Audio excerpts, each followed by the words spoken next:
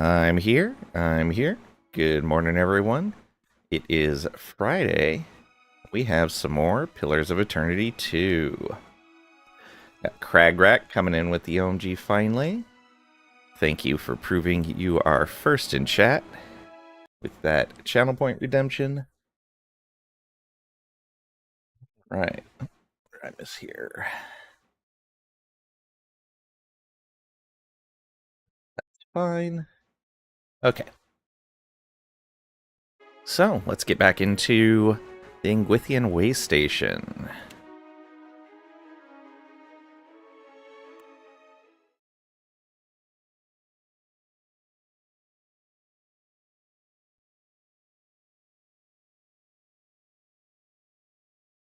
It's funny, when I tested my mic again this morning, ran into the same issue with the noise filtering, that it was doing the channels unevenly, so it was sounding weird.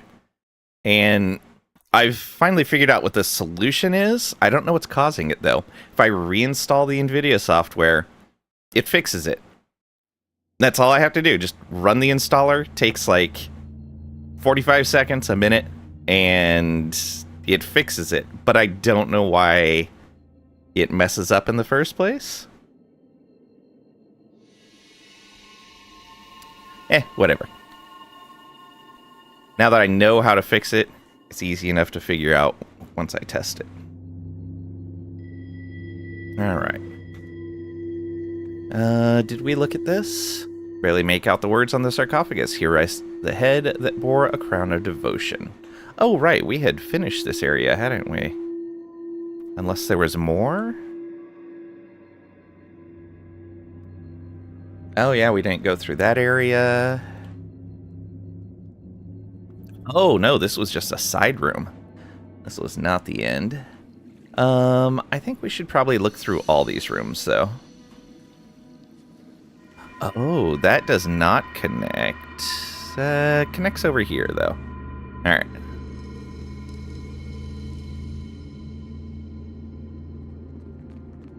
Is anybody on any odd setups?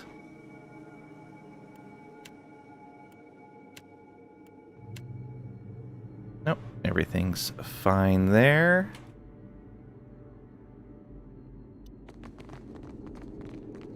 Just say the word.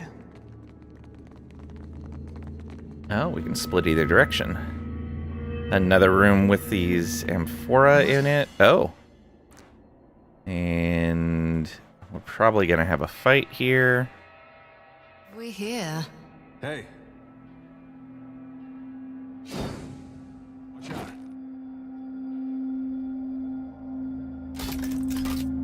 Withian Saint, huh? Was that all one trap? Oh, we didn't spot that one.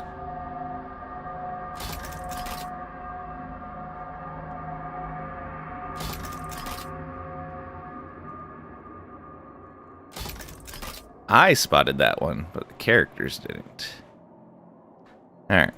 What? Another one detected. Where? Yeah, discovered something, but where? Or are you discovering the traps we disarmed? Yeah. Cragrack? Cragrack cheered X100. OMG, finally. It's the game we've all been waiting for. A literal tour de force of video game storytelling. A game that defies expectations and defines an entire genre. It's Squirrel with a Gun Day. Thank goodness at long decided to stream it.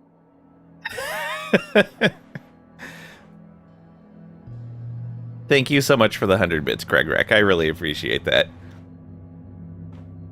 Well then, that sounds like an exciting game, but it's not what we're playing. You missed the mark just a little bit. This is Pillars of Eternity 2. What? Yeah, it's detecting the traps we already disarmed. We here.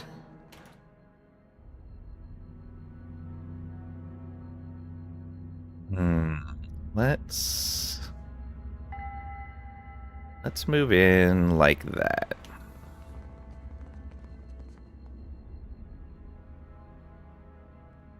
See if we can bop this guy. Yeah. Go for the eyes, trinket! Oh, did that hear? I think we got rid of his concentration right there at the beginning. Oh, that's going to be great if we did. Alright, this is Shoti first, huh? Get your summon, I think. Unless we want one of these other ones. Wall of Thorns. Nah, Poison's probably not going to do great against them. Hey, Zalde. Welcome on in. Hope you're doing well today. Same to you, Cragrack. Thanks for the alert, Cragrack. When this gets too hard for him, there's always Hello Kitty Island Adventure. We could have a whole animal games theme. Let's see here. Yeah, let's just do that. Get our buddy out here. We'll put you right in the center. Yeah, that works. Ishii.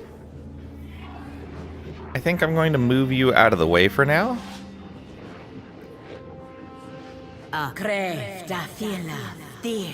Halajana. Let's get our worm out here. Though, let's see here. These guys are weak to bludgeoning. Yeah, okay. We're going to use ogres. Put the ogres back here. How can I help? Lang, can you concussive, or not concussive shot, can you puppet master before they go? You can. Alright, so you need to move up to there. But first, we are going to mark for hunt on that one. Can't see that one. That's unfortunate. And we are going to summon Fenrir right there. And now back to a little bit of mind control. They have a really good save. Still, we have an 88%. That should be fine. Yeah.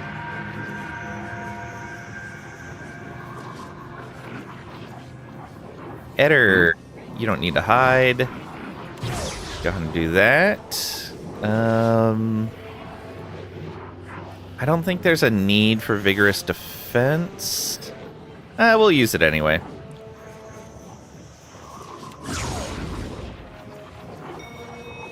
And who can we reach? Yeah, we could reach that one.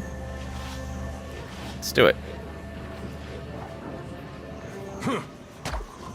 Oh, nice hit. That should be his turn. There goes the Puppet Master. Only graze. What do we roll? We rolled a 27. Of course we did.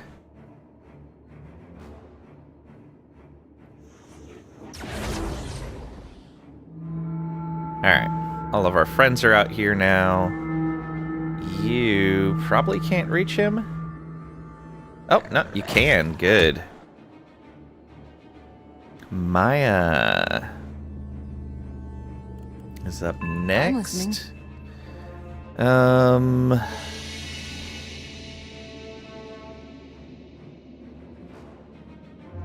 What's the best way to do this? Over here, I guess? Can you see? Yeah, you can see from there. Can you get a little further over? Not quite enough. Oh well. Go ahead and take the shot. I've got this, Captain. Just a graze.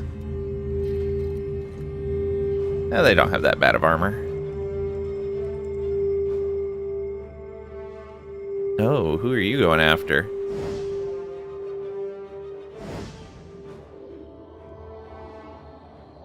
Okay. You... Go ahead and go after this guy. Good hit. Oh, you hit the Foras as well. That's going to be interesting. We'll see how that goes. One of you ogres, come on over here and engage that one. You can move forward just a bit. Yeah, there you go. The other one can help out here. Good job.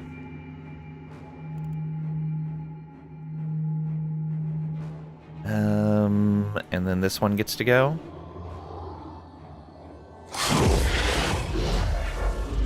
Sign of pain on them. Alright. Ishiza, can you get into that guy? I think you can. Yeah, you can reach that one. Try to knock them down to prevent that ability. You missed. Aww.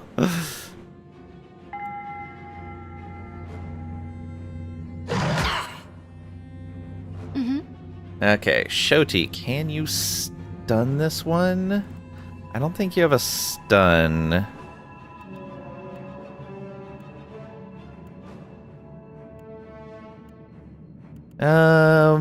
We can try Blessed Harvest, though. Yeah, it's got an interrupt if we succeed. Alright, let's try it. He had concentration. Well, that's gonna suck. Shoti, go ahead and move up to the Saint here. Yeah. Halajana, do you have an interrupt?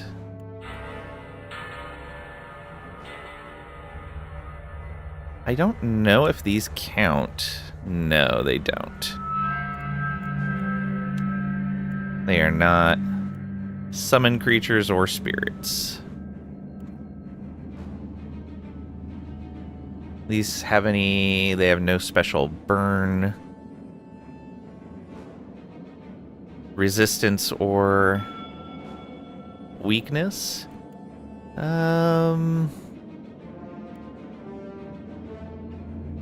Where's the target? Fortitude. That's not what we need either.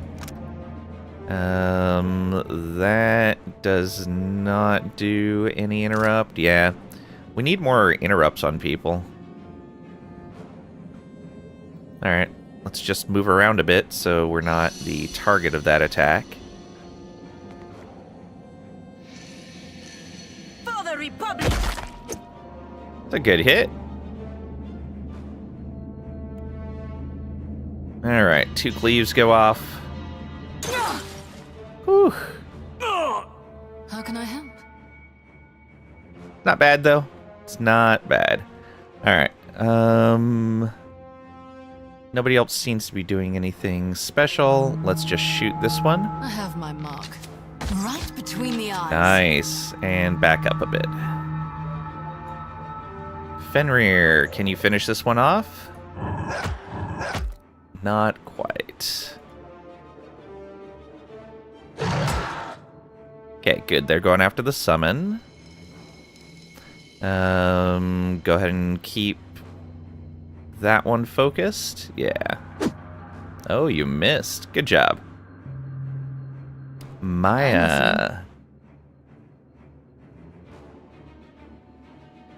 Yeah, that wouldn't work out. If you come over here... Not quite. A little bit further over. I think that's going to hit the other guy, but I'm not certain. Let's find out. Ishiza, strike. Nope, just hits the one. That's unfortunate. Let's do this. And again. One more. There we go. Oh, you hit the wrong one. Again? There we are. Alright, you still have 4 left. That's fine.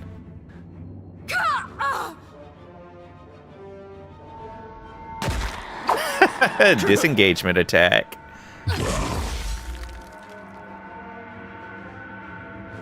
Spirit Well, huh? Alright. Ogre time. Welcome on in, Mastani. Fires in proclaiming weekend. Happy weekend to you. Hope you're doing well today. Something I can do? Alright, Eder. Come on over here and get this guy occupied. How is your defense? Tactical barrage, you're still good on, so just get a little bit of hobble and distracted on that guy. Oh, he's got a lot of health.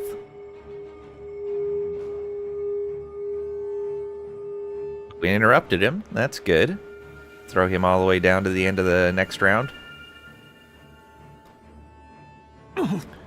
And this ogre who got knocked down by that swing. That's crazy. Oh, got hit by the sign of pain, I see.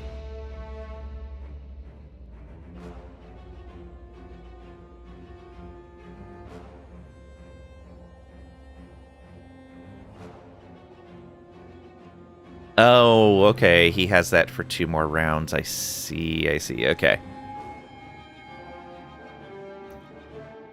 I think the sign of pain was a retaliation thing? Yeah, I think so. She knock this guy down. Oh, where did my mark go? Over here? Yeah, right there. Knock this one down. Nope, just a graze. Happy to oblige. You are? Good. Most excellent. Alright, this guy.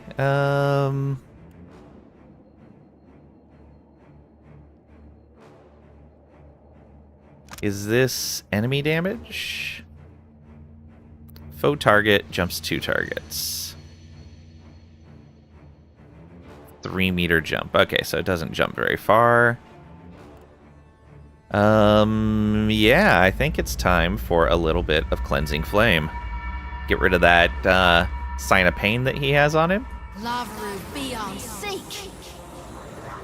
Okay. Fenrir, come over and help out here if you can. Yeah, there we go. Alagena as well. Good hit. My turn. I've got an arrow with. Oh, did that hurt? There we go. And now this one's marked. You come on over like this. And pop a hit. Ah, just a graze. Captain. You are gonna need to come over here. I've got this, Captain. Sign of Pain with 19 damage.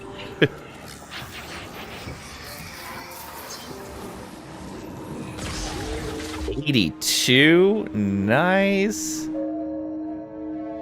Very nice. And that was only a graze. Which means... Okay, yeah, reduce Sign of Pain to 1 round remaining, which is great. You come in and hit him. Oh, that absorbed all of it. The other ogre. Hit him as well. I have a feeling this is going to be really bad when Sign of Pain goes off. Hey. What if we knock him down? Let's do that. Let's knock him prone. And I'm going to move away in case Sign of Pain just does terrible, terrible things. Because I'm not entirely certain what Sign of Pain does. I wish I would have moved Shoti out of there, but it's fine. Yeah, OE damage. Okay.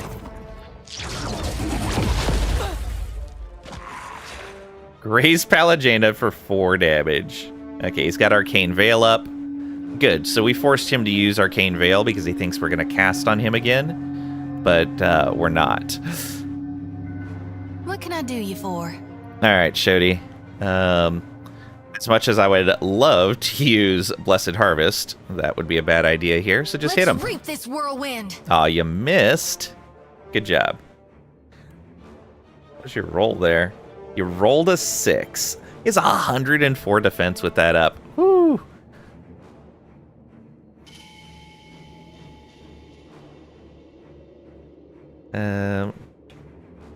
Shift. Yeah, Arcane Veil's 50. Right.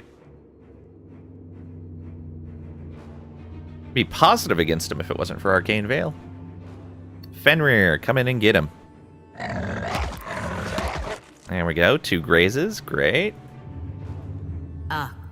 Pallegina, you can do this. For the Republic. Yeah.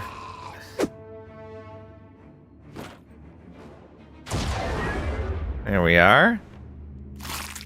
Cleared that room out. We got a Sigil of Nightmares, Wardstone. Very nice. Some reagent, solution. Ooh, more Awakened Adra. Very nice. We're getting a lot of crafting stuff out of here. I am very pleased with that. Small grooves run the length and breadth of this altar, directing the flow of blood towards a central channel. Glad we stopped them from whatever they were doing.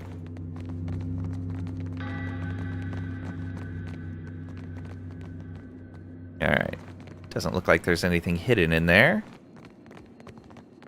Let's move on through here. Clear this whole place out. Make it safe. Got someone? Spiders. Real quiet now. In my sights. Can't hide from me.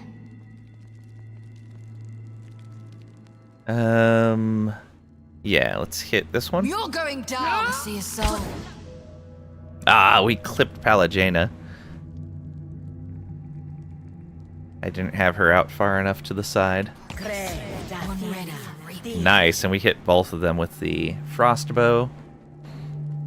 Oh, Maya goes at the end. That sucks. Shoti, go ahead and get your buddy out. Right over here. Ulu thin. I have a feeling these spiders have a lot of movement, but we'll see. Ishi, hang out here, please. We want to keep you safe. Resistance is immune to fire because they're desert spiders. Alright, that makes sense. Piercing resistance, slashing vulnerability, frost vulnerability. I guess we use ogres again. The Drake's not going to be a great option for this. So, ogres, right out here. My turn. Lang. I don't think we need any mind control here. Let's just mark you and get our companion out. And then take a shot. The hunt is on. I always hit my Yeah, there we go. That's what we're talking about. Eder. Reveal yourself. And do we...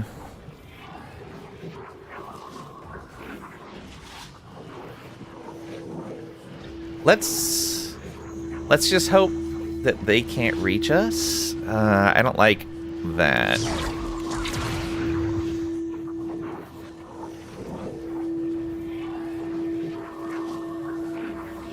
We'll have a bunch of summons right here, so even if these guys come over and can reach, they'll have summons behind them. So, Eder, come on in here. Right to here, I think. Ah, I can't quite reach. Okay. I forgot to use Debilitating Strike. Whoops. Alright. Oh, good. They flanked onto him anyways.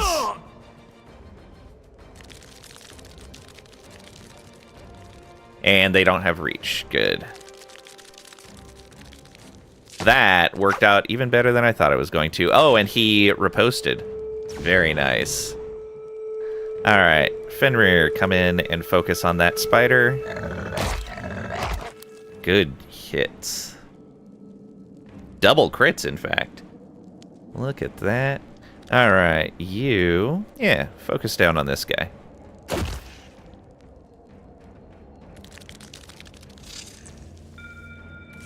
It's gonna try to web. We should probably stop that.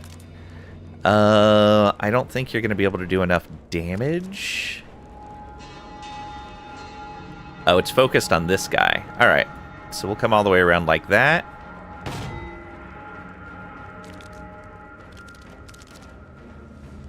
And I think that's going to leave only him webbed.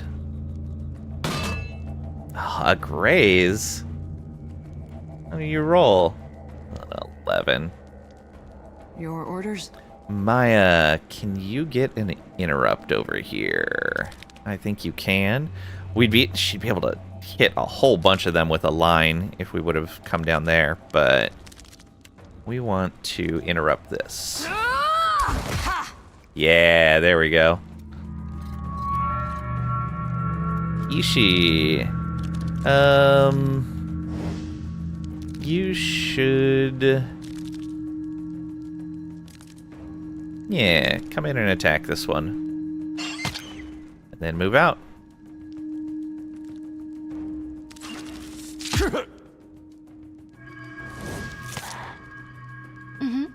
Oh no, the summons got attacked.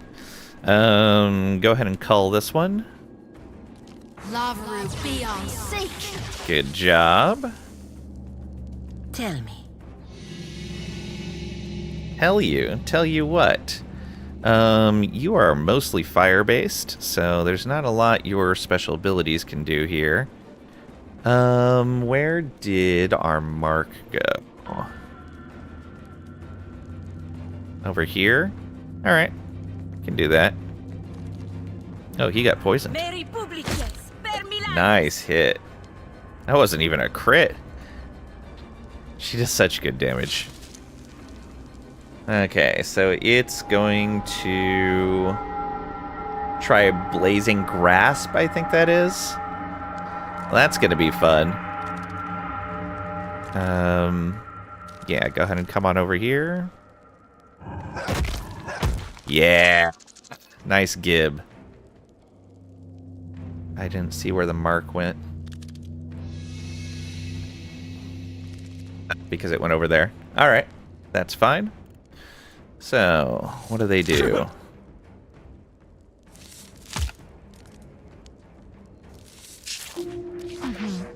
Oh, interesting.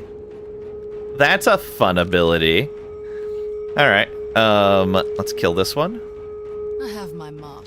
Oh, did that hurt? So close. Can you finish it off? Yeah, another gib. And you can come on up over here. I'm listening.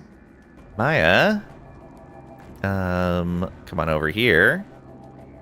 And yeah, hit both of those. I've got this, Captain. Yeah, good hit. Ogre time. Excellent. And the other ogre. This is a summons target. What do you need? Eder. Did you... Oh, that one got the mark. Okay. Are you still Tactical Barrage? You are. Debilitating Strike on this one. It's dead. Alright. 2 spiders left. Ishi.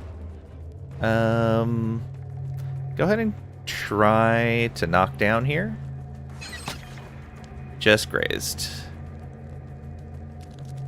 Yeah. Shoti. Oh, you should be able to cull this one. It's half health. Lava be on There you go. And that Ah, this one was too far away for the mark? That's unfortunate.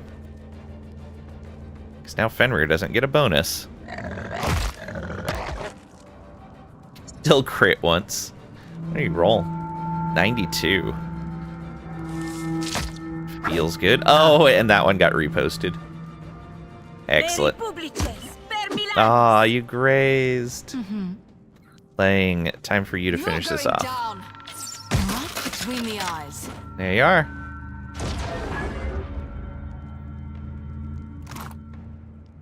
Venom sac, a Valoon, and some chitin legs. We'll come back over here. But more of the same. We could... Oh, that would have been a trap. Trying to hit them with the gunpowder barrel when they're immune to fire damage. Would have been a waste of an attack. Okay, and their victim back here. Vessel bone and an old copper key. Made entirely of Audra with a copper case around it. Interesting. Alright, I would imagine that's going to come in handy. I'm glad we didn't just skip this area. Because I bet we would have had problems with something without that. Oh. Well then. At least we're kind of out here. I like that. So, vulnerability to slashing and cold. Oh, you're getting some frostbow. Immune to intellect and resolve afflictions. Divide and conquer. Oh, right. They split up. But that's going to be great because that means we can hit more of them with the AoE. Imps are vulnerable to slashing and frost, resistant to fire, immunity to mine. So yeah, no mind control on this set. Let's go ahead and mark the ooze. And get Fenrir out here just to block the hallway. Alright, there's the other imps. We have vision on them now. And fire off a shot. I have my mark. I always hit my mark. Nice. Alright, and go ahead and come back here. Yeah. Shoti. Go ahead and get a summon right here. Ah, Ulu Than. And Ishii. Go ahead and come back around this way. Fenrir. Yeah, you know what? Run on in to try to get their attention. Oh, another imp.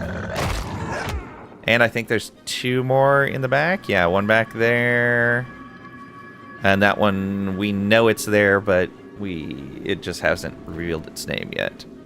That ooze is actually going to go next. Okay, cool. Fenrir, do a bit of tanking. Again, the Dragon's Breath won't do well, but everything else with it is going to go great against these guys. Because I'm pretty sure it does splashing damage. Yeah, let's get the Drake up there. Hey. Eder, move up to the doorway, but no further than that. Get your defenses up, and actually just wait there, I think.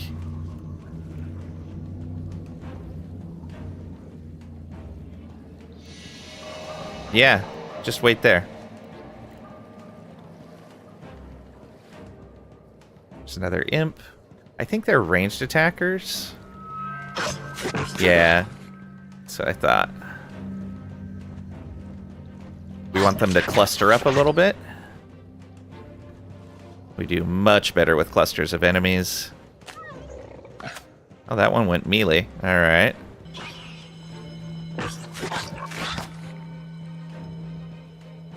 Oh, and that one's on the ground, actually. Interesting. Alright, you come up to here and do a corrosive breath. Get all three of them? Yeah. One of the imps is going to go before that. It's that imp, though. Okay. so that's fine. You were saying? Oh, it moved it. Odd. Oh, I was looking at the wrong thing. I was looking. Wow, her summon went really late in the round. Wonder why. My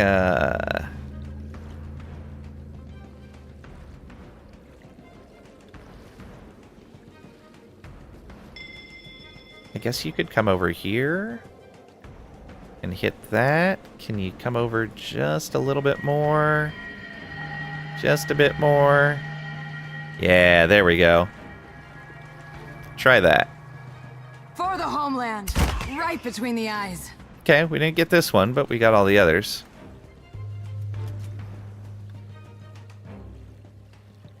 Yeah, maybe that's a better target. We'll see. Might be able to move just a bit too, but they're going to be in a different spot next round probably. Ishii, just hang out over there. Yeah? Eder. Alright, now you can come in and help out with all of this. You can move up just a bit more. There you go. Go ahead and hit this one. Yeah, hit this one. Take that! Oh, nearly killed it. Good job. There's our dragon. Shoti. Come on up over here. And do this. Lava be on sync. Good amount of damage there. And then move over. Halajena, you are once again mostly fire. You can reach this one though. Let's do it. Alright. You crit it with the poison too, so that's not bad. 15 rounds of poison because of the crit. Oh man. It's not going to live that long, but very nice. Alright, keep attacking the marked enemy. So close. Oh, what is it doing? Oh, a corrosive hit. Well, we can prevent that, no problem. Alright, so we're doing this. There we go. Yeah. You, when would this go off? Way down there. Alright. Go ahead and hit... Oh, you're going to have to move around for that? Just to tick this one. There you go. Marked, move over to that imp.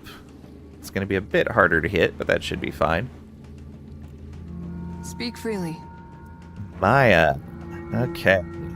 Let's have you move up over here. Keep moving. Keep moving. I think you can hit 2 if you get this lined up just... Oh, that's too far. Yeah, there we go. I think that's going to hit all of them. Ashiza, strike! Nope, only 3 of them. Still, good hit. Move back over here.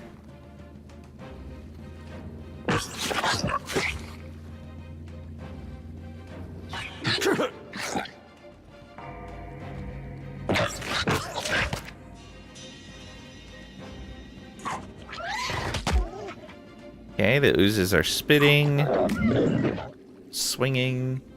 Drake's turn. So yeah, fire isn't... they're actually okay with us using fire against them. And then there's the knockdown. How big of an area was that? Oh yeah, it's just a cone. Go ahead and fire breath these ones. Yeah. Fine. I'll move. And then fire breath. Those two. Woo-hoo. Oh, it moves them as well. I didn't even notice that.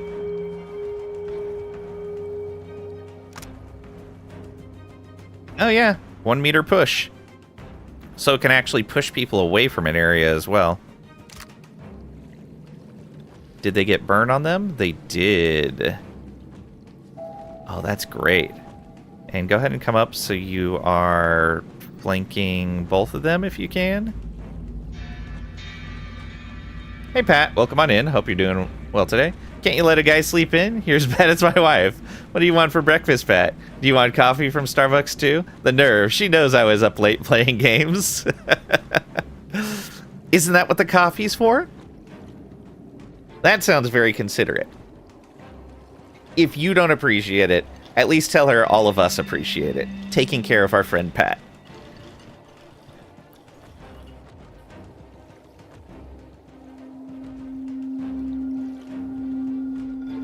How's that go? I don't want to hear you talking about, I don't want to hear you talking like that about my friend's wife.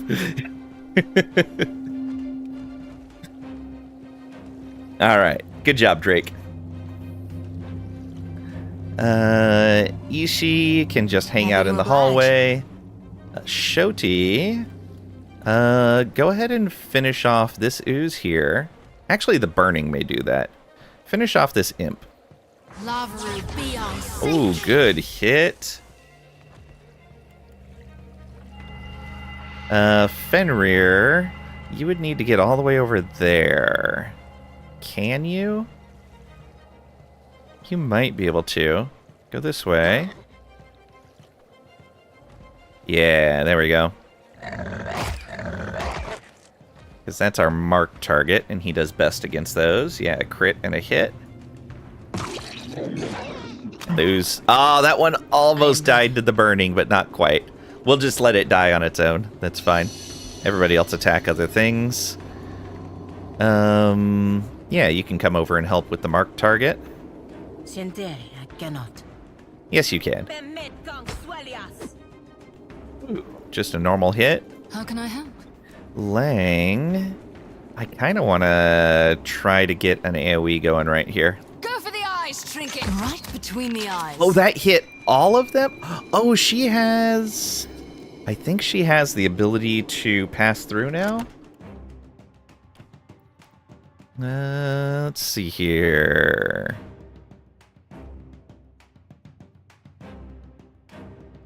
Let's look at her tree. Avoid crits. Wasn't that? Avoid attack. Yeah, driving flight. I need to remember that she has driving flight. Each ranged attack loosed by the ranger contains such force to fly straight through the first target and hit another target behind for less damage. And with the frostbow, that may mean that she triggers additional AoEs on the target behind. I'm not certain, though.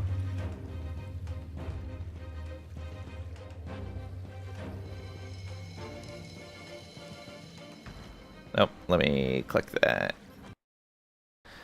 Alright. Who left their Drake off the leash? Very inconsiderate. They're not off the leash.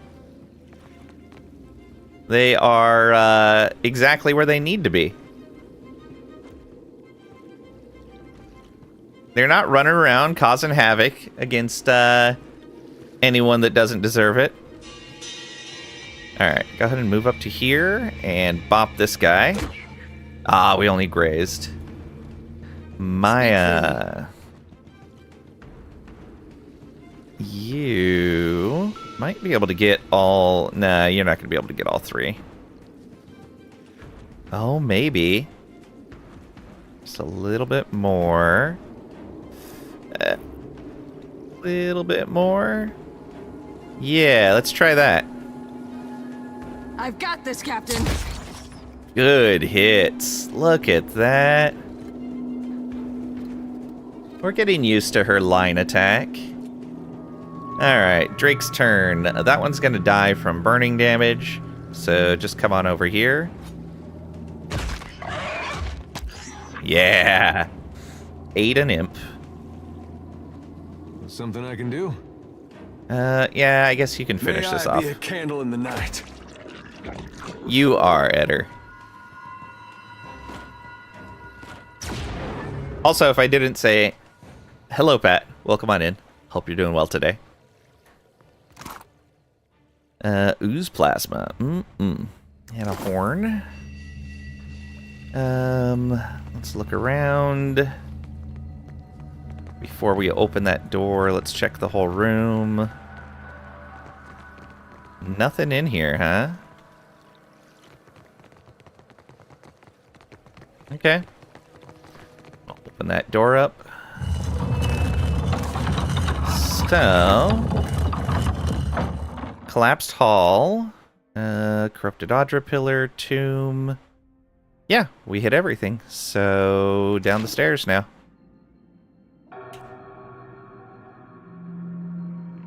Fast mode.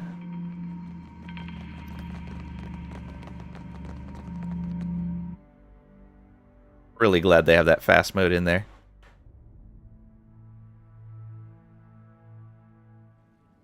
Okay, so there's a body here and a trap, it appears. Is that all? Some Azata shell. Oh.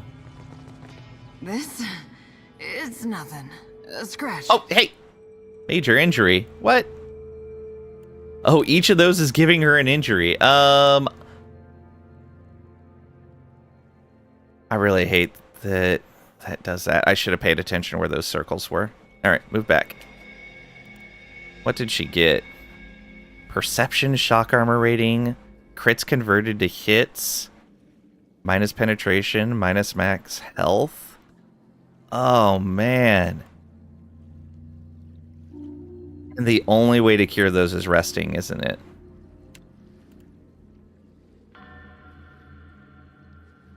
And that would lose our resting effect, which is 10 accuracy and 2 resolve. You know, it's fine. She's one of our lower end damage dealers. It's fine. Whatever.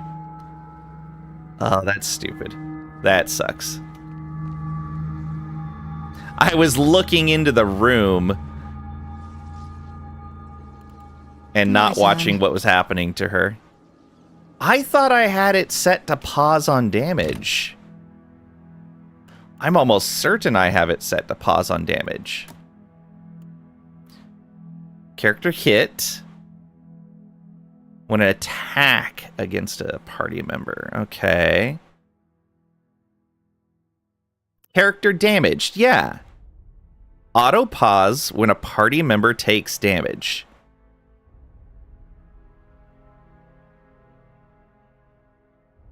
So I should have only been hit by that once. Why did that not pause? Huh. Okay. Guess we found a bug. Alright. Right between the eyes. There's one down.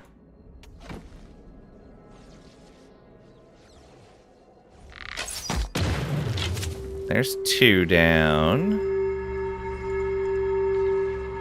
You've got it. Huh. I always hit my mark.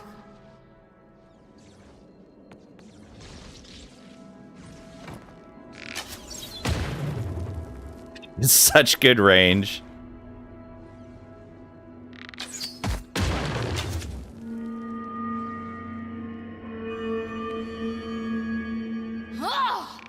Right between the eyes.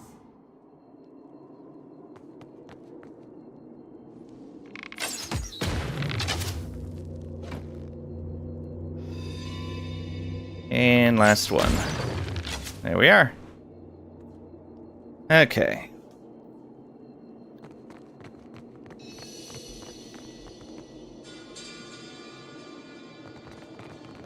Look around a bit.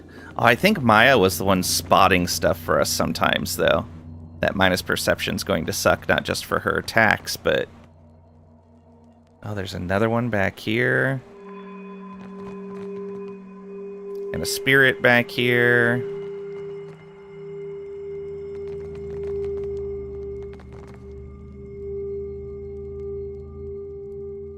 Woman lies dead on the tiles, her skin discolored with decay.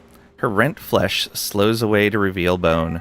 No maggots or bugs have reached her here, which only means that there's more of her left to assault your nostrils. A sword lies discarded beside her. A pack lies beneath her arm, and the barest wisp of essence hovers above her body. We'll examine the body real quick. Actually, let's read her... let's examine the body first. Woman's body lies at the end of a trail of smeared, crusted blood. The damage to her armor suggests a fight, though it looks like her attacker or attackers allowed her to crawl away to die. Holding your breath, you kneel to search the body. No, I don't want to search the body yet. As you handle her remains, clumps of muscle and flesh fall off, raising a fresh wave of rot. Most of her belongings are slimy and rancid with putrescence, but her pack has escaped the worst of it. Let's read her soul. Brief images you see are scattered and confused. You are an explorer with the Valian Trading Company, and you are searching the ruins with your comrades. At least they used to be your comrades. Now you're not so sure. Things have been going wrong ever since you got to this island. First with Gaian, then Olara. Though it might have started earlier, on Tikawara, maybe when Vector fell sick. Well, we know he was faking it. You hear a scream in the distance. You don't know where the others are. You don't know why there's blood on your hands. You don't know why it's so hard to think. Ah, so she got possessed and attacked people and then came out of it later. But you remember that you were supposed to be quiet to avoid the notice of whatever is down here. Something moves in the darkness. Let's go ahead and take the pages first. They look like they were ripped from a book or journal. They're brown and warped with spilled drink and scrawled with a few brief entries. Gain the item Beza's Pages. These pages have been torn out of a larger book. Okay. They are stained brown and stiff with some dark, fragrant liquid. The entries begin thus. I wanted so badly to find Poko, and now we are stuck here. No one dares to leave while the Titan roams outside, so we must hope we can find another exit somewhere in the ruins. Olara must have triggered it. It did not move until she began prying open the door, and before we knew it, it had Gian. The others do not say it, but I know they blame me for failing to save him. Smudges of dirt from the author's hand streaks the page around the next entry. Olara is gone too. We move more slowly now, wary of traps and monsters. I detest this creeping about, and Dueno's stomping nearly makes it all pointless. But Falero has almost lost his nerve, and I do not think he can take another nasty surprise. The next entry is filled with big, crooked letters that loop and swoop like a child's. The others sleep. We decided against candles or campfires, so I write in the glow of the Adra. It is good, because I hear something moving in the dark, even if the others do not. Falero insisted that we move slowly so he could study the murals and the patterns in the floor. He thinks to save us from the mishaps like the ones that befell Gaian and Olara, but none of that will help if the creatures here catch us. Dueno hides a limp, but the way he looks at Falero and me makes me think he is hiding something else, too. They grow more and more paranoid with every hour in this place. When they awaken, we will press forward so that we may be done with it. In the meantime, I will keep the pages with my own observations. I cannot trust the others with them. The next entry is hastily scribbled. Falero lost the logbook and accuses me of sabotage. Sabotage! He is so busy sketching these murals that he forgets why we are here. But I saw the Adra and I understood. This place is sick. We are here to cure it. But Falero says the Juana were here long ago. That the murals prove as much. I think one Amawa looks much like another, but he gave me an idea. Right now, we should spend blood and treasure searching for luminous Adra. Our task would be much easier if we could make regular Adra luminous by enriching it with live souls. Oh boy! As I look at the equipment the Ingwithians built here, so like the machines our animancers construct, I wonder if they once did this very thing. We have the villagers of Tikawara, so eager to help. When we return to Nekataka, I will present my idea to Lueva Alvari. I do not think Director Castle has the stomach for it, nor my companions, I fear. Oh boy. That's disturbing if it's true. Take the figurine. The wooden figurine has the body of a woman and the head of a fish, with beady eyes and a gaping snaggletooth maw. It's pale and rough textured, like it was carved recently. We got a Nagati idol. This figurine carved in the shape of a woman with the head of an anglerfish. Yep. With Animancer, or Cypher rather. Animancer. We're just talking about Animancer. So with Cypher, but as you study the piece, you get a sudden image of a woman, a priestess, carving it by candlelight, muttering furious, frantic curses. Sure enough, a confusion hex is carved on the bottoms of the feet. Ah. You feel a sudden, sharp headache. Alright, so we'll want to drop that. Take her weapon. The saber boasts a viciously serrated edge. Despite the state of its former master, the blade appears to be in good condition, and you retrieve it. Beza's Tooth Blade. It is veil piercing. A veil piercing blade. Ooh. Biting cuts. -1 armor rating for 1 round on crits. That's not bad. That's not bad at all.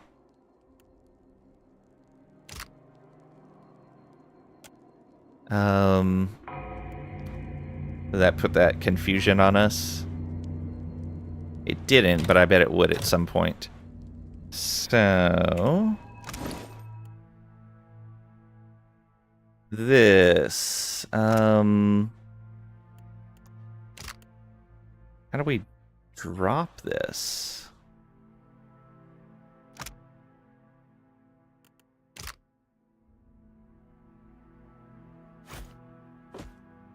Oh, it's cursed. I can't do anything with it right now. Yep. Well, at least we know it's cursed. But what do we...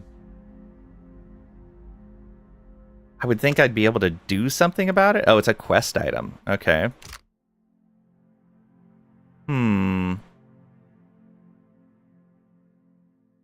Interesting. I have a feeling that's going to come around and bite us, but we'll see. At least we know that it's going to be an issue. So your weapon stacks crit chance on hit up to 50 times, resets on a crit, and extra damage 22 to 32. It also has extra shield deflection, extra defenses. Oh no, that's the shield. Never mind. It's comparing it to both hands.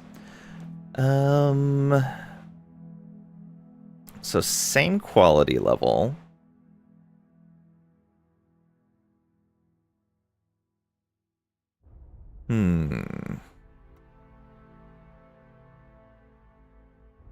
Do we want him to stack crit chance? Be veil piercing. Oh, I guess the other thing is they're both slashing weapons. That gives him piercing, that gives him bludgeoning. Yeah, so it would be switching out between this or his main weapon. I would really like to have veil piercing, but I think we're okay without the veil piercing. It's fine. His job is mostly to tank. It's just a nice bonus that he does damage. And if he doesn't do damage against spirits, it's fine.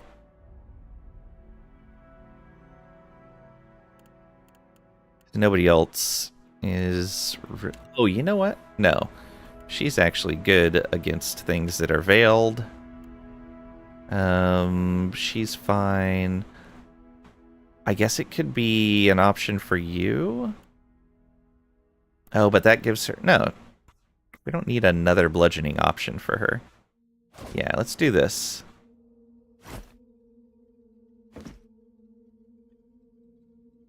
Is Veil Piercing damaging to Veiled Fury?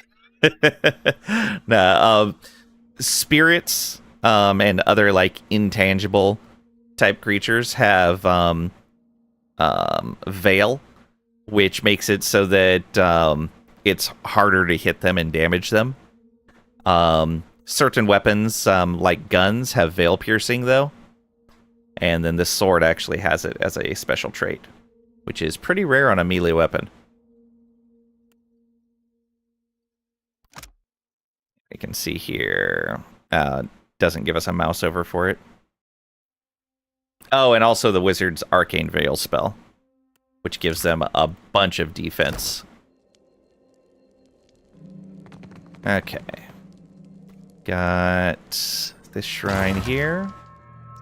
The Erosian calendar, I'm pretty sure we read already. Guessed as much, or you're being silly? That's fair. Nothing wrong with being silly.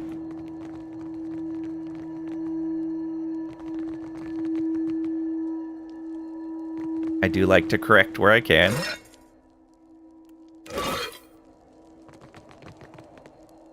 The Juana figure's sacrifice seems to have supplied the pillar with energy, depicted in blue flame. Ah, and so that's why there's a dead person there. And then it charged that up. I see.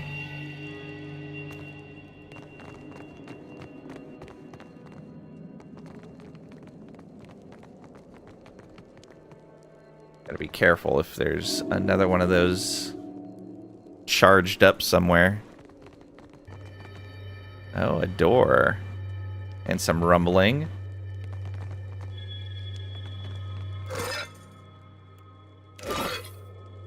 Alright.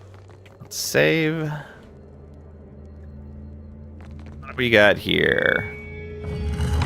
Oh. Yeah, this Audra pillar is not having a good day.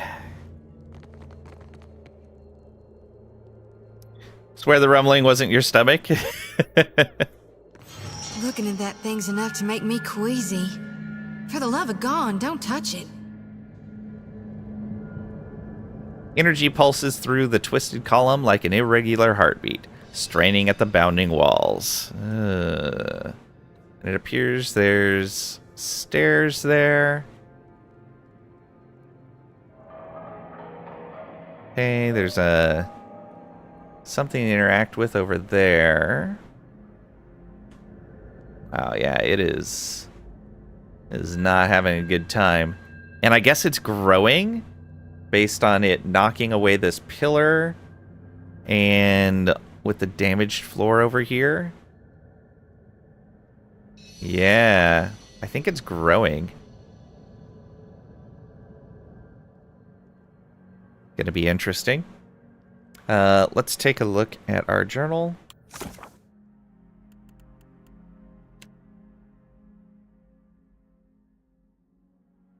Let's see here. Found a map at the camp with directions to Kohara.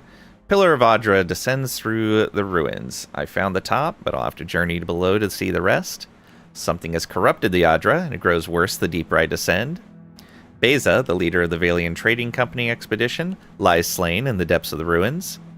I found the heart of the corruption. There's a machine here. Perhaps that will help me clear it. Uh-huh.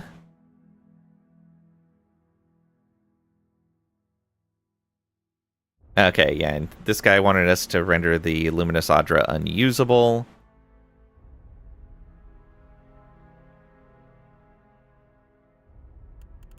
Yeah.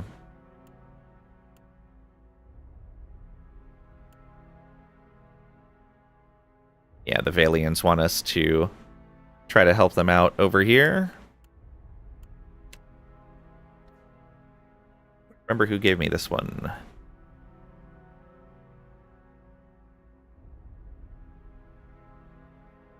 Yeah, I don't remember who gave the storms of Poko Kohara.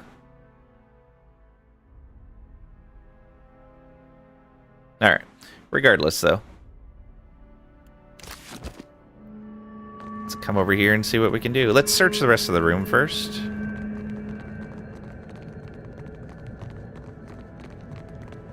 Engravings line these massive urns, denoting the many Juana interred here. Possibly even sacrificed here?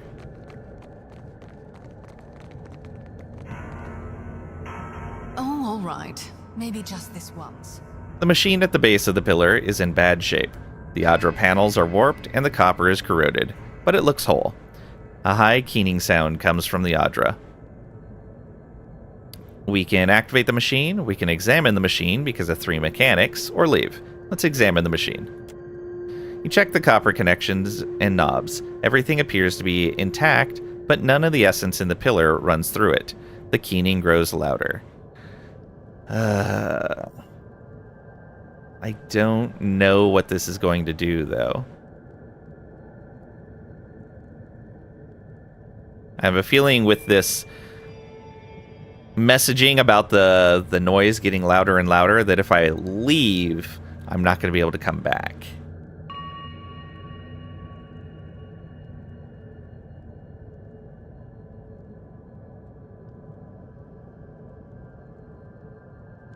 I would really like to know what corrupted this.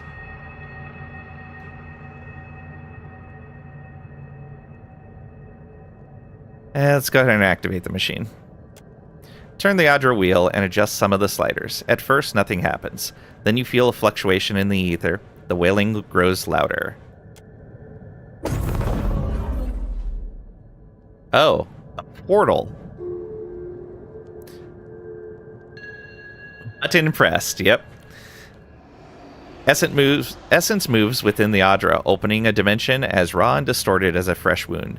Something in that place pulls at your soul. The distant voices cry out again. I have a feeling we're about to go meet another god. Let me come up around this way real quick, though. I don't know where this goes. Okay, and the Storms of Poko Kohara has been updated. Let's look at that.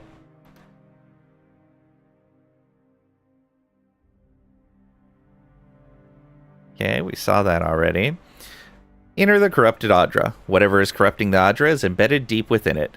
I feel a presence coming from within the pillar. I may be able to reach the source of the corruption by projecting my soul into it. I'm sure it'll be fine. This'll be fine. I'm gonna save real quick. If this will let me get up to the surface, I want to go rest and get rid of her injuries before we go into this place.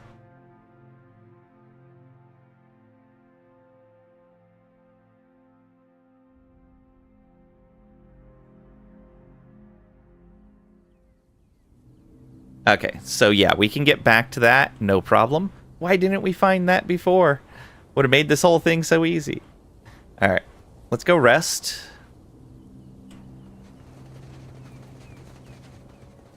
Before we go into a mysterious portal.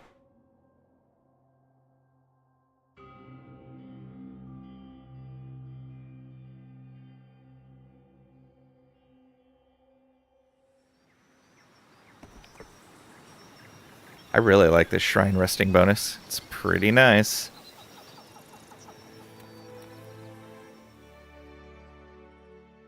Alright. Approach and identify.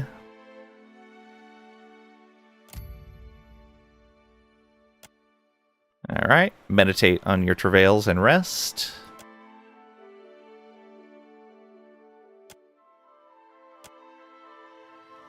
And is she still injured?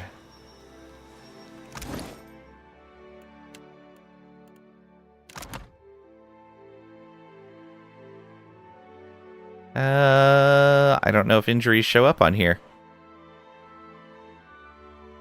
Based on that page, she's not. It was a perception penalty. Yes, she doesn't have a perception penalty anymore. Okay, we should be fine.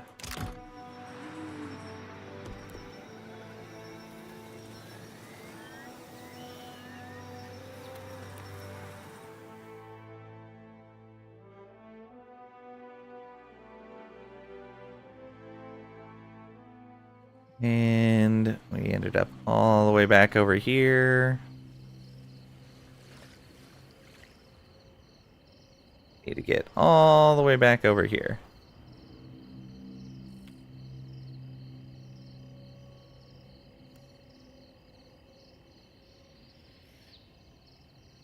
Okay, it did clear both of her injuries with one rest. That's good.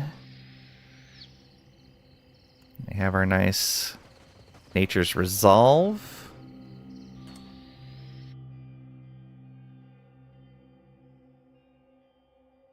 That was very nice of them to put that kind of quick out right there to go and rest up before this. That also means this is probably going to be a tough area. Dimension within the Adra is open, tugging at your soul. We can stay for now or project your party into the pillar. Let's go. Time to have a pillar party.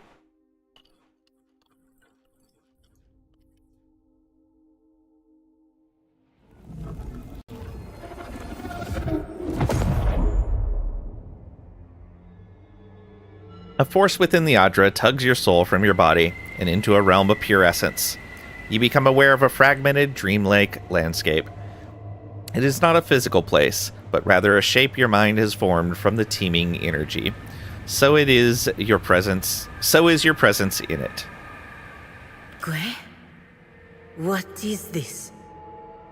Are we truly in this place?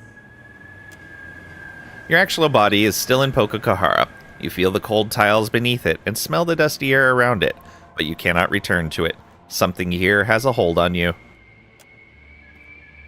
The voices you heard outside the pillars scream and wail somewhere close by. All right.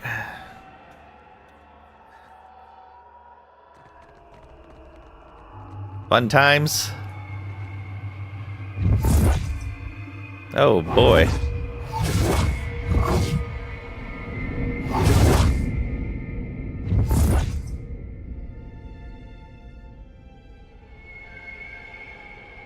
You reach the source of the tumult, a festering mass of corruption.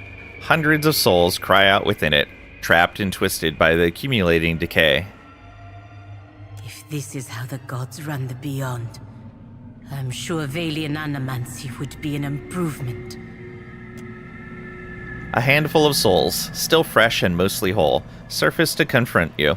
One of them separates out from the others and stares you down with a grim, hateful intensity. You do not belong here. The speaker takes the form of an older Huana man, his visage shifting as if reflected in rippling water. He is not a physical presence, but rather a soul given shape. We can say, "Who are you?" Or we can say, "Lang, captain of Voyager, at your service," with benevolent. Or, "I'll see myself out then," with clever. Or, "Try and kick me out," with aggressive. Or, "Say nothing," with stoic. Yeah, we can go the benevolent round. Lang, captain of Voyager, at your service. We are the dead. His voice hits you in the mind like a clapper to a bell. We're talking to a lost soul? Hold on, before you say any more, look into the light of my lantern. Eager, she raises the lantern high, shaking it back and forth to scatter the light around in a skittering dance. Because of piety, Palagina's golden eyes narrow. He bares his teeth at her and squints as a trickle of essence leaves his body. When he looks away, the trickle stops. Maybe you're dead. I do not see Tangaloa's mouth or Sirono's doors anywhere. A second form takes shape near the first and glowers at him. Their essences sharpen and flicker at each other. My storm wreathes Poko Kohara. Ngati's fist drags Valian ships to the deep. If you come to stop this, you have already failed. His form gathers definition. Whether or not his words are true, he believes what he's saying. We can say, "You're responsible for the storms? How?" Or, "I really just came to find the Valian expedition." Or, "I only wish to commune with Aethys." Or, "Voyager made it to Poko Kohara without much fuss." Or, "Attack. Let's get this over. Let's get this over with." You're responsible for the storms? How? Ngati holds our souls in this swamp, cut off from the sea. The flow of essence stops here. He gazes out at the shifting scenery beyond your floating platform of what only resembles stone. And rots, apparently. She wrinkles her nose at the putrefying mass and checks under her boots. What do you mean, rots? Souls are going bad cut off from the cycle? My lantern looks fine and healthy, though. Because of piety, Palangina shakes her head and adjusts her clothing. I don't claim to understand it, girl. I'm a miner, not a mystic. She aims a hard glance at Anaharu. The cistern overflows into the world of the living, stirring the sea and skies with the fury of the goddess, bringing storms. His lips curve into a slight smile. Blinking, Maya clears her throat and eases in closer to listen. You can say, "So Luminous Adra is affecting the weather, or the souls inside it are, with rational, or with 3 mechanics and honest. There's nothing divine about broken machinery around an Adra pillar." Or, "I have questions about this place." Or, "You've all died, maybe I can help you move on," with benevolent. Or, "Attack, I've heard enough." So the Luminous Adra is affecting the weather, or the souls inside it are. Yeah, we're gonna go the rational route here. Although,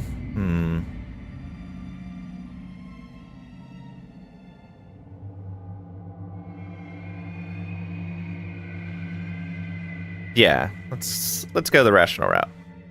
No souls travel through here. The Adra screams. Ngati grins, showing her fangs. This is where Valian scheming ends.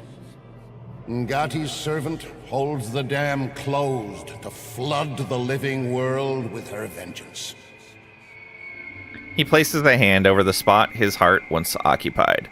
You can say, "You think destroying this region will save Tikawara?" with rational. Or show him Baza's pages. "You sure? They'll do anything to protect an investment," with honest. With 4 history, pushing out Valia only exchanges a trading post for Rawatayan warships, with diplomatic. Or, "I really didn't come to interfere. I'll be leaving," with stoic. Or, "Attack. I've heard enough." Ooh. So, this one, absolutely true. They push out Valia, the Rawatayans will move in. 100%. This is also true. They will kind of do anything to protect their investment, depending on who's running the expedition. Or, "You think destroying this region will save Tikawara?"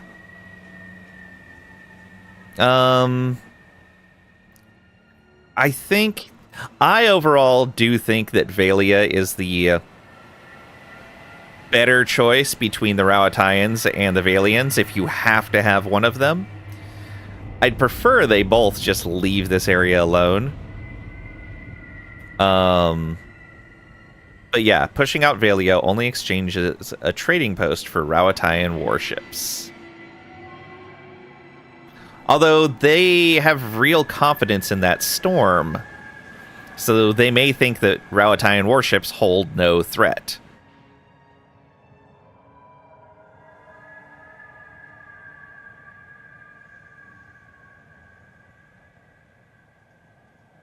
I'd like to say all of these things. Like, all of these things are true, all of these things should be said. But I have a feeling I'm only going to be able to say one.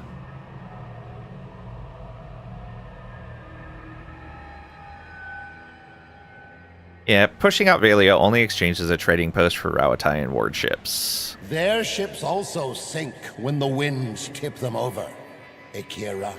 A smile slowly spreads from ear to ear. I am the storm of my people, Adra is the staff I wave to churn Ngati's kingdom.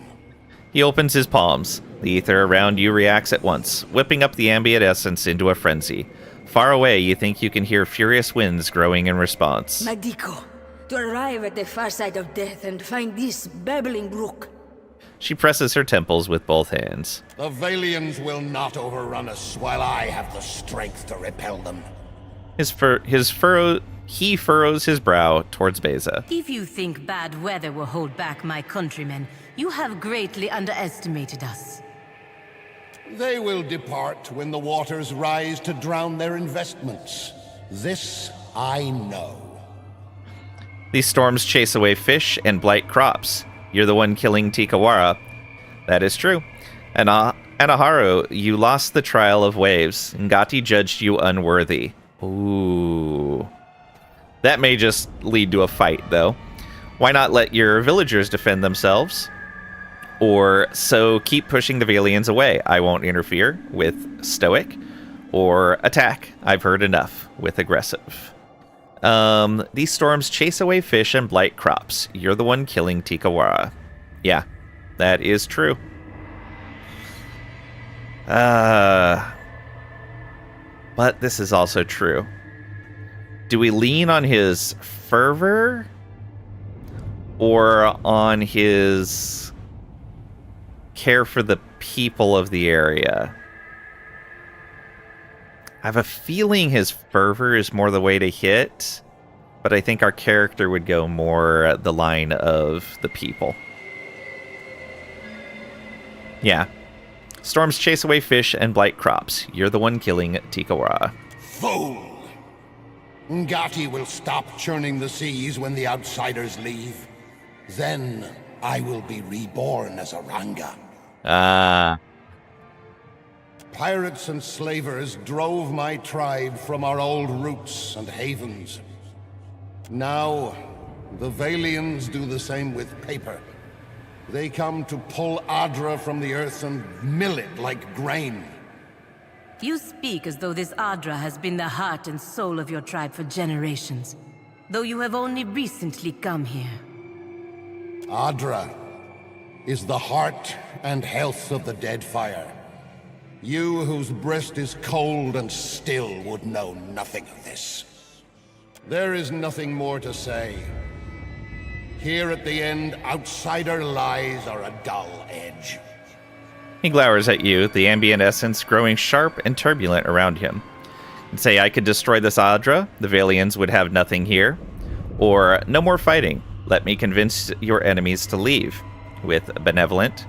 Or, we can lie. We have a common foe, but I can't attack them from here. With shady.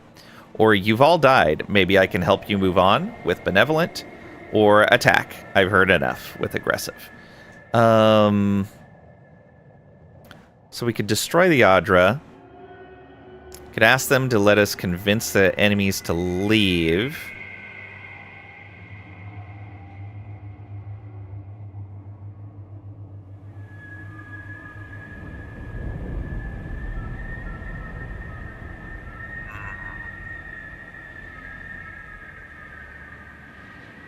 Like, we need to do this as a watcher.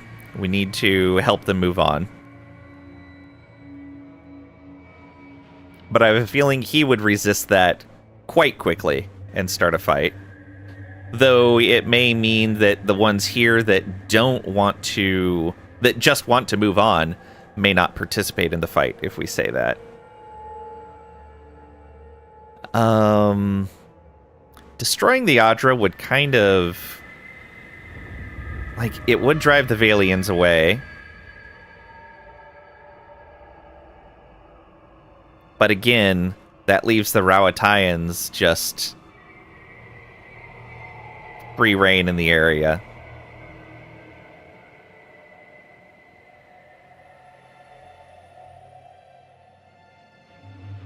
I don't think he's going to trust me. Like, if I was from the Deadfire and I was an Amawa, then he'd possibly believe this. No more fighting, let me convince your enemies to leave. But I'm pretty sure he won't take it from me. You know what? Yeah. No, we would say it though. Anyways, we want to negotiate. No more fighting. Let me convince your enemies to leave. Coin is their only language, I say. Reason and compassion are bitter to their tongues. This is where all things stop. No one leaves, I say. He balls his hands into fists, his shoulders nodding with tension. Akasi, let's not be hasty. Some of us still have bodies out there. She puts up a hand in protest and glances to the souls of her crew. You don't plan on staying here, Ak? Why not let us tag along and see if we can reunite with what we left behind? She spreads her palms open in a show of benevolence. You can say it doesn't work that way, you're already gone. Or with 4 metaphysics, it never ends well when you stuff mismatched essence into one body. Or I'll see if there's anything I can do to help once I leave this place. Hey Kalish, welcome on in. Hope you're doing well today. Suddenly appears before falling face first into the ground. Oh no! Let us help you up. Dust you off a bit. Have a seat, get comfortable.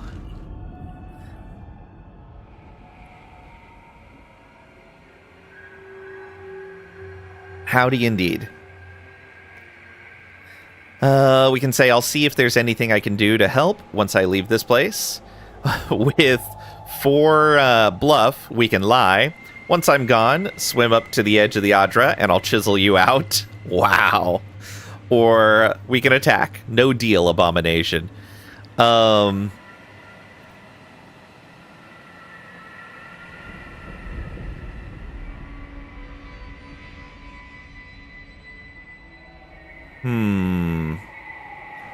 We do have the metaphysics for this. However, I think by saying this, she's going to be upset with us. You know what, though? We're a watcher. Maybe we can do something. Aw, thanks, Kalish. Posture check and a hydrate. All right.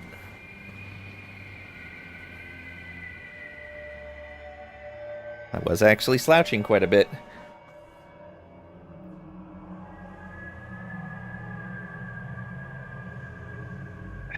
Thank you, thank you.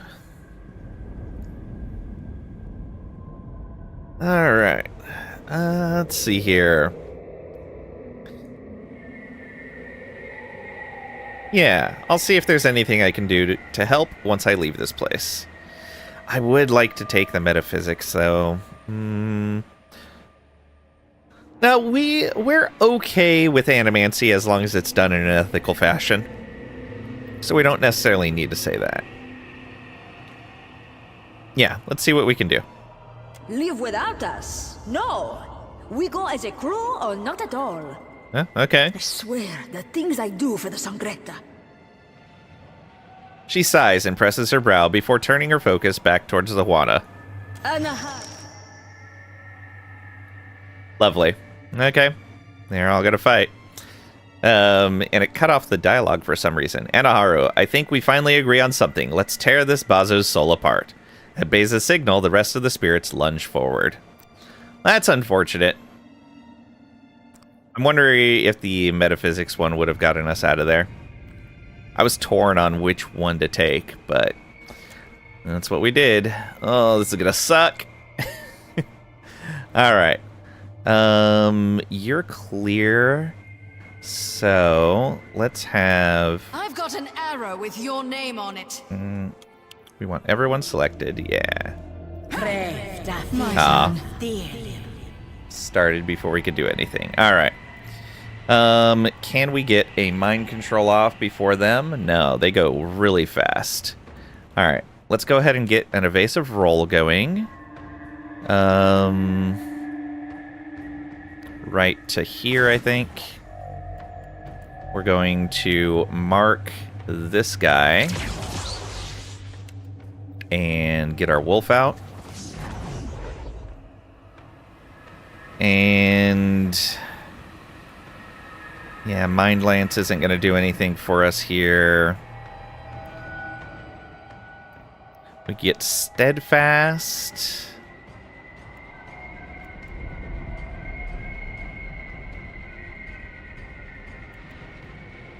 Yeah, we don't need any of those right now. We already have a summons, so... Oh, we could talk to Modware. I keep forgetting about that. Should probably do that at some point. Let's fire a shot. Let's look at their defenses. Ooh, low defense against frost and bludgeoning. Piercing and corrosion. Slashing and lightning. Just low armor in general. Slashing and corrosion. Piercing and corrosion. Piercing and corrosion. Alright, so if we have any corrosion attacks, those are going to be the way to go. Except against this guy, Frost. The hunt is on. Yeah, there we go. Move back a little ways. In fact, move all the way back there. You can move up if need be. Shoti, I think...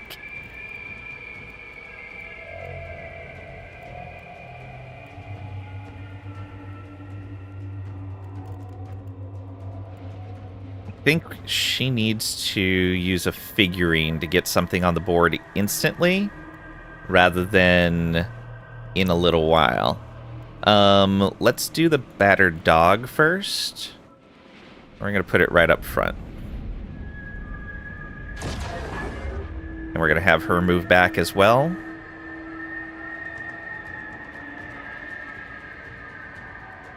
There we go.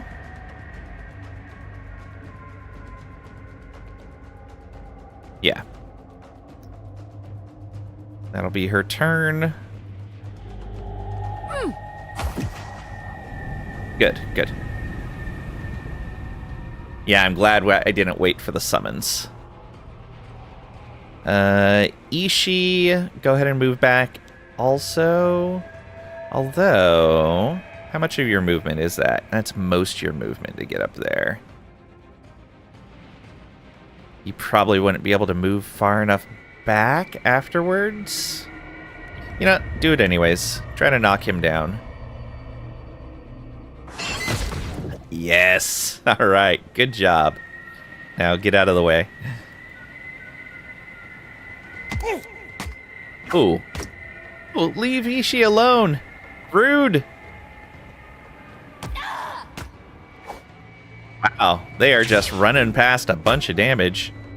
I'm okay with that. Oh, the Gravehound counts as 3 skulls? Crazy. Thing's strong. Alright, Fenrir, go get this guy. Oh, he's almost dead already. Look at that. Not quite soon enough, though. Okay. Healed him up, unfortunately. Palagena. Let's go ahead and...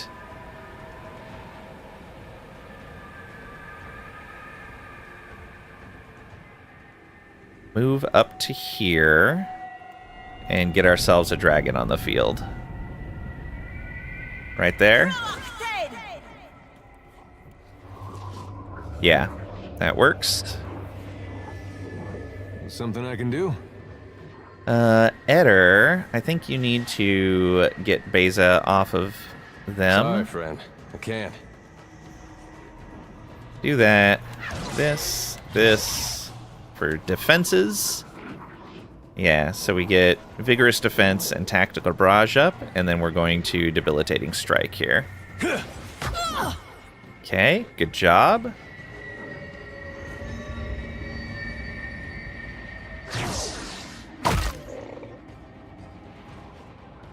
Okay, Gravehound goes. Why are you... Okay. Good job, Gravehound. That is going to leave the Dead Explorer to be able to go next. Can I get to a spot that gets all of these guys? Maybe. No, not really. but I could get over here and get a whole bunch of them. Back like that. Maybe. We'll see. Ashiza, strike! Right between the eyes. There we go. Alright, and now let's jump on over here. And let's jump back here as well. There we go. Yeah, that works for me.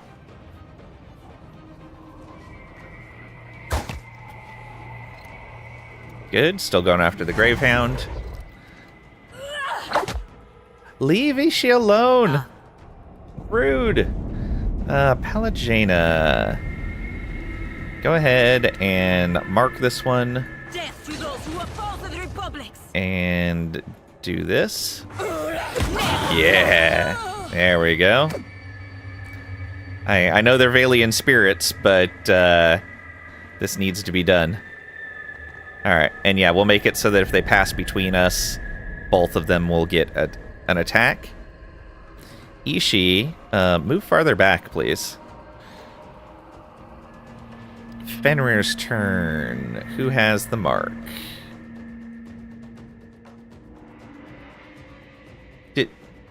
Oh, we lost our mark, apparently. That sucks. Let's come all the way out over here.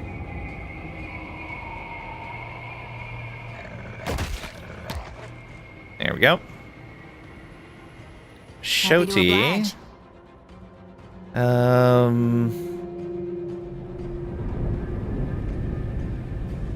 Let's bring you over here.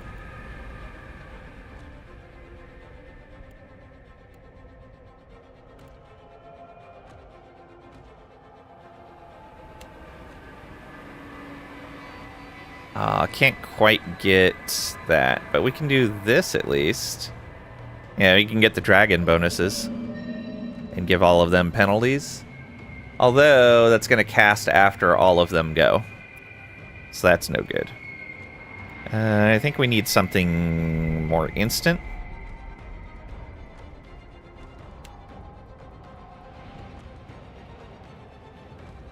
That's going to go after Maya and Shoti go.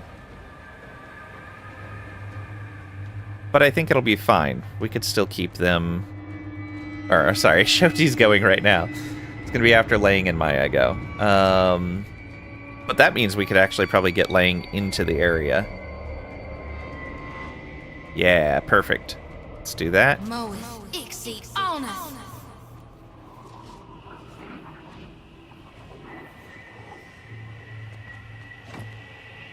Good.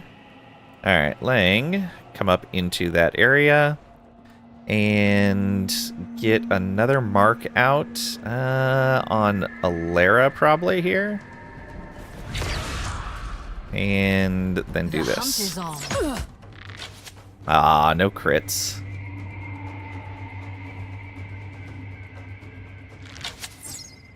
Rude. Also rude. I'm listening. Maya, go ahead and... I'm guessing you can't see from over here. Yeah, those rocks are going to block vision. But if you come up to here, maybe down just a tiny bit. Yeah, let's try that. I've got this, Captain. There we go. 3 of them hit. And let's do another one of these. You see that, Ishi? There we go. Aware on all of them. You go ahead and come around. You might be able to get all 3 of these. Yeah, there we go. You still have your tactical barrage up. So let's go ahead and hit this guy with a debilitating strike. Bravehound, go, go, go. The Drake. Let's set these guys on fire. Can you get all of them? They're just barely too far. If we didn't mind hitting Eder, then we could hit all 4 of these. I'd rather not set Eder on fire. Hey, Kragak, welcome on in. Hope you're doing well today. Well, welcome back from your lurk, I guess. You know what this fight needs? A boneyard from D&D. Oh boy. Alright, let's hit this. Alright, that one, wow, just an outright kill on the priest. Go, Drake, go. Oh, it can only engage one enemy. Alright, that's fine. Ishi, stay back there.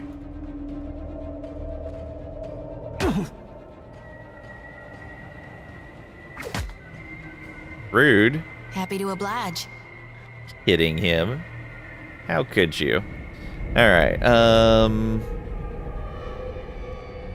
this one's the one marked? Yeah, that one's the one marked. That one goes soon, so let's go ahead and cull them. Although the fire may kill them. Let's cull this one. Lavaru, be on seek. Fenrir. Good crit. My turn. And Lang. Go ahead and fire off at this one, I think. I Yeah. have my mark. Right between the eyes. So close. Yep, fire killed them off. Wow, you shot my wolf. Rude. Alright. Let's challenge this one. Death take you. And do a Flames of Devotion on them. It is Oh. no use. I cannot get through. Crit almost killed him. Almost. It was really close. Speak freely. Alright. Let's fire on the...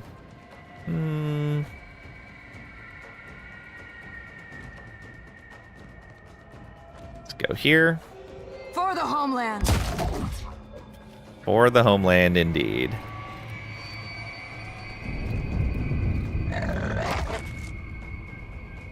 It's unfortunate we had to kill all them, but... You subdue the furious souls, ripping them into motes of their constituent essence. Beyond this cloud of essence, you feel the pull of the cycle, a force that steadily increases. This pillar remains steadfastly blocked from the natural flow. Power still hums through the essence. Sending it through the cycle would restore the Adra around you. Fragmenting it would detonate the delicate balance of power, destroying the pillar. Either way, the steady tug of the beyond grows. You must decide quickly.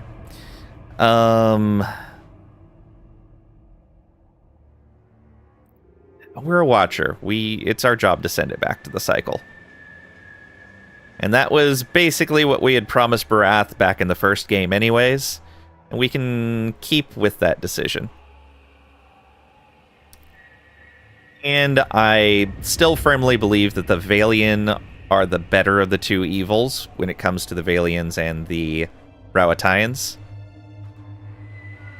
And destroying the Adra would have the Valians leave this area alone, where the Rawatayans would move in and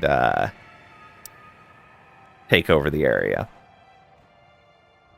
Hopefully I can just keep them all away, but we'll see. We're going to return the natural flow of essence to the Adra, restoring its luminosity.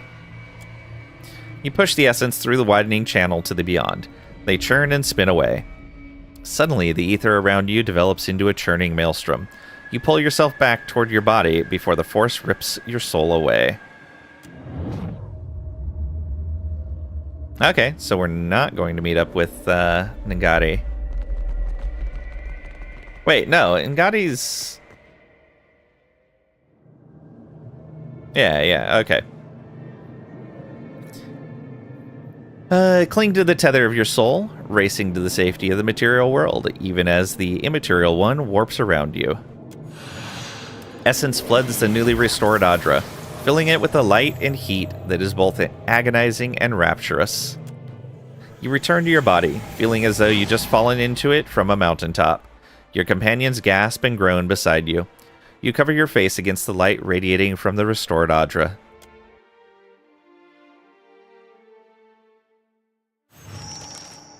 Okay.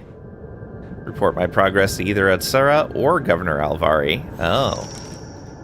Adra Pillar hums with life. Soul energy flows in bright streams down the length of the column.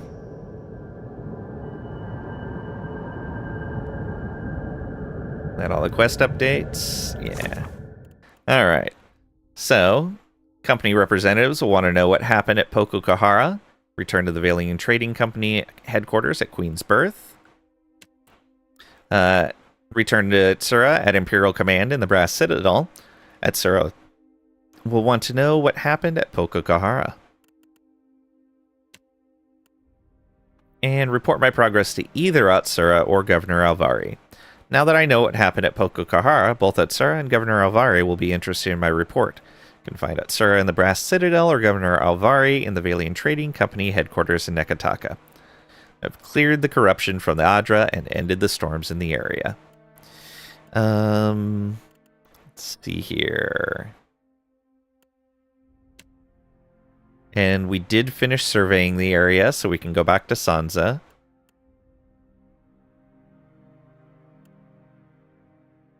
Alright. So it's mostly go back to Nekataka. I do want to stop at Tikawara, though. And let that guy know that the whole company expedition's gone.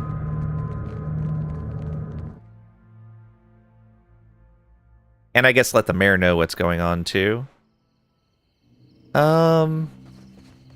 Actually, we can go talk to the Valians first, because they may say something about the guy on the island. And we'll want to report what the Valians are ultimately doing. Let's go to the island first. Let's go to Tikawara first. I guess they're all islands out here. Okay. We don't need a rest again, so let's just come on down here. Daily wages paid. Okay. So,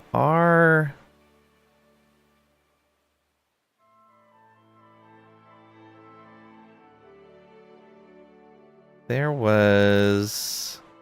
Oh, Hero. Was that who we had to go after? We had a bounty. Yeah, so Hero. Oh, but I remember they were actually pretty high level, if I remember right. Yeah, we backed away from them. I'm going to wait to do that until we get a bigger ship. So we want to go to Tikawara first. Yeah. And I think what I'll do is we'll go to Tikawara. We're going to cut up here and explore like another layer of this on our way back to Nekataka. And before we move into one of these other quadrants, I want to finish clearing the fog over in the southwest. But yeah, Tikawara first. It's actually a pretty straight shot. We sailed all over this place.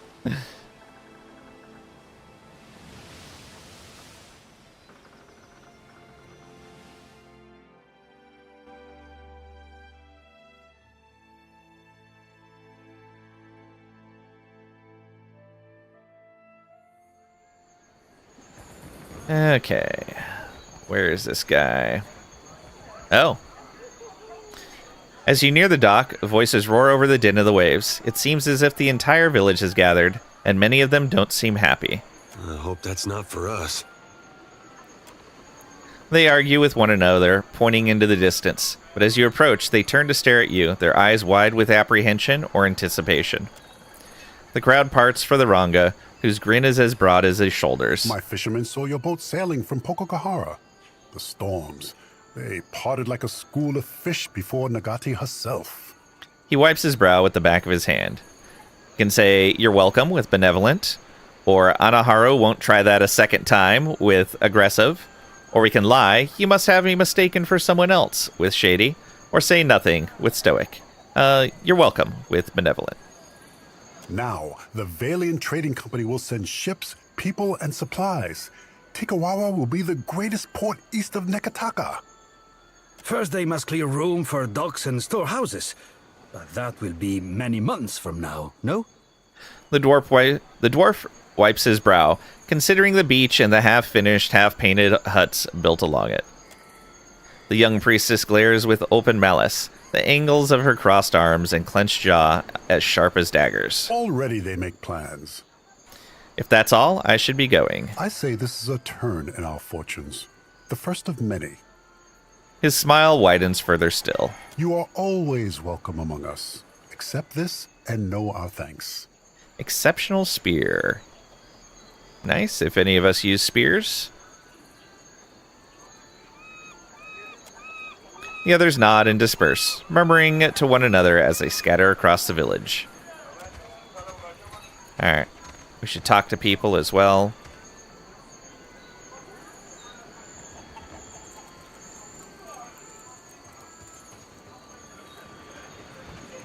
Let's see what Vector has to say. Soon the director will send supplies and immenses and soldiers. Unless you have room on your ship. He looks at you, kneading his knuckles. We can give him Baze's pages. Your captain had some dark plans for the tribe. Or I found the remains of your expedition. Or I need supplies. Or Voyager could use a cook, unless you'd rather stay here. Let's let him know I found the remains of your expedition. I don't want to give him Baze's pages, because I think the tribal chief should see those. Found the remains of your expedition. That you mean? Madiko. His thick brows rise in alarm. If the expedition failed, the company will hesitate to finance a second one. They might close the book forever. He sighs, scratching his head. You sweat too much over too little, Victor. I have never known the company to hold the expedition's cook responsible for its success or failure. Captain Beza always said that the cook is the heart of morale. Can you not imagine why I am high-strung, with a crew's fortunes balanced on every dish? If their work was finished, their families in the republics would be compensated. He looks at you beseechingly. I'll see what I can do. Agrasima. Alright. Let's walk away for right now and go talk to the chief.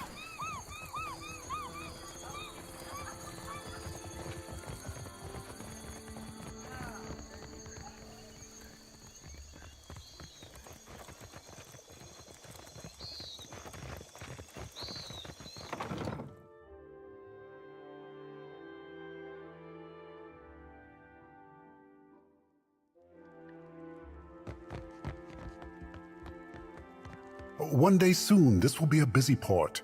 You have done a great thing for us. He grins and claps you on the back. Major positive reputation gained with Tikawara Village. Give him Baze's pages. The Valians would have harvested your souls to use the machines in Poko Kohara.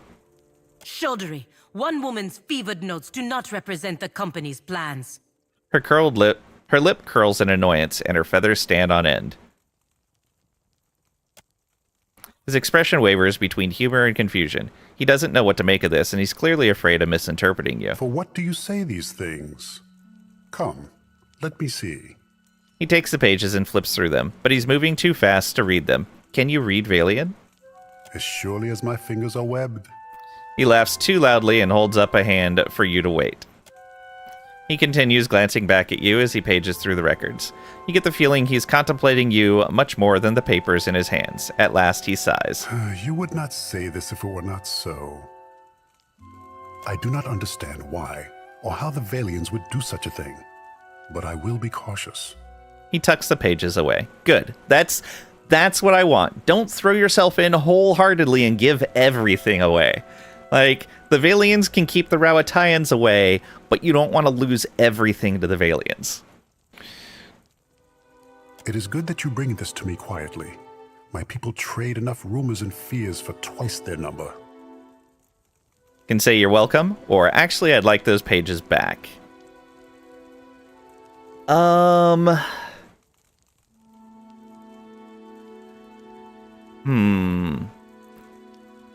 I think we definitely don't need to let the Valians know what that person found out. That is 100% not something we need to do.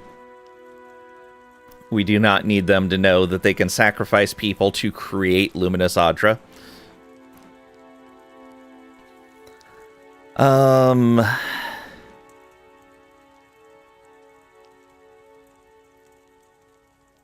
And actually, so... Oh.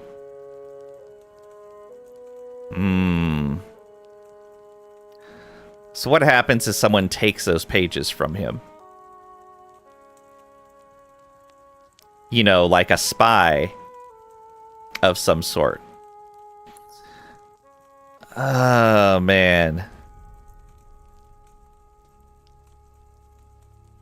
I think the pages are safer with me than with him. Let's see what he says. I'd like those pages back. Oh? For what? Can say I just do. Or the other villagers deserve to know about this with honest and passionate. Or we can lie. I must return them to the company director in Nekataka with shady. Or now that you've read them, I will see them destroyed. Yeah, I will see them destroyed. It's probably a good idea. I will keep this now. See that no trouble comes from it. His voice is calm but firm. There's a palpable change in the air. Huh.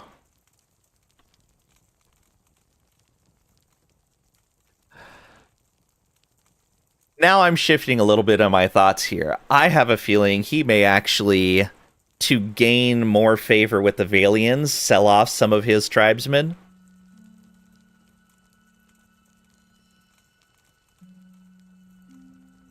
Oh no. Oh no, oh no.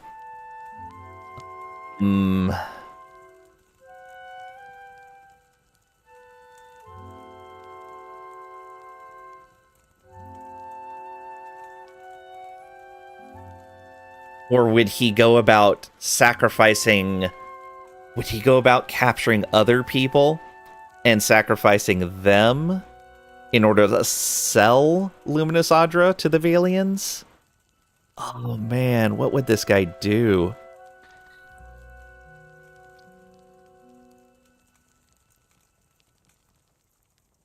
Because he's already shown that he's in a very desperate state.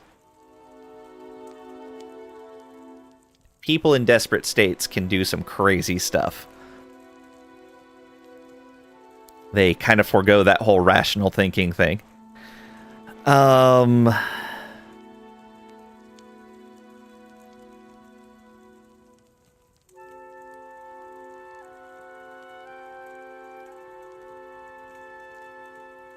See that no trouble comes from it.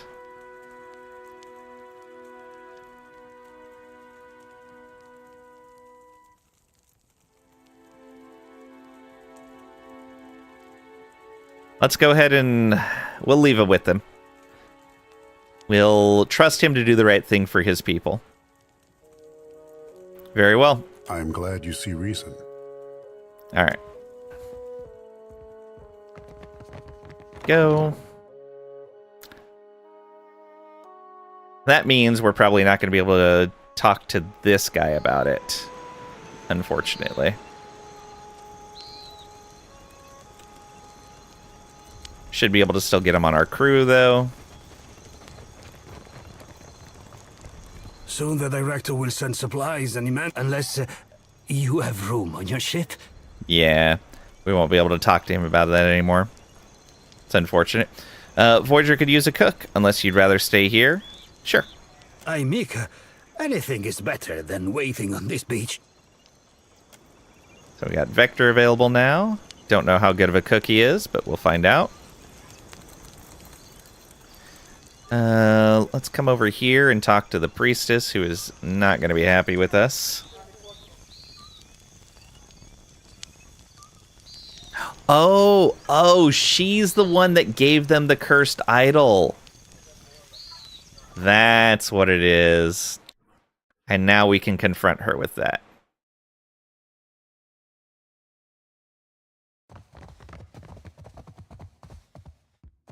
Because she also gave them... answers. It is only my duty to listen. We can't confront her about that because she was the one that gave them bad directions, I think.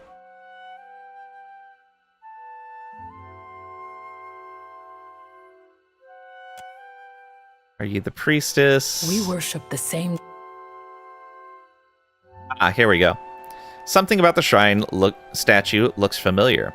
You've seen that rounded body and gaping mouth before. You realize it's almost an exact replica of the idol you found in Poko Kohara, on the body of the dead expedition member. Another wave of pain and confusion hits you. You haven't been feeling well since you picked the idol up. Alright. Foreigners know her as Andra. To us, there is no difference. You killed the Valiant explorers. I found this cursed idol among their things. I warned them not to go. I warned Ruanu not to help them. Her fingers closed around the weathered coral crescent at her neck. Niska Merla, their deaths are on you. Her jaw clenches so tightly you can hear her teeth grinding. Foreign ships raided our old villages and carried away our people. Ruanu promised us we would be safe here. The twine bites a deep furrow into her neck as she pulls at the crescent pendant. Her eyes search yours. Give it to me, please. Then I will see that it brings no harm to anyone else. She holds out her hand and levels a steely glare at you. How many times do you suppose she's used that line? So, here's the deal, though. I think between the chief and her, they may be able to keep the tribe somewhat safe. She's going to be a good balance to the chief's naive enthusiasm.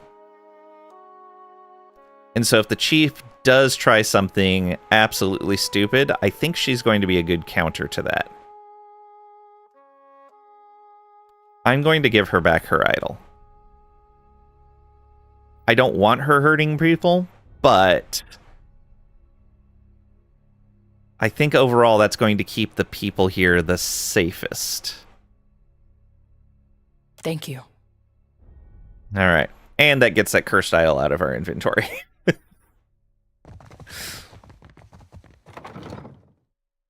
All right, I think we're done here.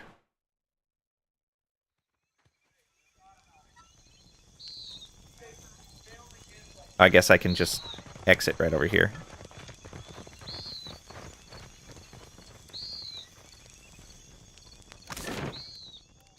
And do we need supplies? I think we're okay. Do 13 drink and 6 food per day. Yeah, we should be fine there. A little down on morale, but not that much. What does that say? Lively. All right. Yeah, let's just go.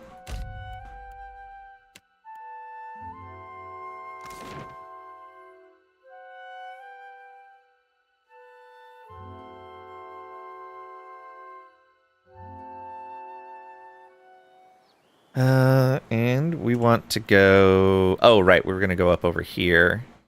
And yeah, we're going to leave Ohiro alone for now until we have a bigger ship, I think.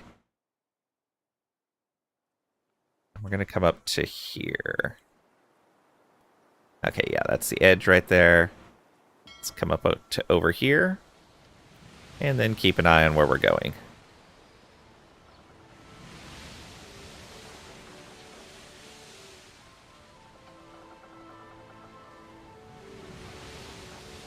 should have plenty of supplies for this trip. Kalish 3 Island is already named over there. That was a nothing island below it that doesn't get a name.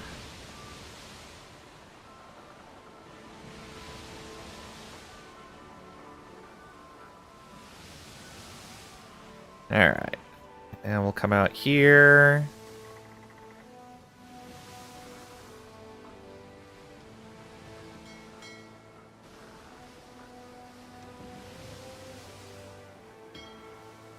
Let's clear all of this. Let's keep clearing in a straight line, and then we'll loop back and get this area that was kind of jutting out.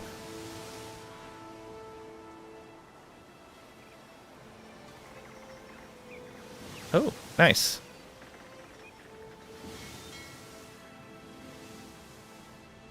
Some reefs here. A bunch of islands to explore. Alright. That'll be nice. Yeah, a whole series of them. We're doing ale and rice. That's good.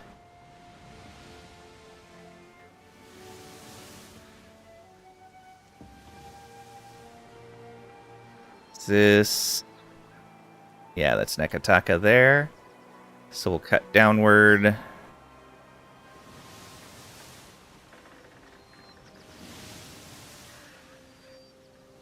Alright. To Nekataka.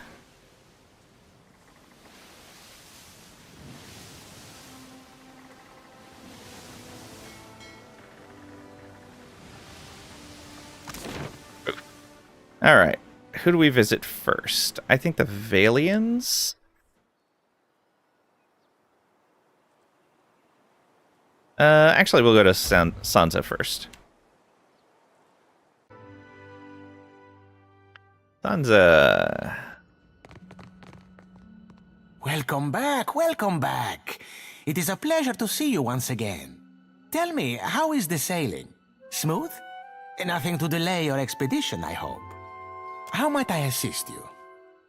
I've got some material for your book. I could not have hoped for a better partner in this endeavor. Your well-deserved pay, of course. Why stop here? We're making good headway, and you've certainly proven yourself. Okay. Cash and XP. I'm sending you far out west this time. Past Port Mage, past the Wakara Reef, and even the Kangati Islands. Nobody's been out that way in ages. All manner of dark stories. I'm sure you'll be fine.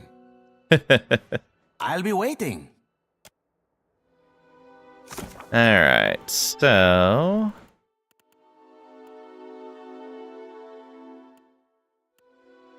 Oh, he wants us to map the Southwest, which I'm pretty sure we've done. Made some progress, still some to explore. Okay. Asked me to survey the uncharted islands of the Deadfire Archipelago in the Southwest. Made some headway, but there's still more to do. Sansa has asked me to survey the islands far to the southwest, west of Wakara Reef and the Kangati Islands. Found an island of overgrown jungle, and on it an ancient Juana ruin, overgrown by Lagophyth. Alright. So yeah, we do need to finish going out to the southwest. Perfect. And that'll be some easy cash. Clearing out the rest of those islands and opening up the rest of the map.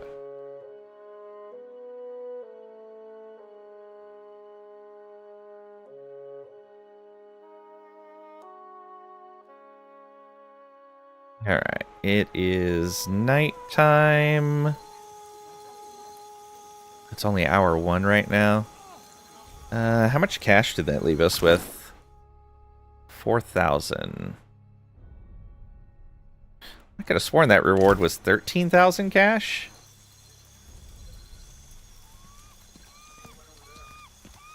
Oh no, the experience was 13,000. It was 2,500. Okay.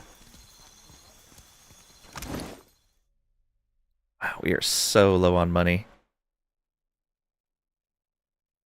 But we could go sell a bunch of stuff. In fact, let's go do that.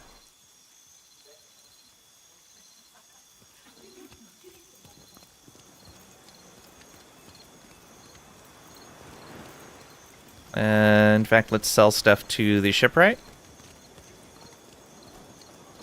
That'll let us get a good price. And can sell off all of our ships-related stuff as well. Business comes and goes like the tide. What can I do for you? Oh, come take a look. Okay. We want to sell some stuff. Let's sort by value. Look at weapons first. So we only need to hold on to 2 of any particular weapon type if it's one-handed, and probably only 1 of other types. So we can get rid of this fine battle axe and one of the exceptionals. Oh no, we have a superb up here, so can do that. Clubs. Those really the only clubs we found? Guess so. Alright, hatchets. There's 1 hatchet right there. So we can sell 2 of these. Pistols. There's 1 pistol there. And 5 right there, so we can sell both of those, no problem. And let's go ahead and sell all but 1 of those. Yeah, this is where we're going to make some good money, is from selling all this stuff we've picked up. Fine rapiers. Are there any others we found? Wow, it kind of gives us an idea of what the weapon layout is like in the game. Maybe a better idea of what weapons to take as we do other runs. Okay, we'll keep those 2. Find sabers. I see a saber there. Oh, thanks for the hydrate, Marvel Man. I appreciate it. Welcome on in. Hope you're doing well today.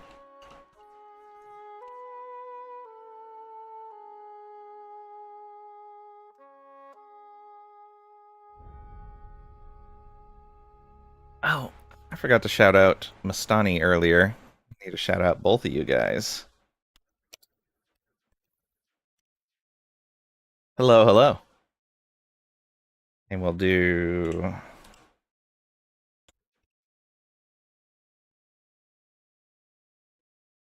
that for Mastani. There we go. You guys should check out Mastani and Marvel Man. Both of them great streamers. Like lurking in their channels. Oh, there's another hatchet right there.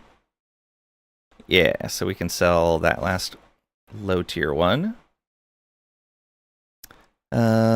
Sabers. Oh, also, Marvel Man, did you see the post that went up about Last Epoch?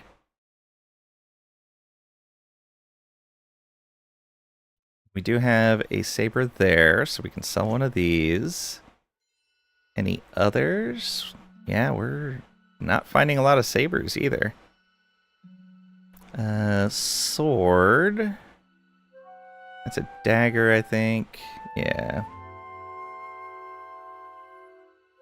There's a sword.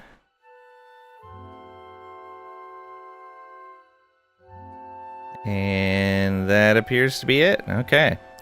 1 Warhammer there. Another one up here. And that appears to be all the Warhammers. All right.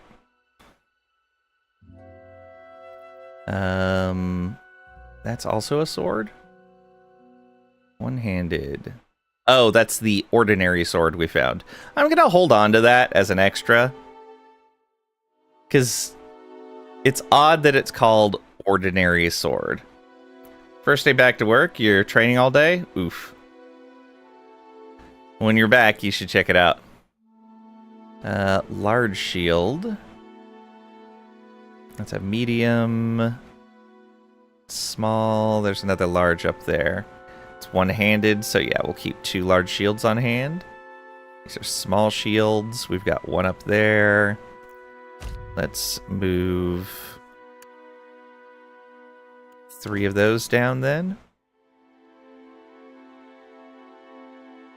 And this is a great sword. Do we have any other great swords? Oof, not looking like it.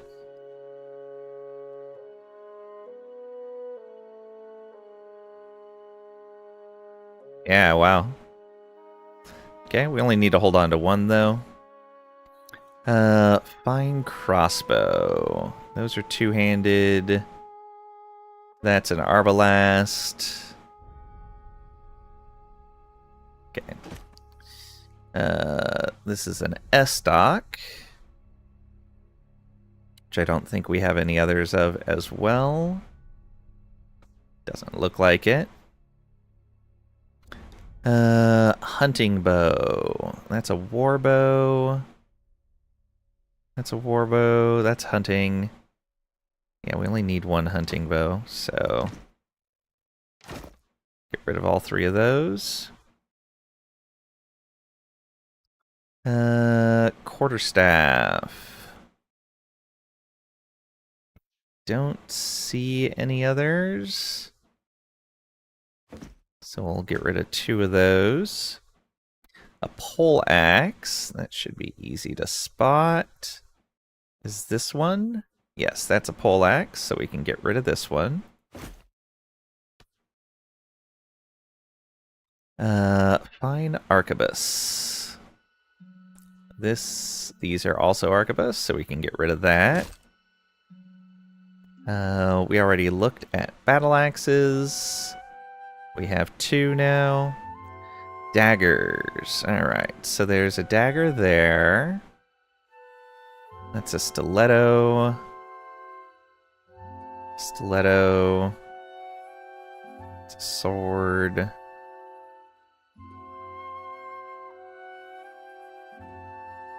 Okay, we can get rid of one of them at least. Hatchet and hatchet.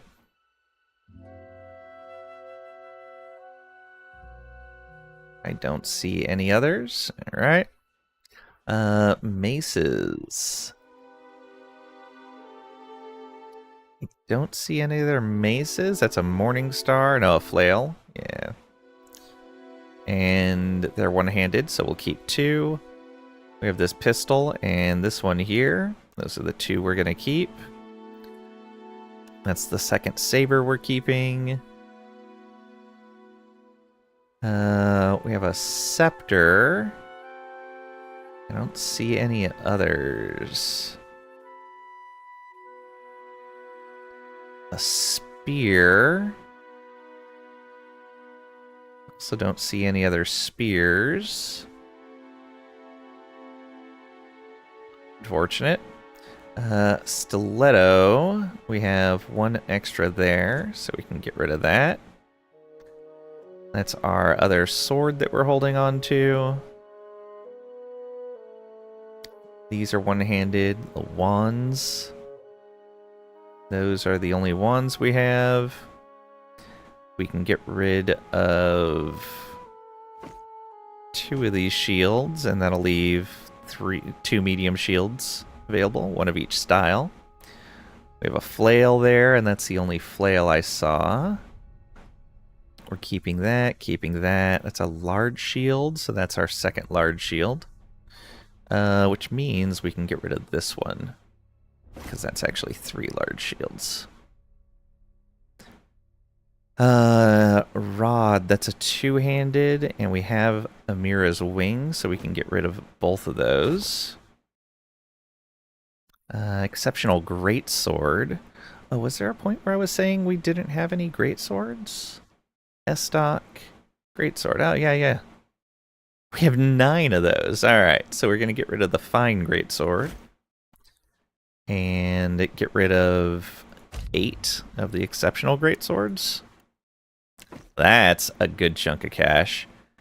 The arbalists, we're going to get rid of 2 of those. Keep that hunting bow. We have a superb war bow, so we don't need to keep either of the exceptional ones. We can get rid of 2 of the exceptional arquebuses. Got that book, dagger. Yep. all the rest of this looks good. Let's sell off the normal weapons as well. We don't need any of those. We definitely don't need any normal weapons.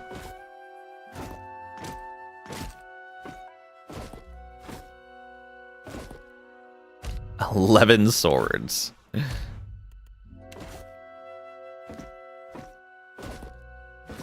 Guess we could sell them off from here so they all just move into this spot. Hen shields. There we go. And we have a bunch of books that would get us a decent amount of money for selling, but you never know what spell book we might want to switch out to. We can get rid of this regular arquebus as well. Alright. Moving on to armor. That was, oh yeah, Archimir's robes. So, let's start at the top. Light armor. We have exceptional light armor.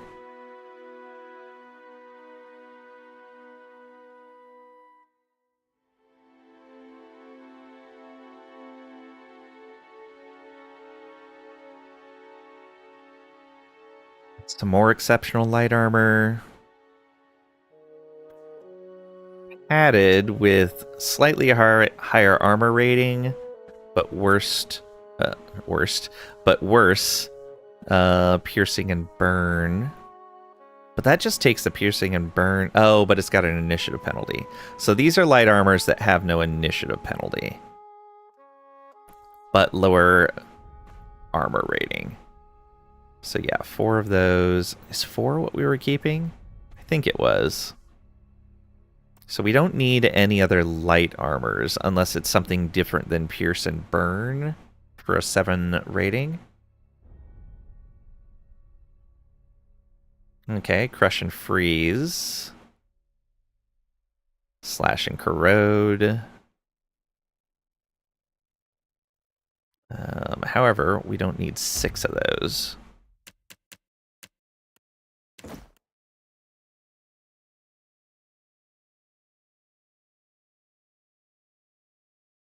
And we have, what, 4 of those? Yeah, so we can get rid of these entirely.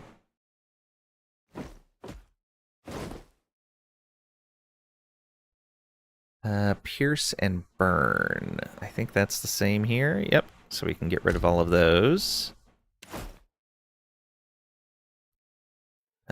Crush and freeze. I think we had better. Yep, 4 of them. Slash and corrode. How many of those did we have? Just 1.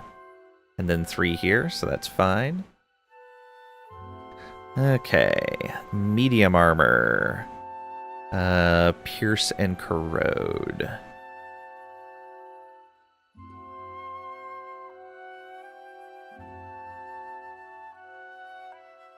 And we've got the Saint's War Armor as well, so that's 2 for Pierce and Corrode.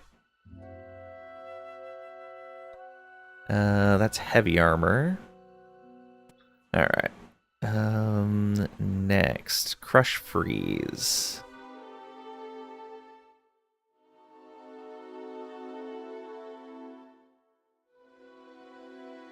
That's also medium armor, so that's 2 of them so far. For Crush Freeze. Oh, thanks for the follow. I appreciate it.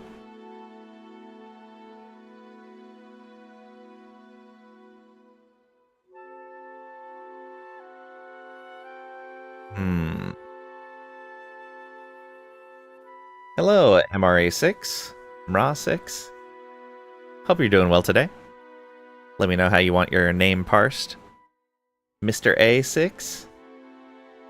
Lots of different ways to parse that. Tell me how you'd like it said. That's... yeah, Crush and Freeze, which we've hit 2 of. Yeah. Then there's a third. Alright. What are you searching for from your armors? Oh, I'm selling off stuff I don't need. I'm being a little overly cautious on the armor in case I come across a fight that I can't beat, I can fine-tune the armor to the encounter. So, I'm almost certain I'm not going to ever need to do that. But, it's better to have it than not, and we're not really hurting for money. So I'm just making sure I have 4 of any particular type of armor, regardless of the quality. Let's see here. We looked at light armors already. The slash shock. We've got 3 for that.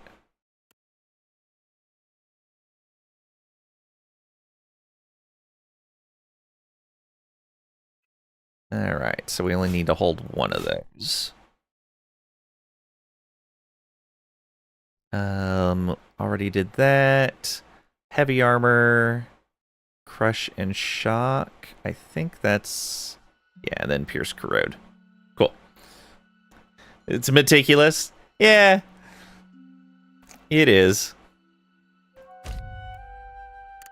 Again, I don't think I'll ever actually have to apply it, but I might as well, because then I'd just be upset with myself if I didn't have some of that available and had sold it off at some point.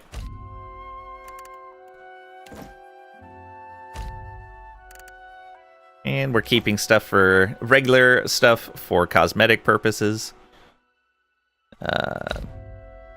Just be able to deck our party out in a full set of any of these particular looks if we wanted to. That's actual armor. We can just drop that.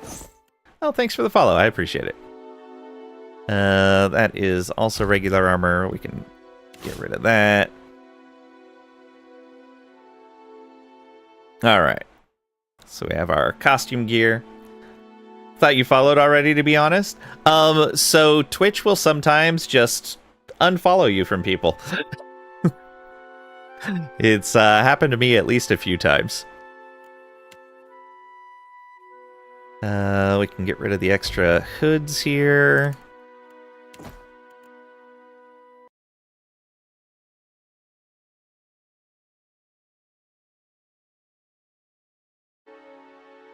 Like inventory management soothes the soul? Yeah, yeah.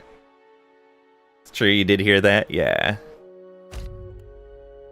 Inventory management is fun, and I'm a pack rat, so it happens a lot. Alright. All that's good.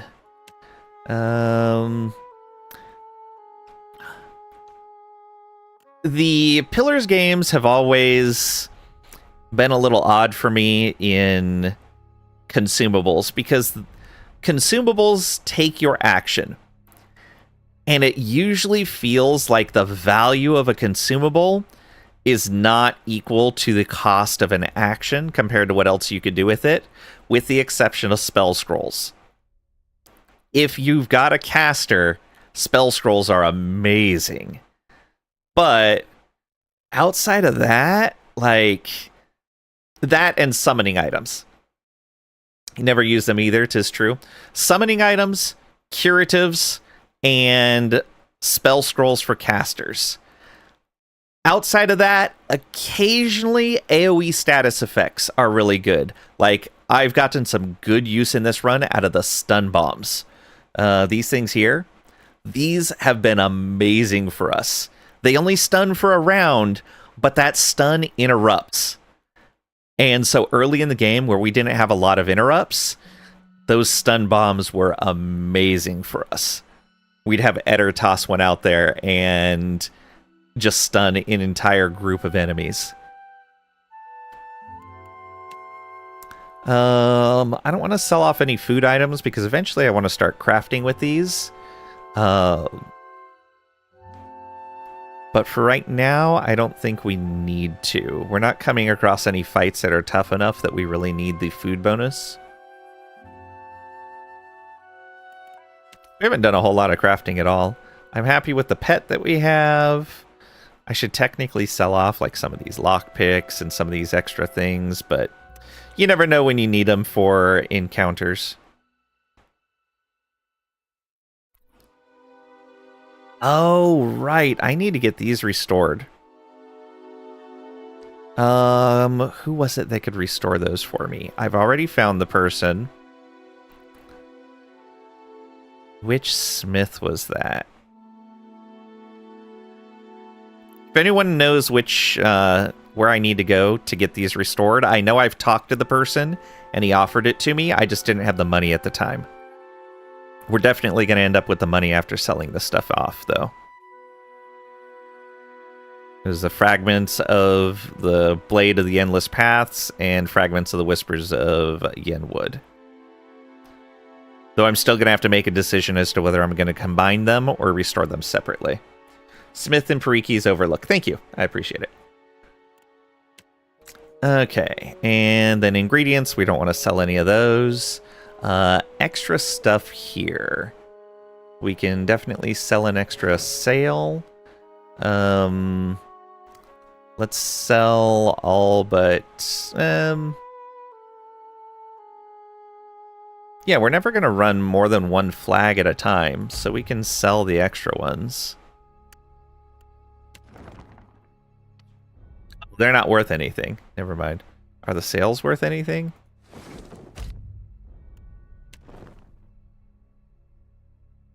The sails, yeah, are worth something. The flags are not worth anything. That makes sense. We shouldn't be able to sell the flags. Cannon-wise, if we get a larger ship, we're going to need more cannons.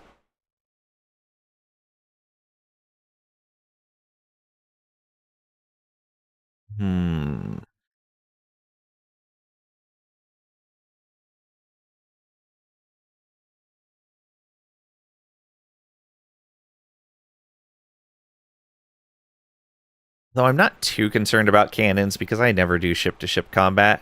I always just go right into the deck fight.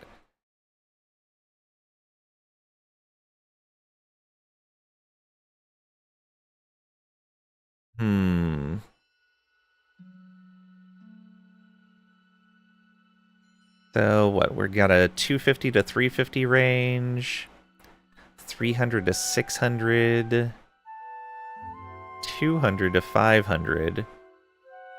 It's a faster reload for the same damage, but 100 meters less range. That's a really fat, like that's an amazing discount on reload time for 100 meter range reduction. Oh, and then we have this that goes out to 600. Does less damage, but with a better reload time, it's not that much less damage. Okay, so I think I'm going to sell off the Imperial long guns. Just keep the Thunderers and the Adirian channel gun. Okay. And then... how much are those worth? 330 a piece. Wow.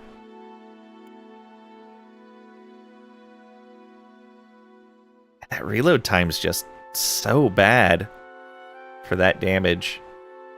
I want to pick up more of these Adirian guns. And then, so their minimum range is 200 or 350. So we want some stuff to fire within that range. Reload time of 8 turns? Ooh, but 12 to 15 damage. Which is basically double damage of these. So 8 turns isn't that bad. You get that initial volley off. If that damage is enough, you don't need the reload time. Okay. I guess that's kind of the idea behind the Imperial long gun. You fire at 600 range and you hope the 6 to 9 damage is good enough. But yeah, 4 to 7 isn't that much of a discount. Yeah, I think the Adirian guns are better. I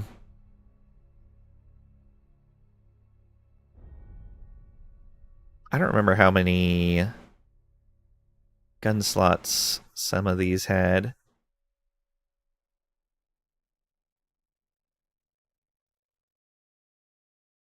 So, yeah, the galleon was... oh, right. The ships got really expensive. I remember that now. 31, 108, 90,000. Whew. I don't know why they're not in order. Over here, yeah, let's sort by price. We could buy a Dahao. It's a crew of 7.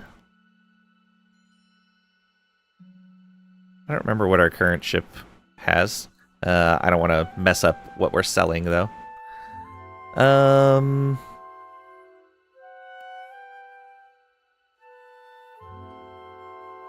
I can't see information about it.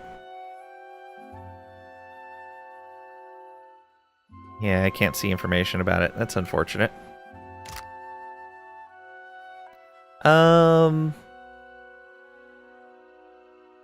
So we got 4 of these, plus whatever we have on our current ship. Yeah, I think 4 of these should be fine as well. So we'll sell 3 of these. There we go. So a good 40,000 in trade. Not bad.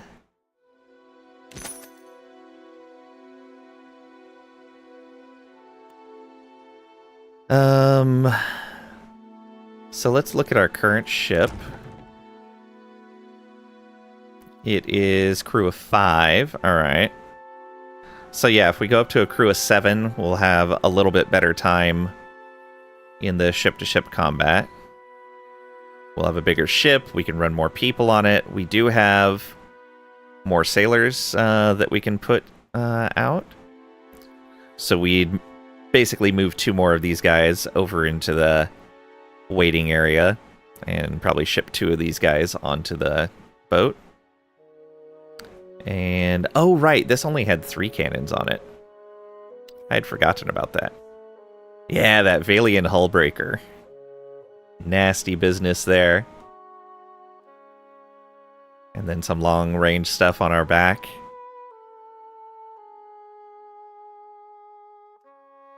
Or is that our front? Oh yeah, the Hullbreaker was on the back. If something was really catching up to us. Oh, we'd have to buy a captain's quarters and a menagerie again if we bought another ship, because these can't be removed. Let's talk to him again. Comes and goes. Oh. So, oh, I guess we did have 2 extra swords and an extra rod.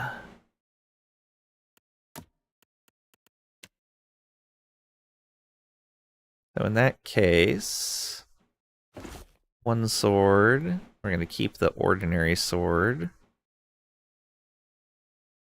I thought I had another one. Yeah, exceptional.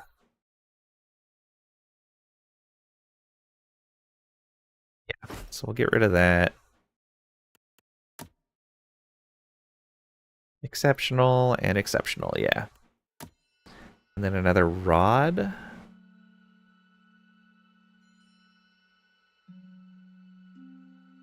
Rods are 2-handed. Is that what that was? Yeah, it's a 2-handed rod. So we're not going to get rid of that. So we just have a couple. No biggie. Why did I have that on her?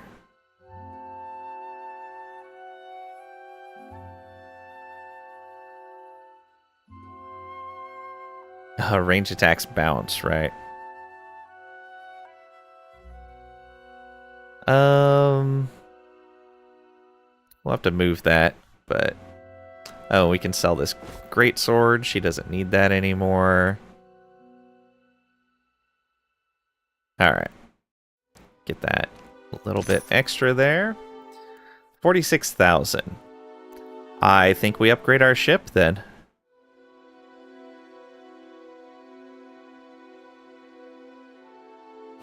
Get a Dahao. And a menagerie. And a captain's quarters. Puts us at 36,000.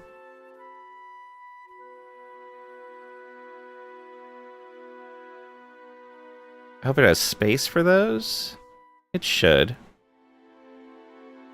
We'll wait on the menagerie. The captain's quarters gave us some active stuff. The menagerie let us see our pets, but we hardly ever go onto the ship. We'll hold off on the menagerie for right now. And it didn't even have all of our pets. Just had a small handful of them, which was a little disappointing. Okay, I think that's good for now. So we're upgrading ships.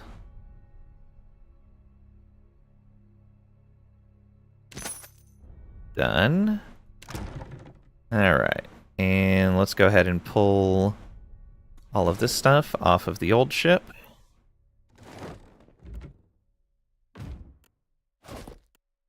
Oh, we didn't have a upgraded wheel.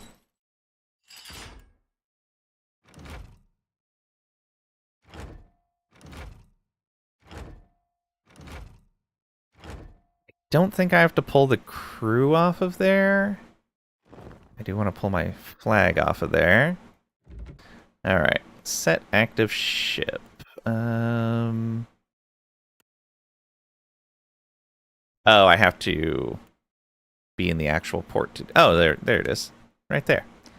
I do have to pull the crew off of that.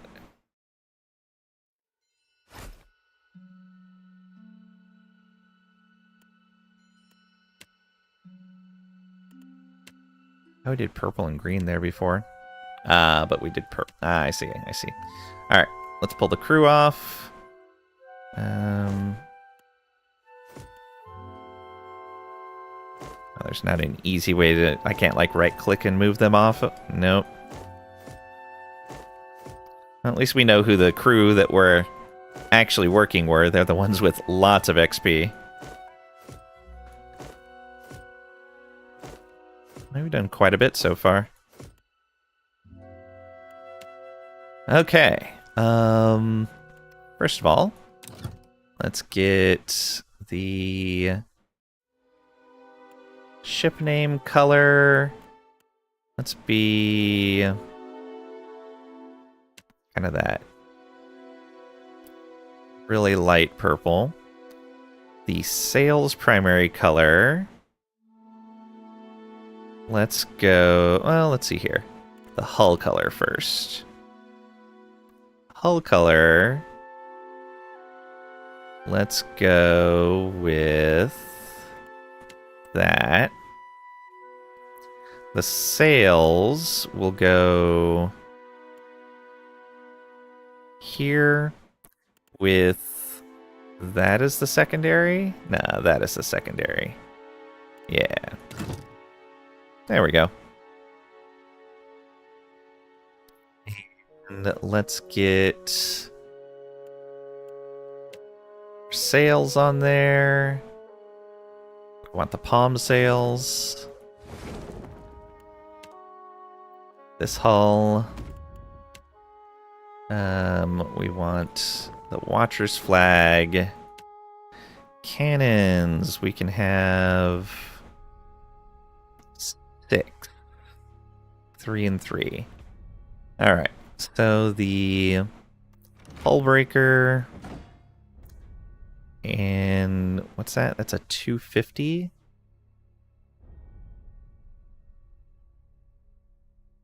Put the double bronzer over there.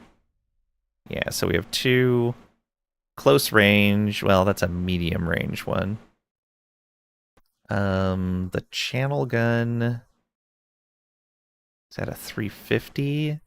So that'll work well with this one. We'll put Thunderer here. The Thunderer goes down to 200. That kind of covers that last bit. Yeah,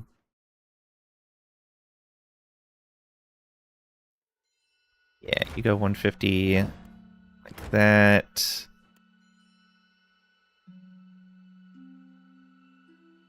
It's 12 to 15, though. Do we even need that? Yeah, we do want something that can fire close.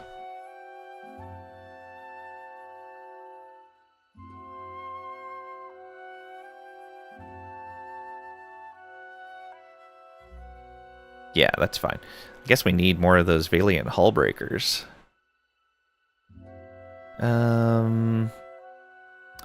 2 to 5 or 1.5 to 4.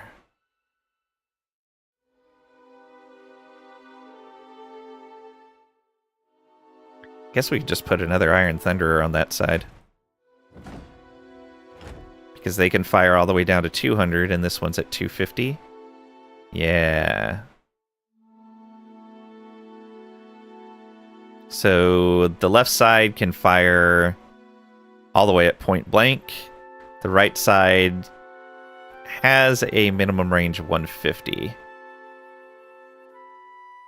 But I think it's okay.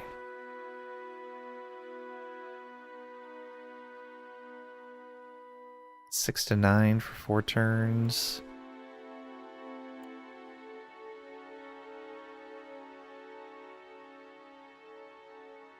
Maybe we... that double bronzer does a lot of damage in that mid-range, though. Yeah, we'll keep it. Get the anchor on there. And you... Lantern. Permanent upgrade. Get that in. Yes, please. Put a captain's quarters on there. Alright, and the rest of this is crew. Bosuns. You have 32 XP, you have 27. Those are our only 2 bosuns? Oh. Wait, do we... Oh, we do have a spot for a bosun now. Alright. You're a good cannoneer, but I think we have a lot of cannoneers. Let me see if I have another helmsman. We do. We have a lot of helmsmen available. None of them have been doing anything else. Okay. So you are going to start getting bosun experience. And I think a dwarf makes a good bosun. Academic and greedy. He is professional. Oh yeah, professional bosun. Like it.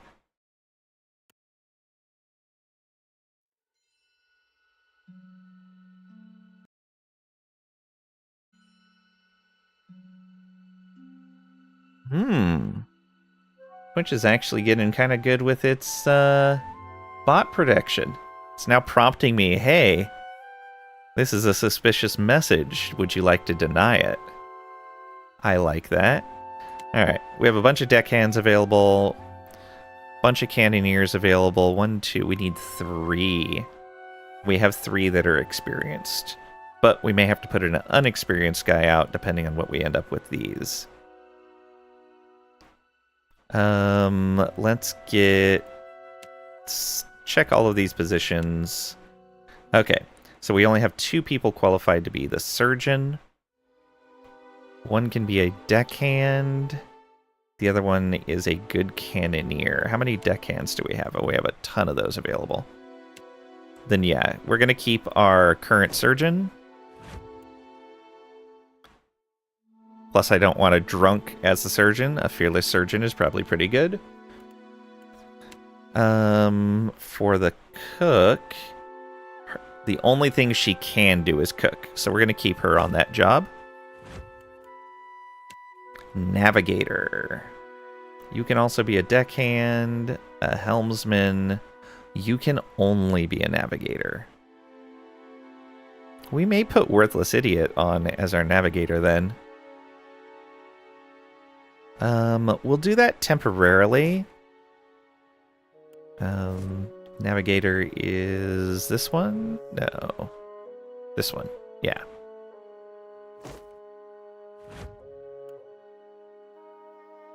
See what we have going on. We need a helmsman. And none of these people... Oh, I guess we didn't have a helmsman available previously? I guess so. I want Berta doing that. Ogre helmsman? She'd be able to handle any resistance on the wheel. Let's do that. Yeah.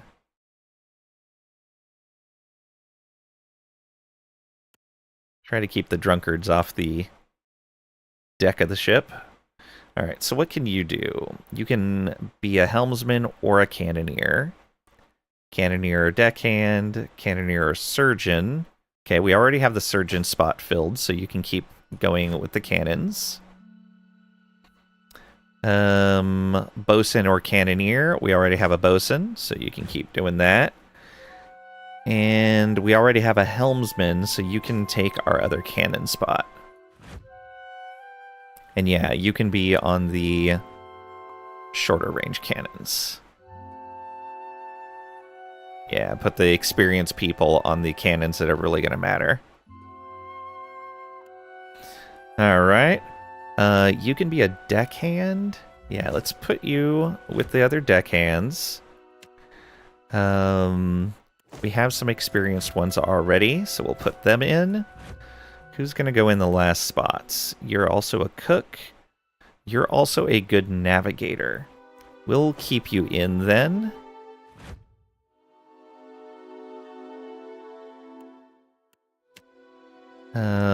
Oh, and we have room to keep everybody else on standby. Alright, so we have 3 positions that can be filled if people get injured, and we can hire another crew member and be okay. Excellent. Ooh, this is a good upgrade. We could use a better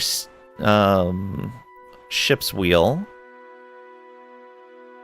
And I think we could use a better hull as well.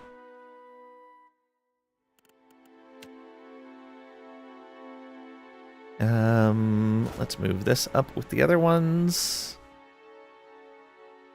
Of course, now we're going to take... Oh, I don't know. Set active ship. 17 per day on water. Oof. Or on drink, rather. Still only 8 per day on food. Not bad there. Oh, man. Berta and Oswald are taking more. Berta, I guess, because you are a ogre. Oswald. Is it because you're a drunk? No, because he's a drunk and doesn't take extra. Huh. I don't know why Oswald would take more drink. But regardless, oh man, that is a lot. We're going to have to buy a bunch of extra ale. And that means that this reserve of rice wine isn't going to last a long time. But it'll be enough for us to get to a port somewhere before we start really digging into water. Let's see here. You're a helmsman? Hey, Pat. I am a helmsman.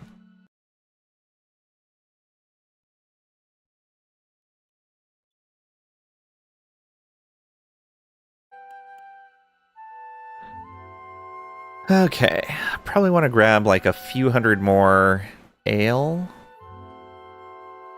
And I think we're fine on the amount of rice that we have. And we can find rice almost anywhere, so that's okay. Alright. So can we get a helm or a hull? Preferably a helm first. They're going to work for us for travel speed. Business comes and goes like... Oh, come to...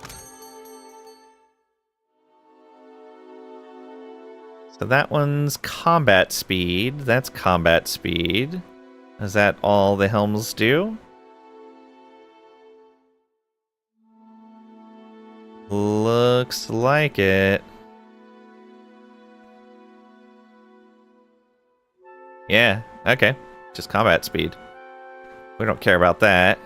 Hulls. The hulls, if I remember right, are expensive. Bone frame, that's 2.5 times the current travel speed bonus. It's 22,000. Beyond our reach right now. We've got 5% on our anchor. We've got 20% on our sails. And we've got 10% on our lantern. Okay. So yeah, the only thing we want to pick up at some point is the bone frame hull, but we're okay without it for now. Cool. That I wasn't expecting us to be able to pick up another ship. However, the next ship is sitting up here at 90,000. Which, if we're able to make 90,000, we'd probably be able to get another 18,000 to just go straight to the junk.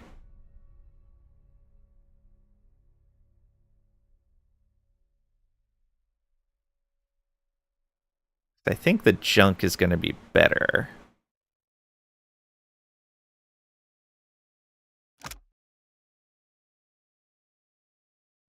Yeah, because we want something that can move fast.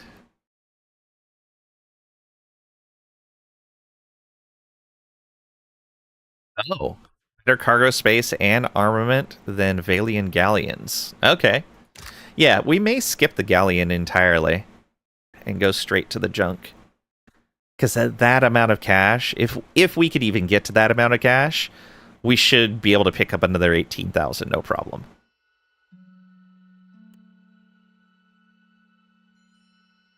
And I could see that. Some of this stuff gets to be pretty high value. The quests are bringing in decent amounts of money. Alright, how are we doing XP-wise? Oh, we are pretty close to next level. Couple thousand away.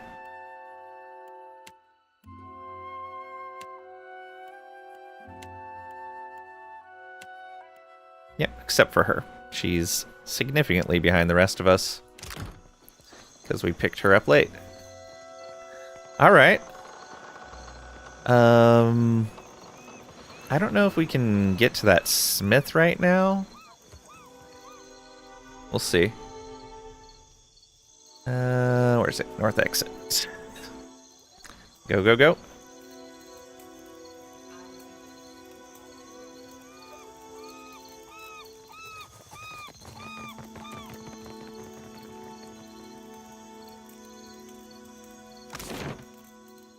So we need to go to Pariki's to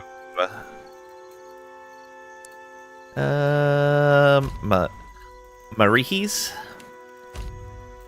Hear a set of heavily armored footsteps from down a nearby alley. Alright, who's giving us problems now? The narrow streets in this neighborhood are largely deserted at night. The echoes of heavily armored footfalls carry down the cobbled lanes. A glance around the corner reveals an aging meadowfolk man, garishly dressed in the styling of a Dirwittian noble. Lamplight glints from the rings on his fingers and chains around his thin neck. Damnation! I told you incompetents that this was not the right street. The words are slurred, as if the man's tongue is too heavy for his mouth. Several men and women, all too heavily armored for the climate, accompany the man. Apologies, master, if we... Shut up, fool, by Magren's flame. Is it always this hot? I'd pay 1,000 ducks for another drink. We can approach the group, or hide from the noble and guards with stealth, or leave the noble be. We can approach the group, that's fine.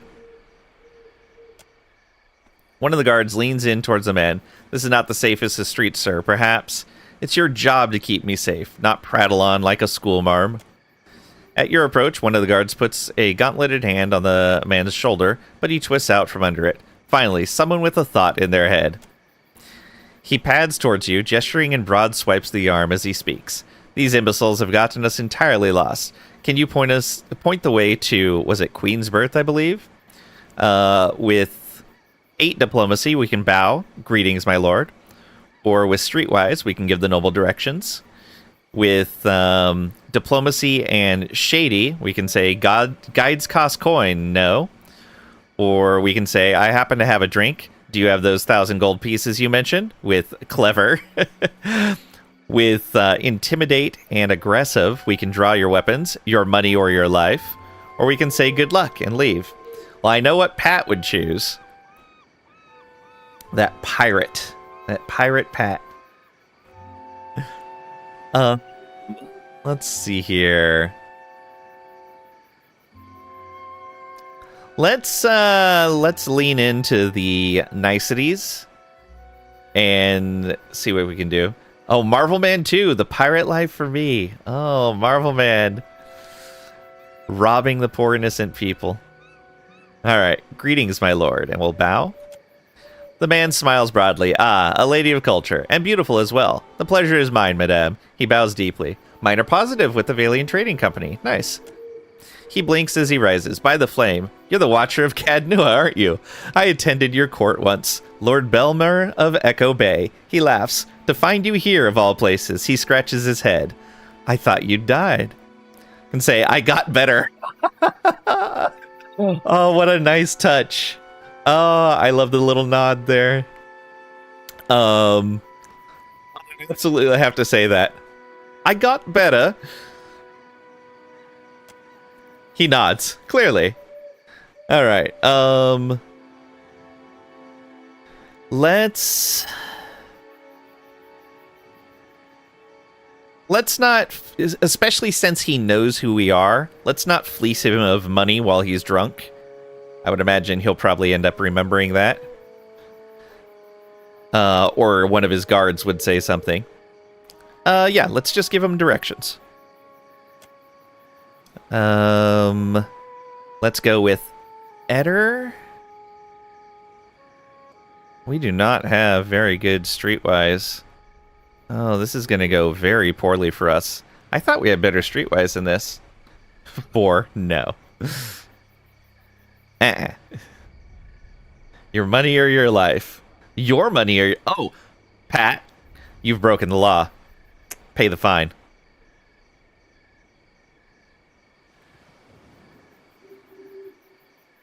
No mugging people.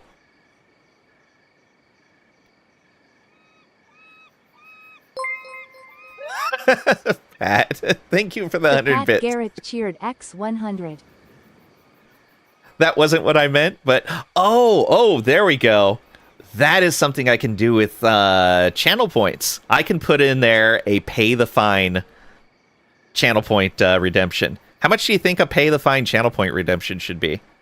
Must have been the wind. Thank you very much for the 100 bits. I appreciate it. Ooh, how much should a pay the fine channel point redemption cost? Hey, we made it. Eder gives the man and his guards clear, concise directions to the Queen's berth. You have my sincere gratitude. He bows deeply and offers a small bag of gold coins for your trouble. Because we have 5 or better streetwise. For Crag and Trisha, 100k for a fine. Oh, man. Minor positive reputation gain with the Valiant Trading Company. Cool, we got 2 reputation boosts with the Valians. And we got 15 golden suel, which are 9 copper apiece. Alright. Not bad at all. It's not 1,000 gold, but it's something. Better than fleecing the guy. Cool. Alright. Back to the smith. Take an hour 44 minutes. Yep, it's fine.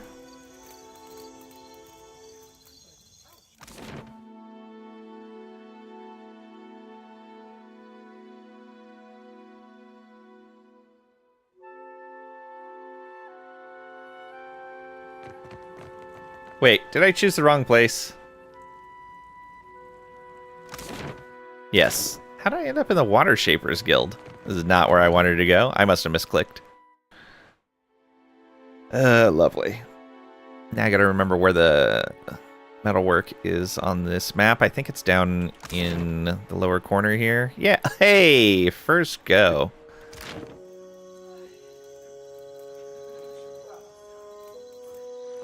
Kana always seemed agreeable to me. Oh, you weren't there for the White Flood. Ishi can purge his whole intestine at once if he's feeling ornery. Kana never wore that hat again. Aw, poor Kana. Poor Kana. Kana was one of our companions in the previous game.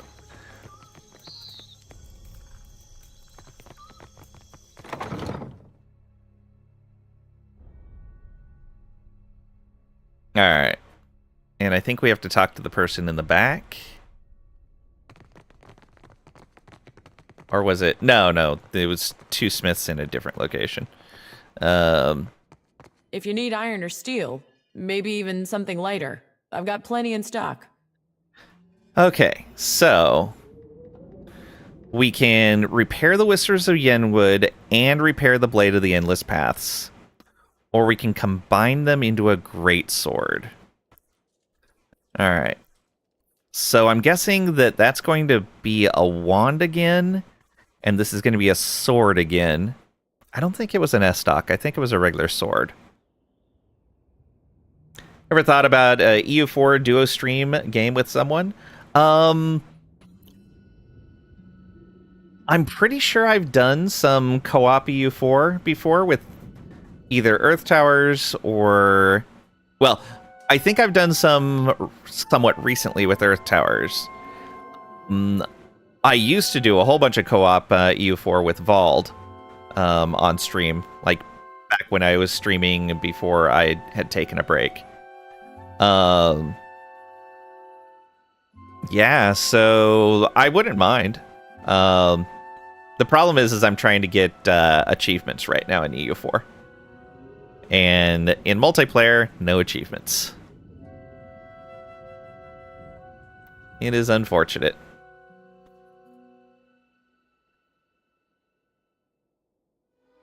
Thinking do it for Bruce? Yeah, I wouldn't mind that.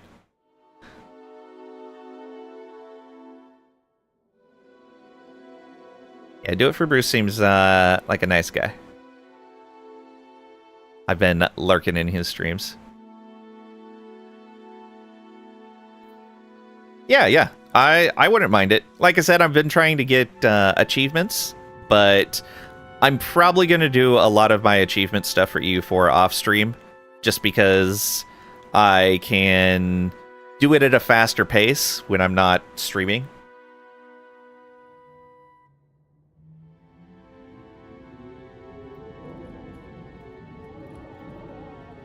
And I am getting into a time crunch with that as EU5 gets closer and closer. So I guess the first question is, would we use a greatsword? And I think the answer is no. We don't have a lot of two-handed users that aren't ranged attackers. And like the main one is Palagena, but she's better with bludgeoning weapons. And it fits our group better for her to use bludgeoning. So I think I may want to restore the old one. Okay. Who wouldn't use a great sword? Would you prefer a poor sword? But she uses a giant two-handed mace instead. A great mace, you might say.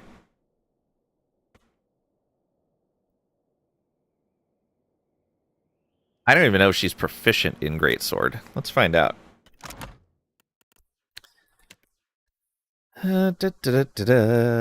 She is. Okay. And that gives Rending Smash. Minus accuracy plus damage. Okay. Oh, both the mace and the greatsword do Rending Smash. Oh, but they are different. The mace Rending Smash is when scoring a hit with an attack, -1 armor rating for a round, and she gets an extra 50% initiative with mace weapons, which isn't as good in turn-based as it is in real-time with pause.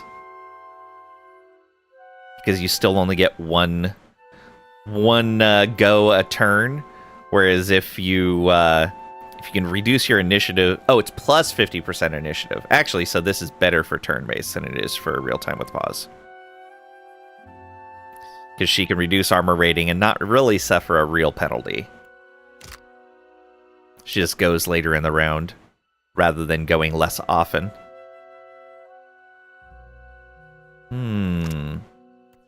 Okay, so yeah, she could use a greatsword. What is she using right now? Right, she's using that mace with the corrode damage, and it's exceptional. And it does bludgeoning and piercing. I guess she does need a slashing weapon. And getting a two-handed slashing weapon would be better than the one-handed saber she's got going. Oh, yeah. Okay. Let's go ahead and toss this in here as well. Let's get all the weapons out of people's inventories. Yeah, we don't need you holding on to these. What is that? That's a one-handed scepter.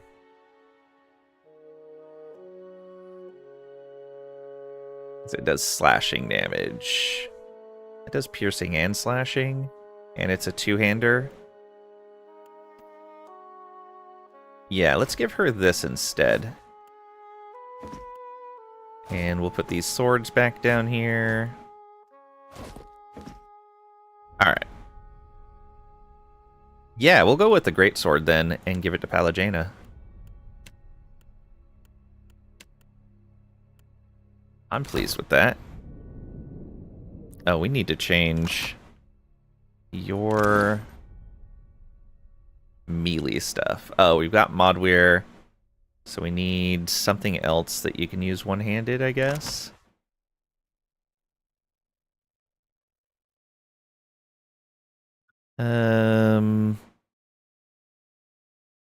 Warbow, unarmed pistol, hunting bow, blunderbuss, arquebus. Oh, you've got nothing but ranged weapons. Awesome.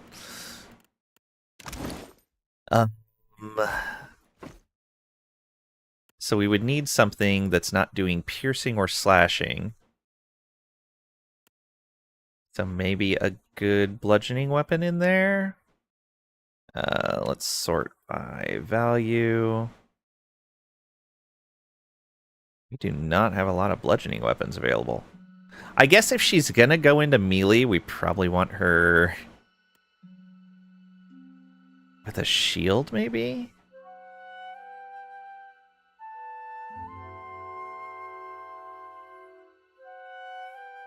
That means you take more damage from weapons, less damage from spells. Oh, right, deflection based on athletics. Get soul strike. Extra enemies engaged. Need be? Yeah. Really good penetration on that hammer, too. Alright. She's not a dual wielder normally, but if she can't use the bow for some reason, that'll be good. Oh, we need to talk to you. Come here. If you need iron or steel, maybe even something lighter, I've got plenty in stock. Alright, combine our two old artifacts into a greatsword. Give her 3,000 copper. Ikera, when you swing this beauty, you must make sure to tell your foes that Mahiri sent you. Thank you, Mahiri. She gathers up armloads of shards and gestures for you to wait. You have lost an item, fragments of Whispers of Yenwood. Lost an item, fragments of Blade of the Endless Paths. That was such a good sword. And you've lost 3,000 copper. All right, let's see what wondrous thing she can make for us for 3,000 copper. And 2 artifact Whispers shards. of the Endless Paths. A most brooding and gloomful weapon, I say. I guess that fits Pallegina. It passes you the greatsword with a proud sigh. You've gained an item, Whispers of the Endless Paths. Alright, let's look at it. It does slashing and piercing. Okay, good. Get some variety there. 9 to 15. 7 penetration. Range of 1.3. Initiative 4. That's actually pretty good. Area of effect. Target plus a length of 2 with an 80-degree cone from the caster. She hits in an AoE. It's exceptional quality, increased reach, two-hander attacks in a cone, plus 1 penetration. Heavy blade, plus 15% damage as crush. So she's actually going to do slashing, piercing, and crushing damage. Well then, yeah, this is her new weapon. You crafted this colossal blade from the fragments of the Whispers of Yenwood and the Blade of the Endless Path. The weapon's reach is unmatched by any other greatsword, and the flanges along the blade provide for a measure of defense from lesser weapons. Really? I don't get a defensive bonus. Oh, maybe you can craft it with May one? it chop your enemies into fine pieces for the delight of Tongaloa. This is some fine work. I'm honored to have the trust of such a fine customer. Do not hesitate to bring me another challenge. Akira? She inclines her head and touches her brow. If you need iron or steel, maybe even something lighter, I've got plenty in stock. Let me see what you got. Anything else we want to buy? Oh, that shield counts as an offhand weapon? Interesting. So we could give it to someone and have them dual wield with it and still have the defense of a shield? That's not bad. It's expensive, though. Understandably. Grants capture. Exert your supremacy to switch positions with a single enemy. If you're a higher level than your foe, you will make a full attack on them in the process. Oh boy. Spearcaster.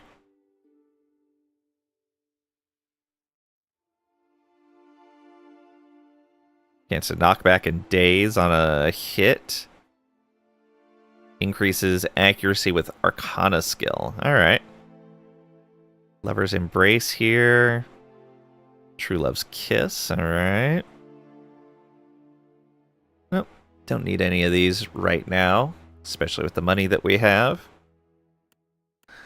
Okay. Palagena, looks like you're going to be changing your weapons up. You actually had a really good mace, too. This thing's been pretty amazing. So, let's move that over here. And... oh, did that go right into your inventory? No. It's only here. Okay, so that's 12 to 20, whereas this was 20 to 31. Right, we were doing so much damage with this thing. It's exceptional. This is exceptional. Penetration of 10, penetration of 11, 68 accuracy, 68 accuracy. Oh, although, does that any of that change once we equip it? No. 5.3 initiative. 5.3 initiative. So this lets her do an AoE and reach. Oh, that's why we had the staff on her, was so she had reach. Range 1.3. And this doesn't have any range. Okay, what's the range on a quarterstaff? 1.8. So it's not quite the reach of a quarterstaff, but it's close.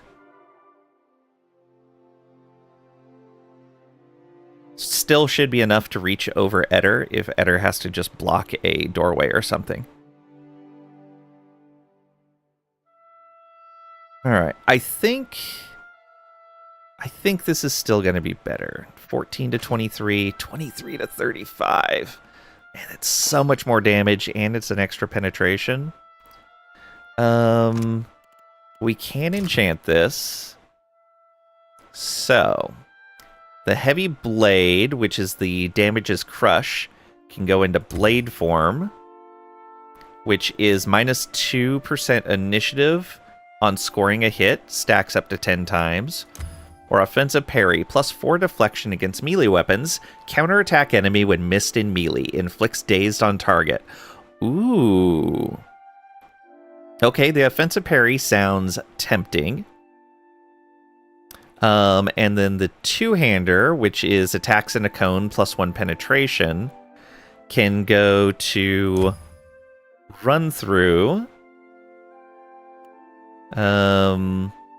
which is impale a target, knocking them down and causing them to bleed for raw damage. 20 raw damage per round. That's really good. Okay. 1 use per encounter, though. Or spinning assault. Swing the blade in a wide arc, striking all nearby targets for slashing and piercing damage, knocking them back and hobbling them. Hey Trisha, welcome on in. Hope you're doing well today. OMG, finally indeed. So that pushes, hobbles, and does 1.5 radius from her. We're not having her tank a whole lot, and so we usually don't have enemies surrounding her. So I think the run-through would be better. We don't have any large fangs. Surprising. Okay. All of these things we've killed, and we don't have large fangs. The offensive parry, I think, is what I'd want to take there. We can make the weapon legendary, but we don't have the materials yet. So we can upgrade probably 1 or 2 people's equipment right now. Yeah, I think the offensive parry is going to be the better way to go here. So that's going to be 6,000 to give her some defense and an extra attack if people miss her. That's tempting. Can we go back instead of closing the window entirely? Oh, okay, it does just go back. Let's look at this bow, though. Oops, that's not what I wanted to do.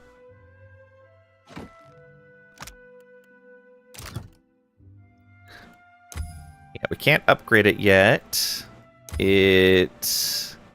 Oh. Garland's Breath. What is that?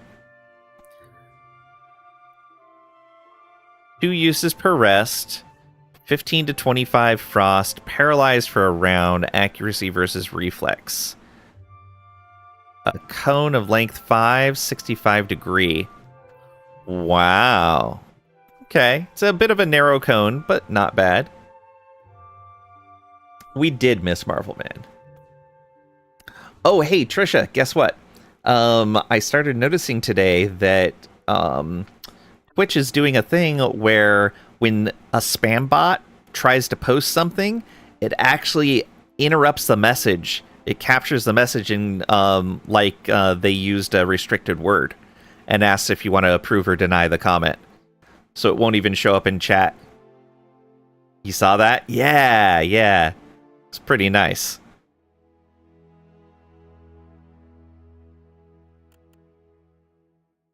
Yep, I'm still going to keep Wisebot to catch things that Twitch doesn't catch. Darn bots taking our gerbs.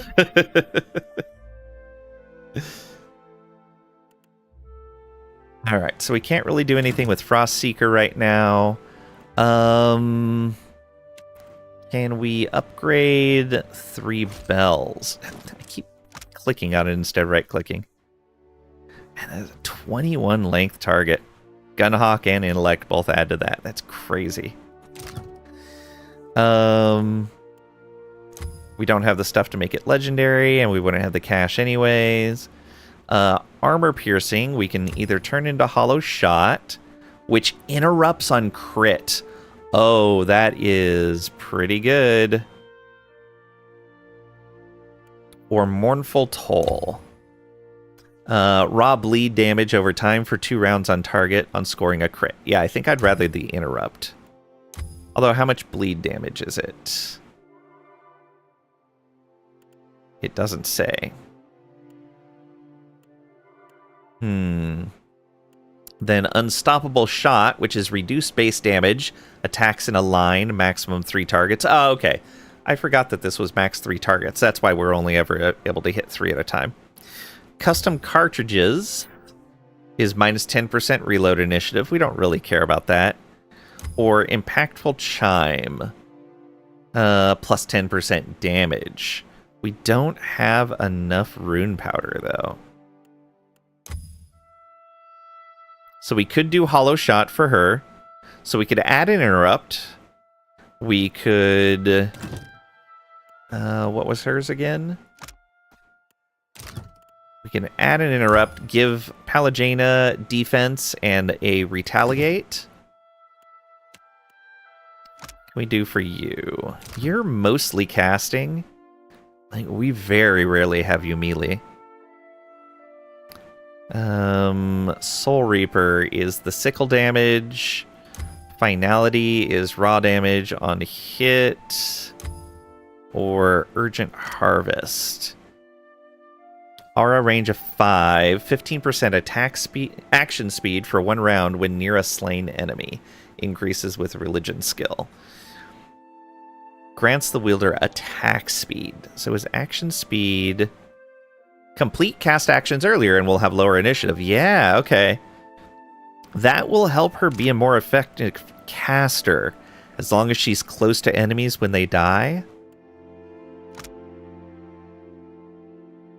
Yeah, at a range of 5. She doesn't even need to be really that close. But, again, we're missing a large fang. We haven't found any large fangs yet? That is crazy. Let's also check her lantern.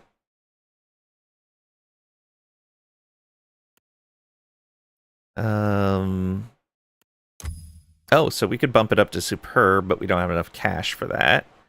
And we could change Soul Keeper to Threshing. Oh, we already put Threshing Aura on there. Okay, never mind. Which was the extra damage, yeah. How's that action speed thing work in turn-based, though? So, for casting, it actually works very similar to real-time with pause, because casts can go off in a future round. So if your cast speed is bad enough or your initiative is bad enough, your cast won't go off for a while. So for casting, action speed is really good in turn-based. If for attacks, it's not that big of a deal, because at worst, you're going to go at the end of the round. You're never going to be pushed into the next round for attacks. But casting, it matters a lot. It's actually part of why I don't have a wizard in the group, is because casting tends to not feel as good in turn-based as it does in real-time with pause, unless you really stack the action speed and initiative. Like, we've got a decent amount of action speed and initiative on our main character, so she can actually get off a... where is it? A Puppet Master. She can get a Puppet Master off fairly quickly. Never tried the turn-based? Yeah, it's interesting. There's little bugs here and there. You can tell it was definitely added after the main game came out, but it's been fun so far. I've been okay with it. But yeah, so unless the enemy is exceptionally fast, we can usually get a Puppet Master off on our main character before any enemies go in the opening round of combat. Which is pretty nice. Taking one enemy out of the initial round or 1 to 3 rounds of combat at the beginning. Super nice. Also, how are things looking with the Valians now? Okay, we're at 3 with them right now. Deadfire 1. The Pirates, I don't know how we got 2 with them.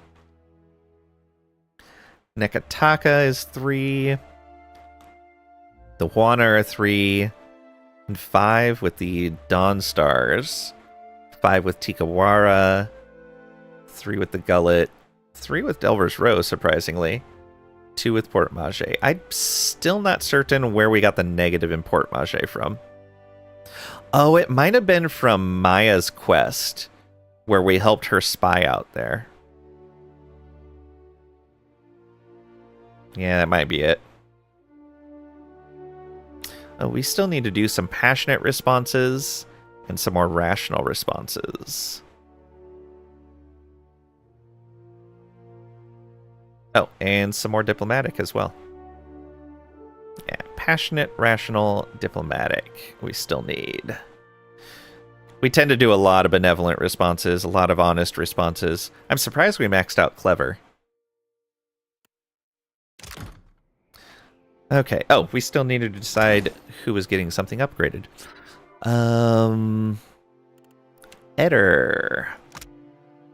Your sword. We could bump it to superb, but we don't have the cash. Long odds is the 2% stacking crit up to 50 times when he hits. You can change it into Fortune's Folly. No, improve it with Fortune's Folly. Random affliction for 1 town to target on crit. Ooh, I like that. Or Lucky Strike, plus 15% crit damage. Nah, him putting afflictions out there is actually going to be really good. And that would still leave us 6,000 to do a second upgrade on someone else. Okay, we're almost certainly going to do the Fortune Folly upgrade for Eder. What's your shield got? Oh, did his sword have something else?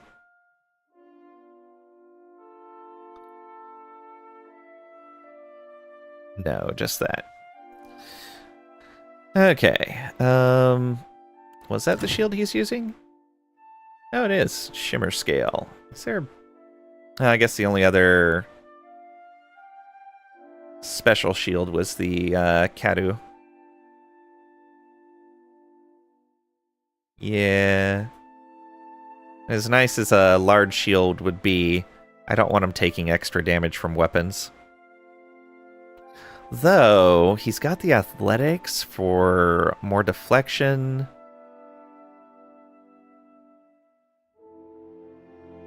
Maybe. I don't know. Him being able to hit has been pretty nice. And defense against gaze attacks is actually really good. Alright, so... Hey Zoldy, welcome on in. Hope you're doing well today. Hits enemy. Enemy is afflicted with a fluent billionaire status. Oh no, that's the absolute worst. How will he go about his day? The agony. That's true. But it said an affliction. That's not really an affliction.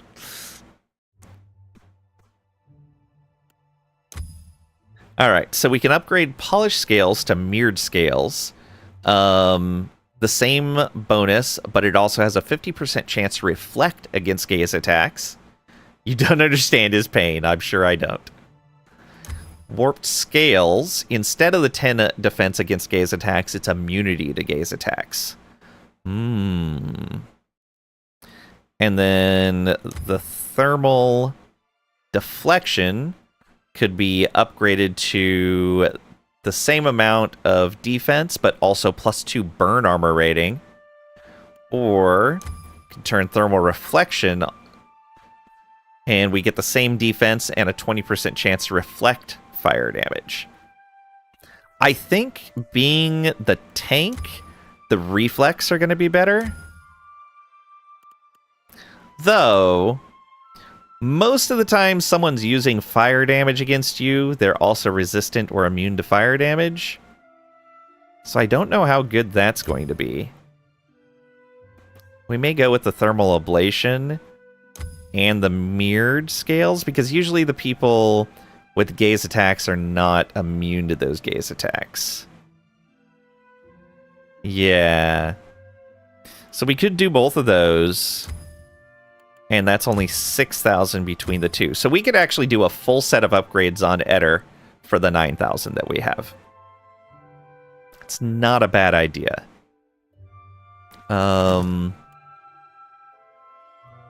Did that a check on everyone's weapons? Yeah. All right, defensively, let's check your armor here. We can upgrade his Go Not Quietly, which is action speed and melee per engaged target and extra engaged, into the Breach. So it's an upgrade. Melee weapon damage increases as wearer loses health. Armor rating increases as the wearer loses health. That's pretty nice. Oh, and that's in addition to Go Not Quietly. Or you can go Seeing Red. 2 health per round for 1 round when critically hit. Healing increases as the wearer loses health. Okay. So he regenerates a little bit of health when crit. And he regenerates more the lower his health is.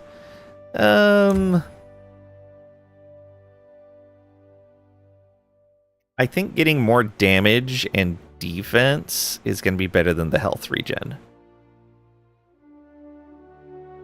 Yeah, I think so. But still, that's pretty good. We don't have the money for Superb.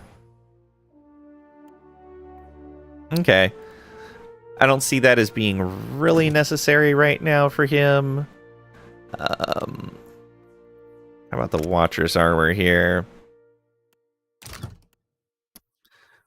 The Strange Leather, which is 3 slashing armor rating. Oh, we don't have any Troll Skin. So we couldn't get immune to Might Afflictions. We could get immune to Perception Afflictions, and Perception is something that we want to keep as high as possible. Ooh, that might actually be worth getting right now. And then Skane's Resentment is... Right, less healing received when you're bloodied. Oh, less healing for nearby enemies when the wearer is bloodied. Okay. We would need Troll Skin and Large Fangs to go to Contempt, which also adds 25% chance to attack enemy with random affliction for 1 round when critically hit in melee. Ideally, we're not ever going to be in melee, so that's fine. Skane's Hatred is hostile only raw damage AoE on unconscious. And grants Skane's Hatred. Minus 75% healing received when the wearer becomes bloodied for enemies.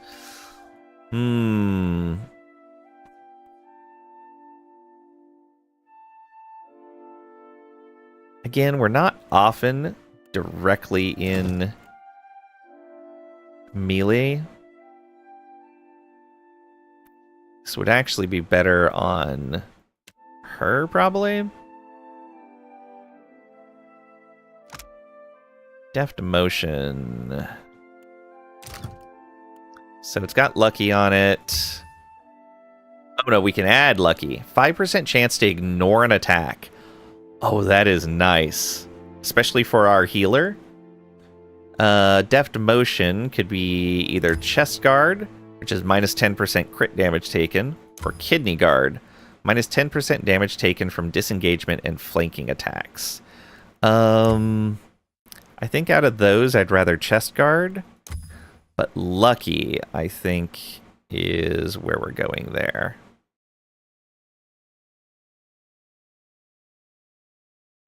Yeah, adding Lucky on for her might be really good.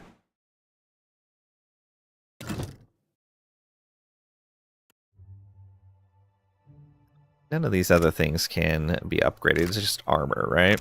Yeah. Lucky is an easy choice since it's the only one. Well, I mean, as in what we would spend our money on sooner rather than later. For her, can we fix her armor? Minus 5% damage taken, improves as she loses health. Instead, gets recompensa.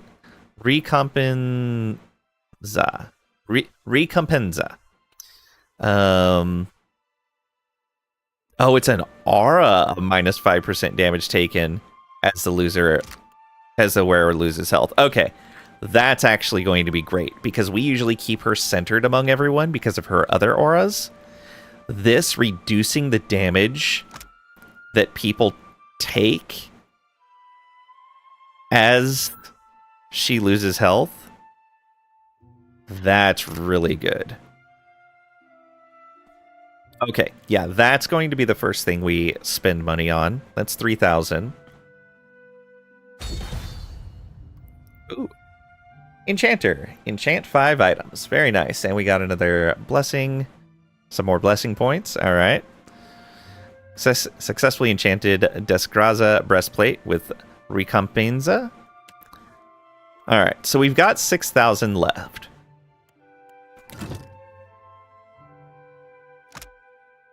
We could... Nah, I don't think I want to enchant that. Let's look at the mace and see what that would give. The same corrode damage and 5% chance to kill a near-death target on tick. Well, that's not bad. Or the same corrode damage and a 5% chance to paralyze target on tick. Those are both actually pretty good. But I think we're going to go with Eder. I think improving both of these for Eder is going to be our best choice. Well, what was it that we could get here? Seem to remember there was something good in here. Right, interrupt on crit. No, we don't need to rely on interrupt on crit for her because she has an ability to interrupt. Yeah, so that's not as important. If her turn comes up, we can get an interrupt if we want it, rather than trying to rely on a crit.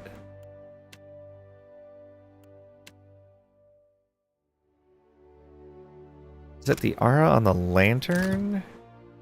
No, we've already done that.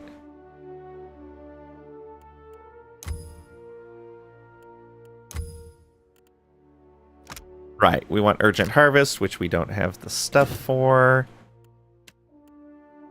Yeah, I think it's going to be these two. So we're going Fortune's Folly. Yep. Random Affliction for 1 round to target on crit.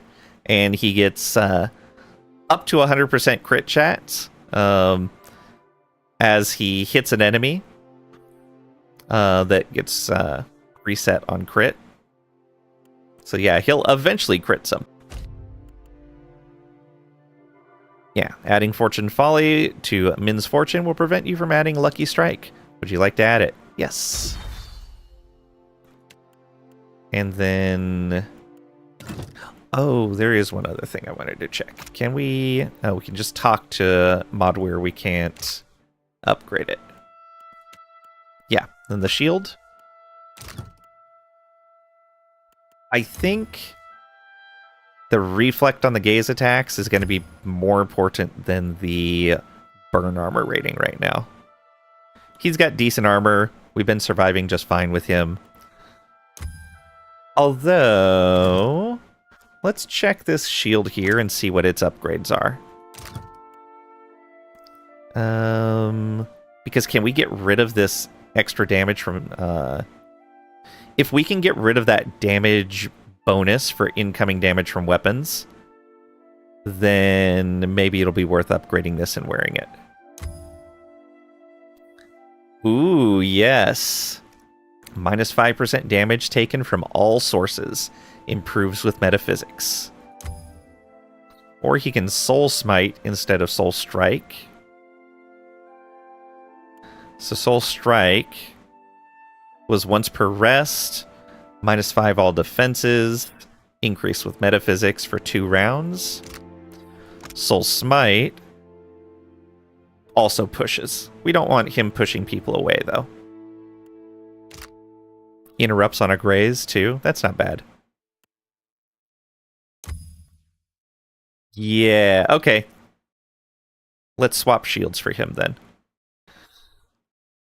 As much as I would like the bonus against gaze attacks, I think we'll just keep that shield in the back pocket for if we encounter something with a gaze attack. Let's go ahead and get this minus 5% damage from all sources. Done. Yes, please. All right. And that means you're going to equip this here. Oh. And you'll put that on with the other sword, I guess. Or with the blood. Do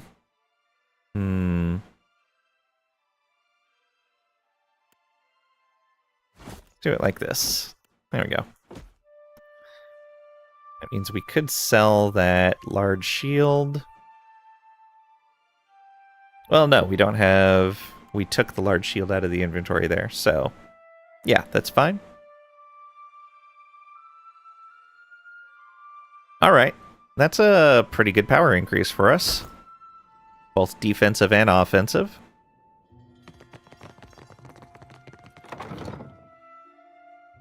Quite pleased with that.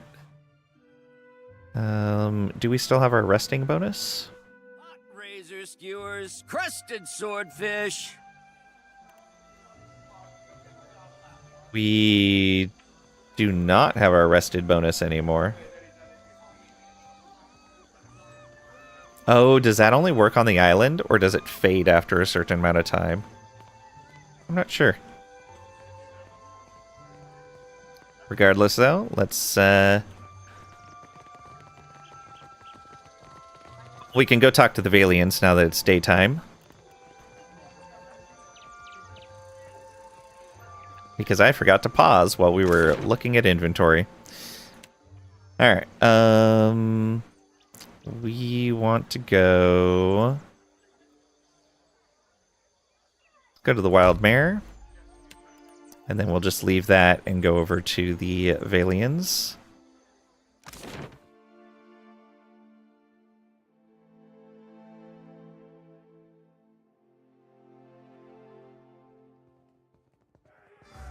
Back outside.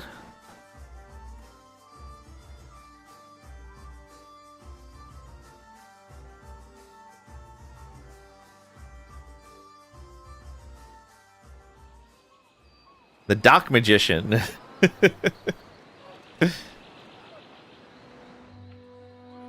We're apparently a magician now. It's only 1 in the afternoon. We should be able to come over here and talk to people. Now, we need to try to convince the Valians not to totally exploit these people. We'll see how it goes. Oh, I did want to check something.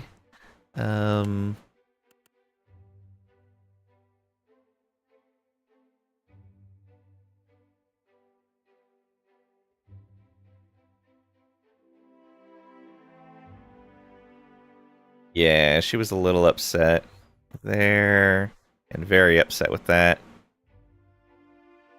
Oh, the gods of favor, yeah. It was true.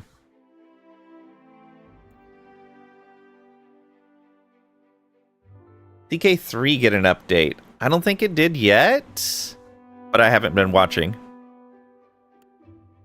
I don't remember seeing... no. This is Luca. We had to go talk to this person, I think. The contract. That is, you see... Alright. Guard nods polite greeting. Welcome back. Governor Alvari will see you. Thanks.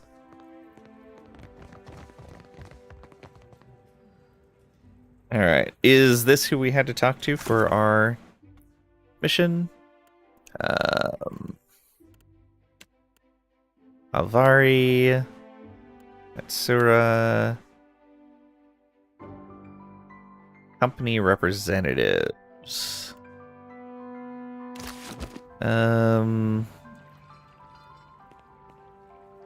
Let's try talking to him first. Still waiting. They just keep laughing about it. Amazing that it already has $134 worth of DLC. Yep. You! I hope you are pleased with yourself. Because of you, I've been stripped of my position. Feels like it just came out. Oh no, Luca. What happened? I've been with the company for years. I had my own office. Now I'm ruined. You can say there's work on my ship if you want it, or you deserve it for breaking a contract like that. What a shame. Or good luck, Luca. There's work on my ship if you want it. What? You must be joking. You arranged for my dismissal from the company, then offer me work as a deckhand? Can say it'll be more fun than contract disputes, I promise you that. Or yep. Or not if you're going to whine about it. It'll be more fun than contract disputes. I damn you, Watcher. But I accept.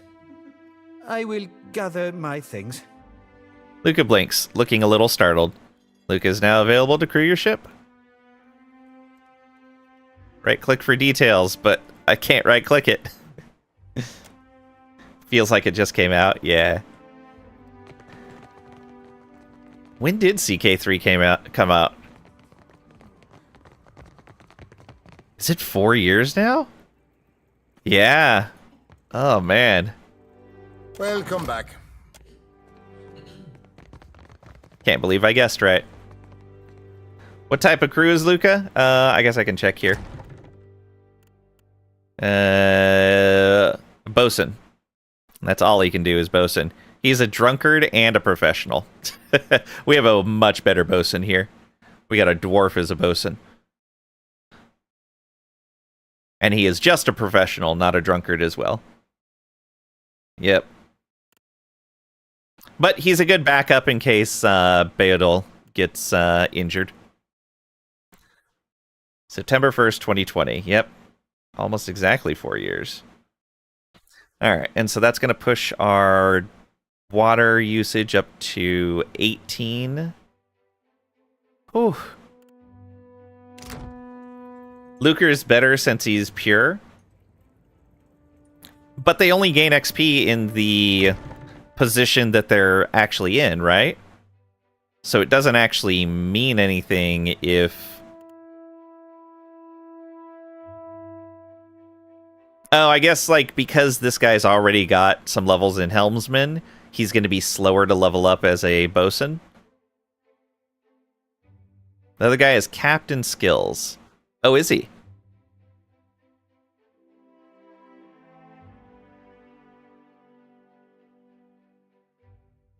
So 4 points is the most you can ever have in any skills?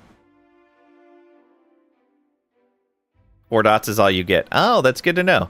Alright, then yeah, we'll swap him out. Thanks, good to know. I think there's some others that would be affected by that then. Because I did move some people around. Yeah, so she's never going to get better as a deckhand. Do we have another deckhand?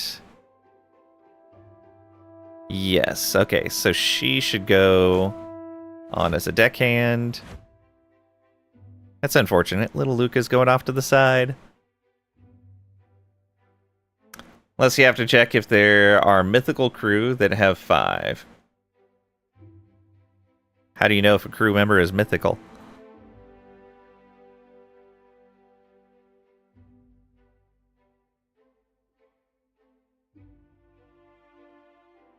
Alright, but yeah, that's fine.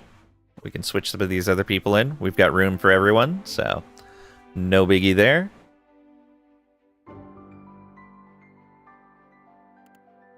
Crew rank 4 master, crew rank 5 legendary, crew rank 6 mythic, player captain only. Okay.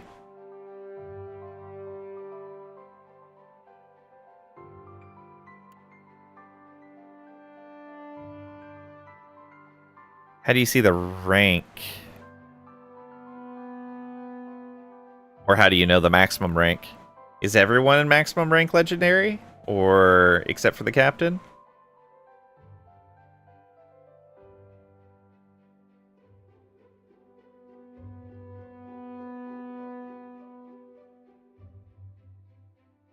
Don't know where the legendary crew are? I think it must be special. I would imagine maybe they have special borders on them or something. We'll see. Regardless, these guys will be able to improve more. Oh, he's also capped. He can be a helmsman, but that doesn't matter.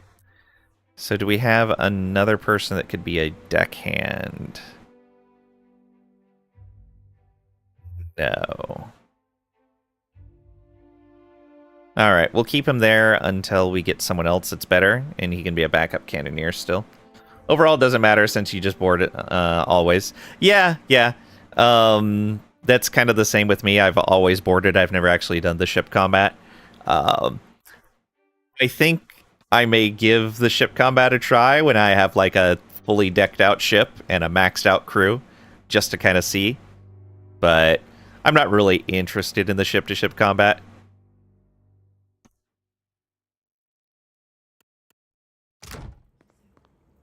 Okay, let's talk to Lueva. Ah, good, you're back. I hope you had a pleasant voyage. Can say I found the Adra vein, or a very strange voyage, sure, with Clever, or leave, more or less. I'll be back shortly. A very strange voyage, sure. Ah, before you get too far on the way, I think you ought to come with me. Director Castol will want to hear from you in person. Okay, good. We get to talk to both of them at the same time, rather than separating it.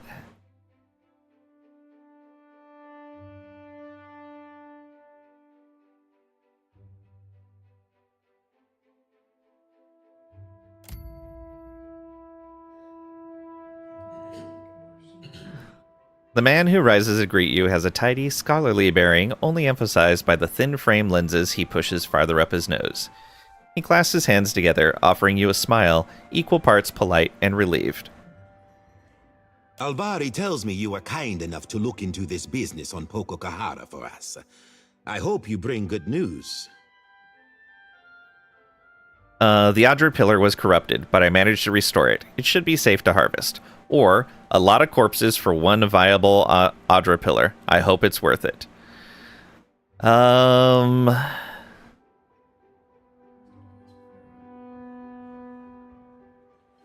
Yeah, there's a lot of people that died in the process of this. Let's let him know.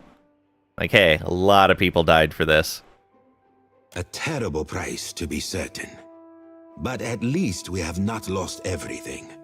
An Adra vein of that size will go some way towards setting us back on our feet. Major positive with the Valians. Assuming we can replace the people we lost. I notice Beza is not with you. Did you find any sign of the expedition? They died in the ruins at Poko Kohara. The defenses were too much for them. A sorry end for such dedicated individuals. How very fortunate that you lived to tell their tale. I believe I can take things from here, Alvari. Agrasima. The Watcher and I have more business to discuss. Oh, and do pay the woman for her trouble first. Alvari wordlessly hands you a coin purse. She bows stiffly, then turns to depart. She was not happy about that. 1,700 copper.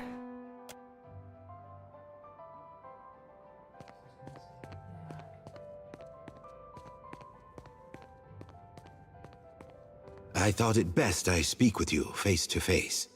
Watchers are not so numerous here in the Deadfire, especially those of such storied backgrounds as yourself. I'd read much about your exploits alongside the Crucible Knights in Defiance Bay. Their little experiments. Yep, we did go out there for that. And I think that we are, each of us, in a position to offer each other something that we cannot find elsewhere. The Valiant Trading Company has had a presence on this island for nearly a century now. We have the greatest fleet on the seas, the support of the richest men and women in the world. What can the Royal Deadfire Company offer? A soldier's wages? so that you can elevate the fortunes of a distant king. And the queen? A place in the Kahanga tribe among all the rest of these neglected people.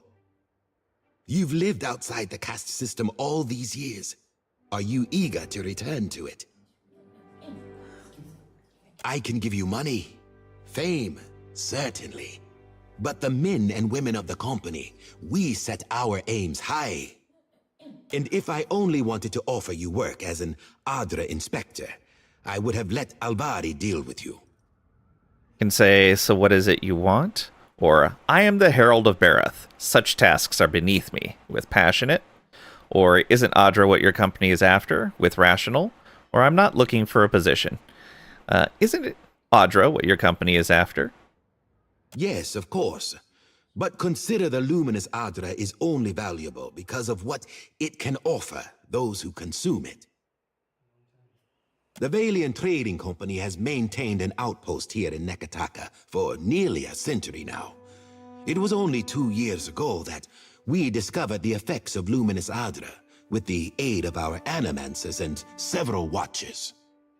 Flaune Alette has continued to study the potential of luminous Adra in all manner of advances.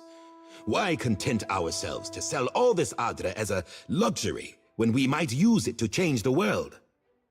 Uh-huh. And profit from it. But of course you understand all of this. Alette sent word of your involvement in her latest experiment. Minor positive with the Valians. A very dramatic first attempt, I hear.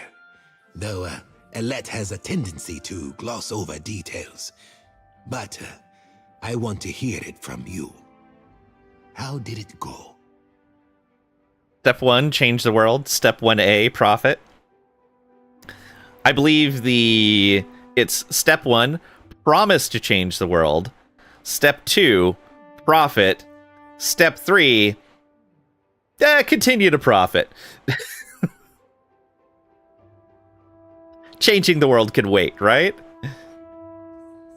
That seems to be the typical process. Profiting is changing the world, your world. That's fair. You didn't define which world you were changing. Oh man, terrible. My soul was sent to the beyond, into one of Rimgrun's realms with honest, or it didn't work like we expected. My soul was transported, but not my body, with rational. Or if you ever want to drop by and visit Rimmergand, now you know where to go, with clever. Or everything went wrong as usual, still alive though, with stoic. Or your star animancer is an idiot. I was nearly destroyed. We'll be honest about it. Soul was sent to the beyond, into one of Rimmergand's realms. I always think of this animated gif of a gray fur monkey clutching money with a big smile. Oh man. Probably a bonobo monkey.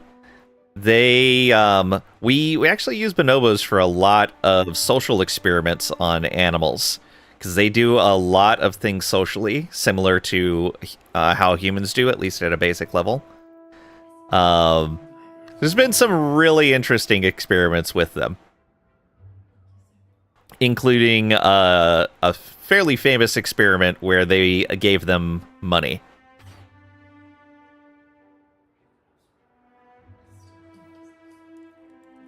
Let's see here.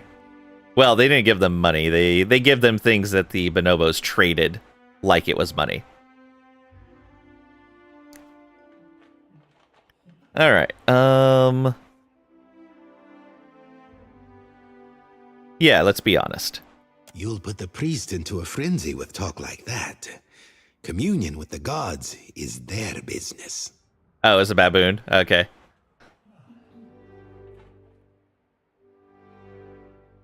Wonder why it's a baboon holding a bunch of coins. I don't know what the source of that is.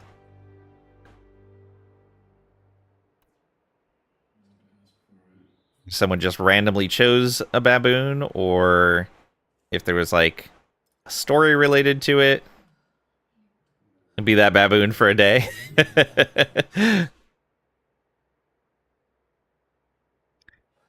Deposit all those coins in your account and then not be the baboon anymore. Despite the levity in his voice, Castle regards you with gloomy regret. A near-death experience does little to recommend Alet's efforts. I am glad you are in one piece, Watcher.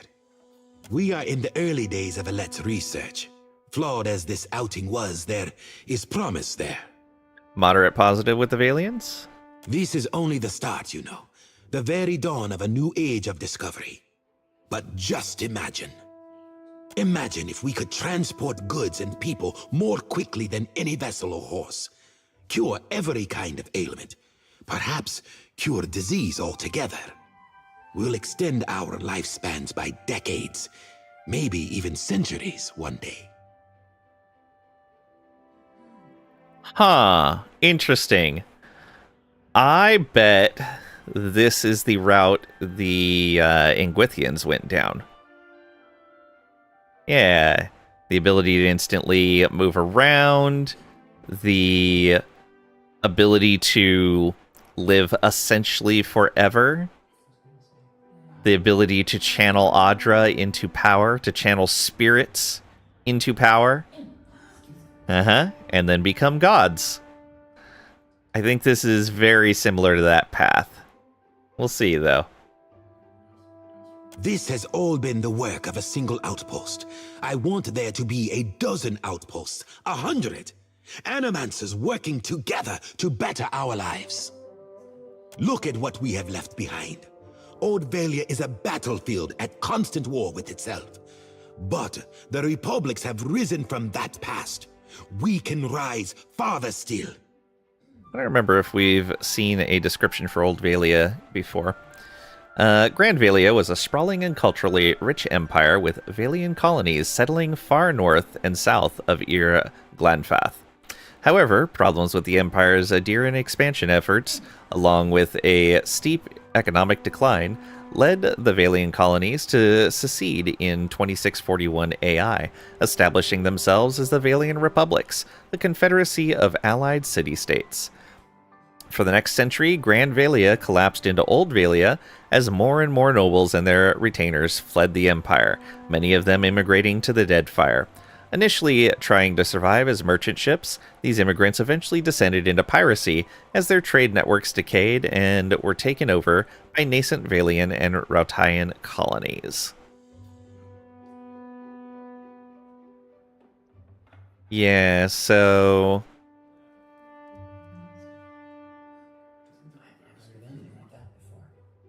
Yeah, so you had Grand Valia north and south of Ir Glanfath.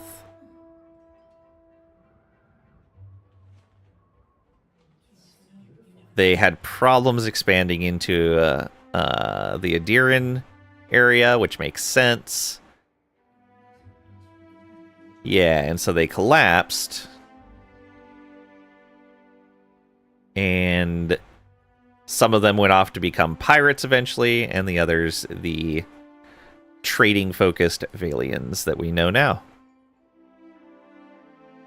And in doing so, we will raise all of Aora with us. Belfetto! Palagina's outburst is restricted to a single word, but her gaze is riveted to the director. For a moment, you even see the blue flames of zeal flickering in the depths of her eyes. Valiant expression meaning well done. She is happy about this.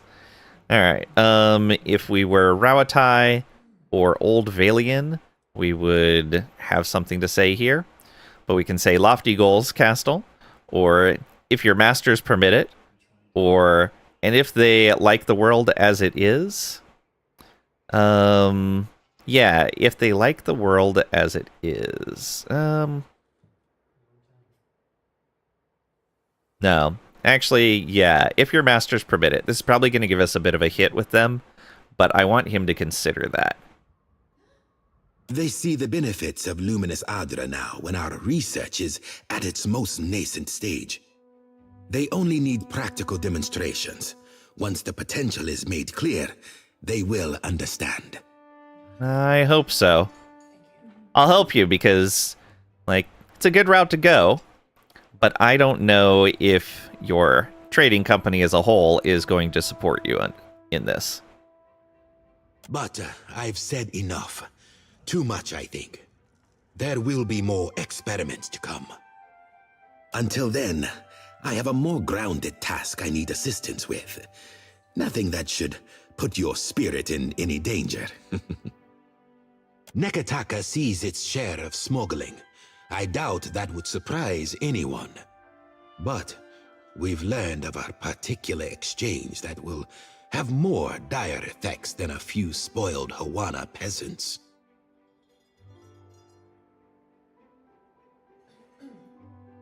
There is a Royal Deadfire Company official by the name of Quarno who has been meeting in secret with one of the Principi.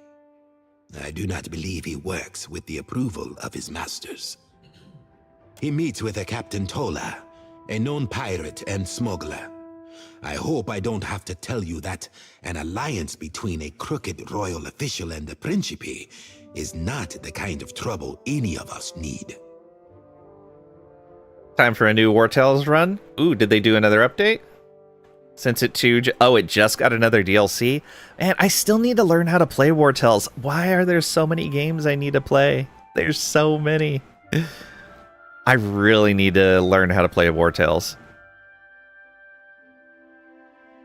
Because I played it a little bit and I had fun, but there were a lot of things I didn't understand about it.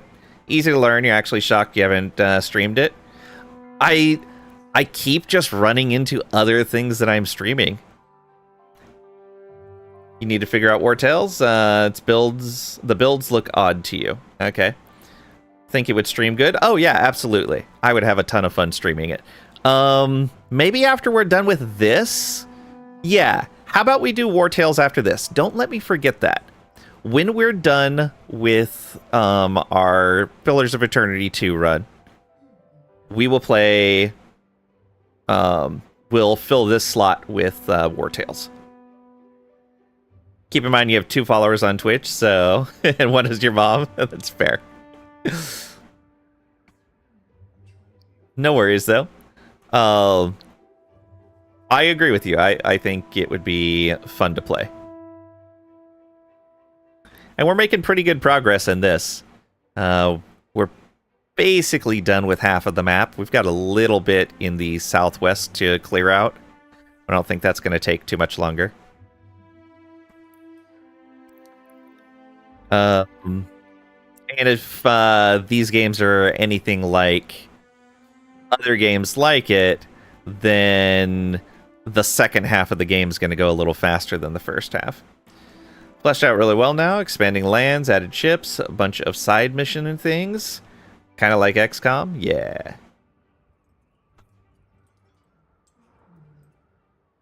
I have a woman, Britza, waiting in the luminous bathhouse in Paniki's Overlook.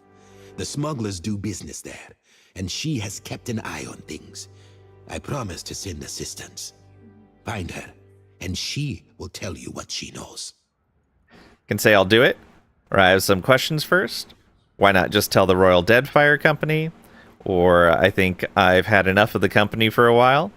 Or if I happen to wander that way, I'll let you know. Why not just tell the RDC? Build a squad, turn-based combat, manage the pay, food, repairs, gear, in between. Yeah, I think that was one of the things I was struggling with, was managing the pay, food, and repairs long enough to even get to the places I was going. First 3 days are hard, but yeah, then it's almost too easy. Okay. Yeah, and then there was one point where I ran into like a... Oh yeah, that was what ended the last time that I tried playing it. Was I ran into this giant pack of like spirit animals, and they just wrecked my face. They destroyed me.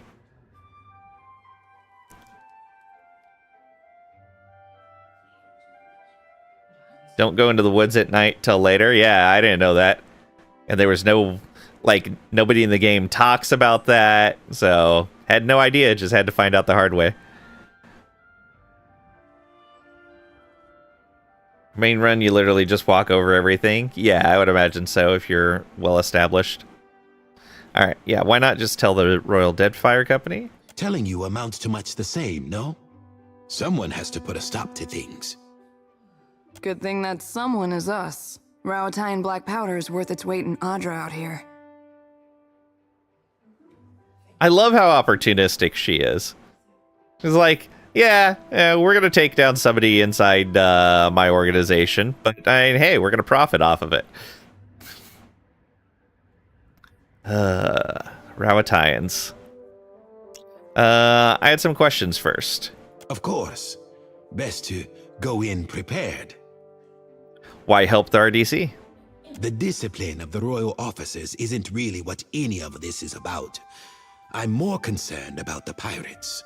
In this particular case, the companies share an enemy. Can you tell me more about Brize? A fine Valian woman. Steady temperament. Good sense. The bathhouse sees an enormous number of patrons every day. It is a useful place to have a set of eyes and ears on hand.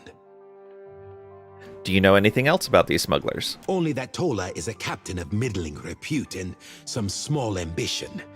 I expect she feels that a partnership with Quarna will give her an edge. Britza will know more. Okay, yeah, I'll go ahead and do it. Excellent. Meeting you has been a stroke of luck, Watcher. I'll await your report. Okay, this stuff is... That's not stealing? Interesting. Neither is that. I'm gonna save in case it's lying to me. Books, Daily Affirmations, Monsters of the Deadfire, Light of Dawn, Raid Saren, Morality, Play.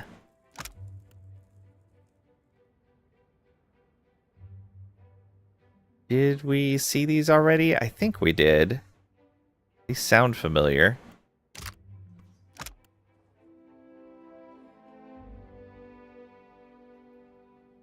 Yeah, I think we've seen this. Right, the different sea creatures.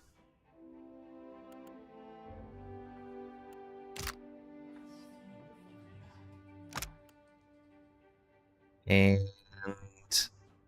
did we see part 1 or part 2 of this? I think we had seen both. This sounds familiar.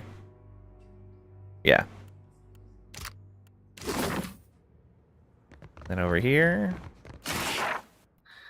more affirmations and Deadfire lines. Oh yeah, this song I think we've seen already. Yeah. All right. Out of the Queen's Birth. Although this may go out to the balcony. I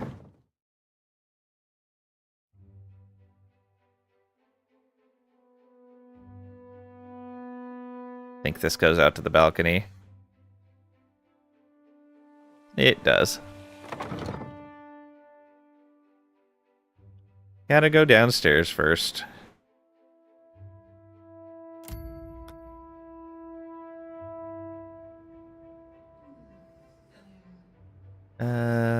Over here? No.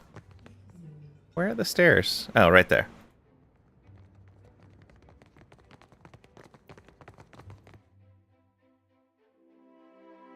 Can't remember the layout of this place at all.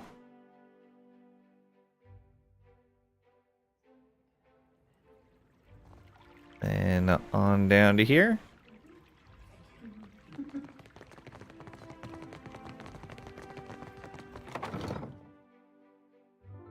Alright, before we go on his mission, though, I want to go visit the RDC. Tell them that we did not do what they requested.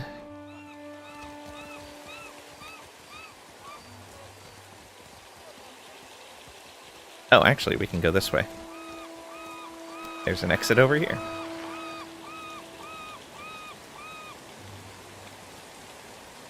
Torrential rain! Not quite torrential. Just heavy rain. Alright, we'll go to... I think it's... Imperial Command? Yeah. Posture check, hydrate, and a stretch? Got it.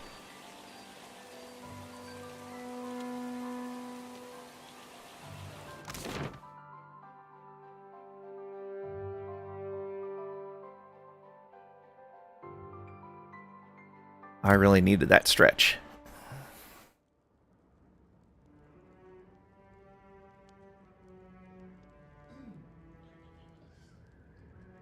All right. Thank you very much for that, Kalish. Okay, and the guy we need to talk to, I think, is in here. Maybe not. Good to see you again. Nope. This guy?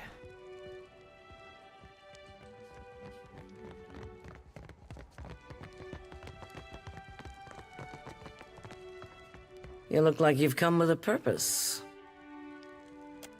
Nope, not you. Oh, right. It's the spy guy downstairs. So it is lower.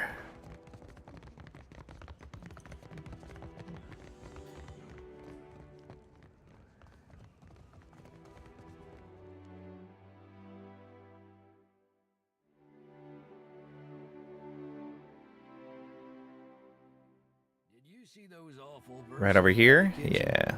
They weren't that bad. Atsura. Clear skies. He tilts his head as he watches you, his eyes unblinking. You can say, I restored the luminous Adra at Poko Kohara, or what exactly is the Brass Citadel, or you seem different from the rest. Restored the luminous Adra. He's not going to like that, but it's what I did. That explains the rumors the Valians are scaling up in Queen's Birth. I'd hoped you would stop them.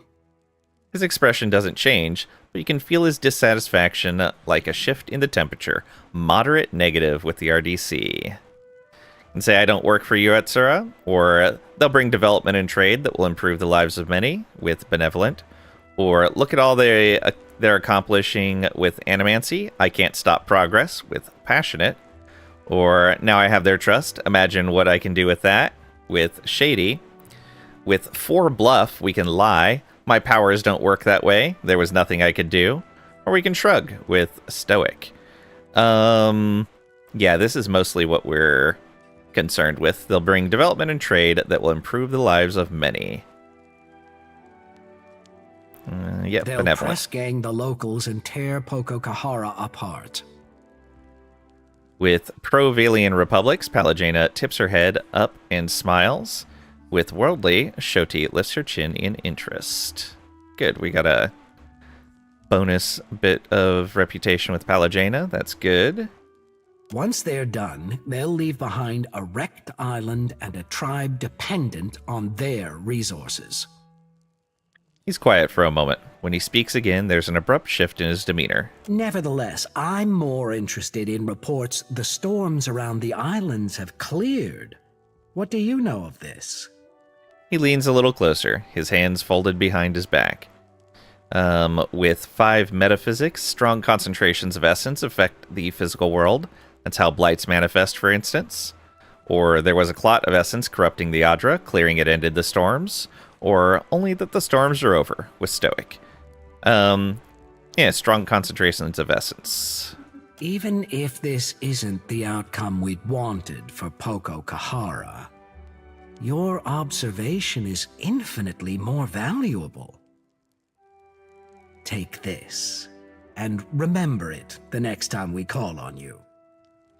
And say he hands you a purse, but his expression is distant, as if he's still thinking about what you told him. Moderate positive with your RDC. Okay, so that cancels out the penalty we had just gotten. Gain 1,200 and 50 copper. We'd long suspected something unnatural was behind the storms, but we had little evidence. The smile playing at his lips is that of a man who's seen the next 3 moves in a game of Hazatoa. With 4 history, Rawatai is plagued with terrible storms. You think there may be a connection? Or why does this interest you? Or this hardly seems conclusive. Yeah, Rawatai is plagued with terrible storms. Yes. If the storms that assail Rawatai have a similarly unnatural origin, then perhaps they too can be stopped. That would actually be really nice. That would help a lot of people in Rawatai out. He looks back up at you, his eyes bright with purpose. And if that's the case, then there's more work to be done. Work that you might be able to help with. Another silence passes as he regards you. After all, somebody has to keep the peace in these tumultuous times, no? I bet he says just the right thing no matter what your combination of stats are. But yeah, because we have at least 3 passionate, benevolent, diplomatic.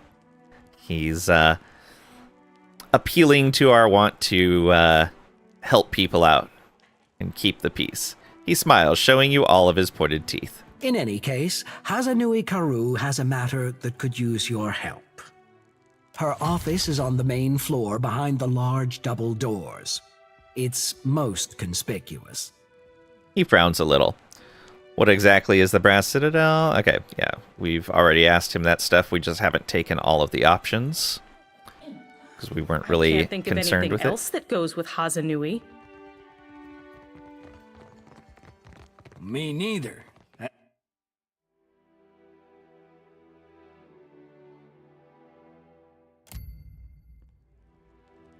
Alright, so we come up and talk to the boss.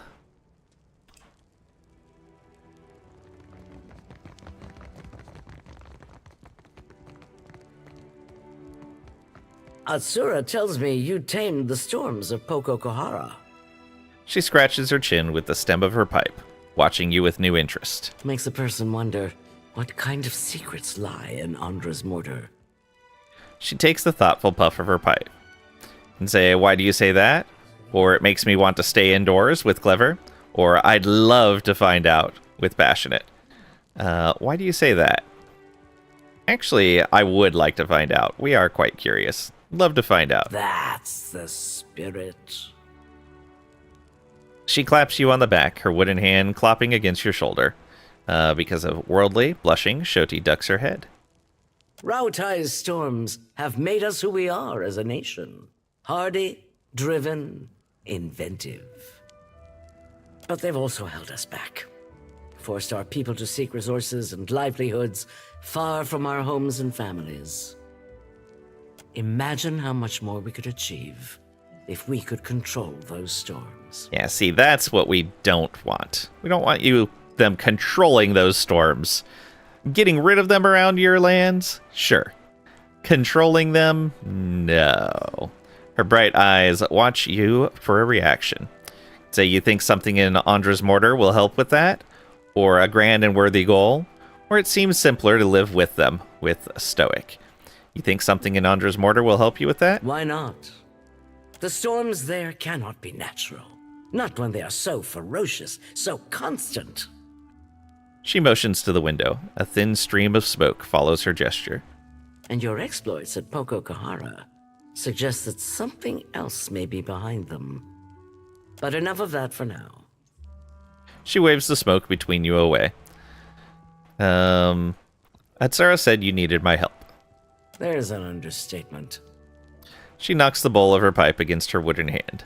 The trouble in Hasango forced us to send additional ships back to Rawatai to make up for shortfalls.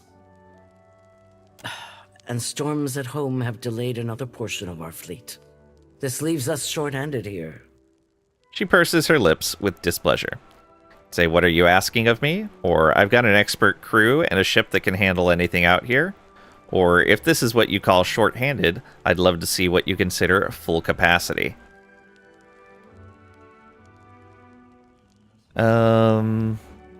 You know what? I think I'd rather us be doing their work than someone else, because maybe we can at least put a positive spin on things like we did with the Poko Kohara stuff.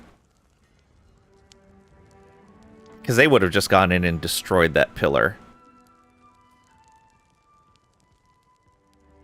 We don't want to destroy the Adra pillars. I'd like to preserve them. I'd like to keep the Valians from harvesting them as well.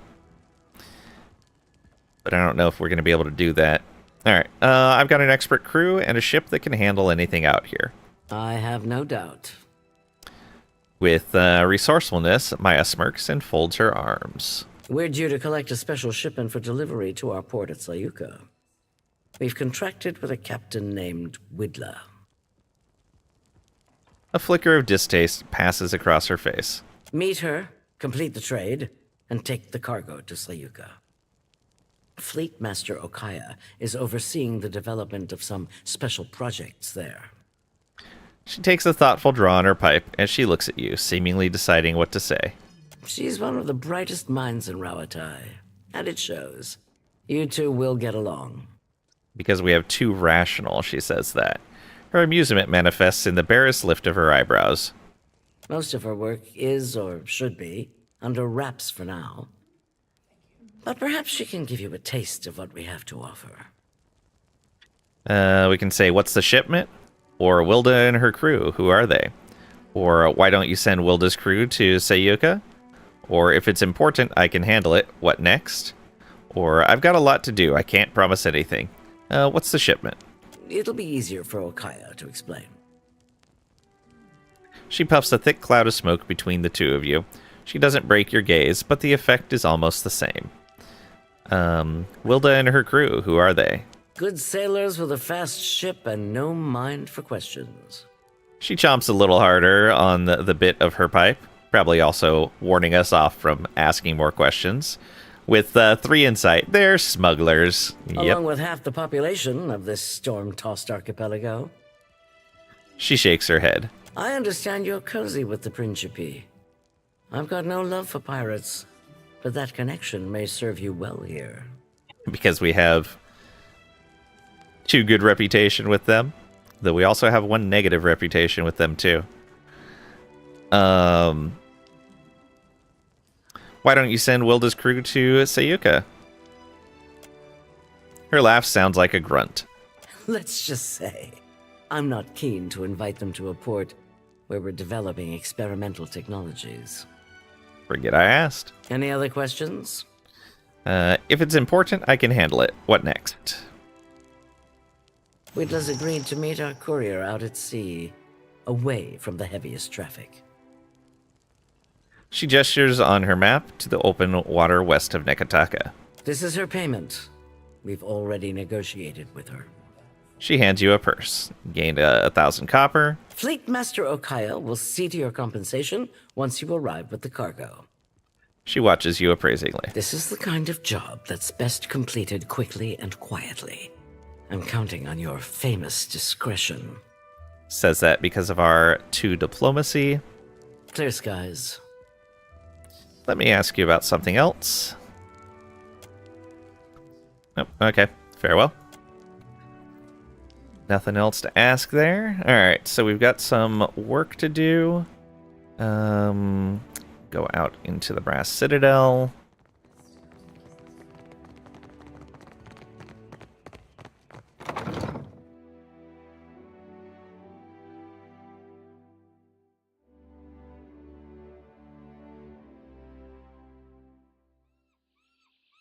And let's come on down this way.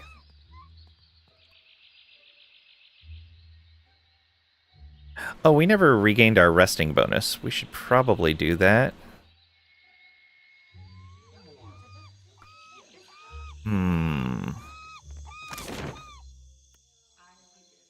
Let's go.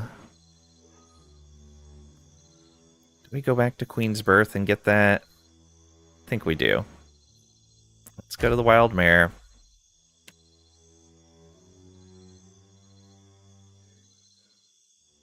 Bit of a walk, but it's fine.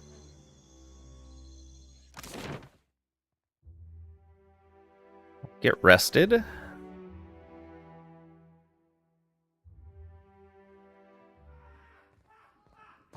Now, what can I do? You see anything you like? And yeah, the +1 all skills, +1 cast with level 1, which is an extra reap, which is the most important part of that. Yeah, but +1 to all skills, pretty great.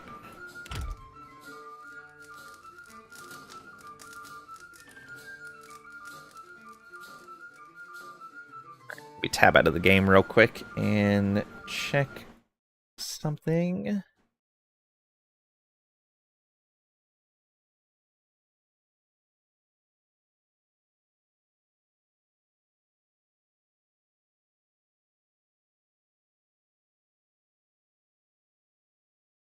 What is this?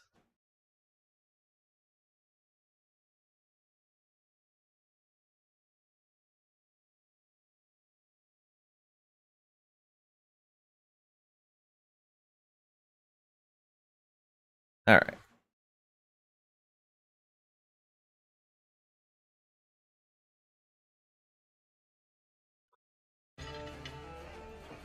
Let's keep going then, just a little bit.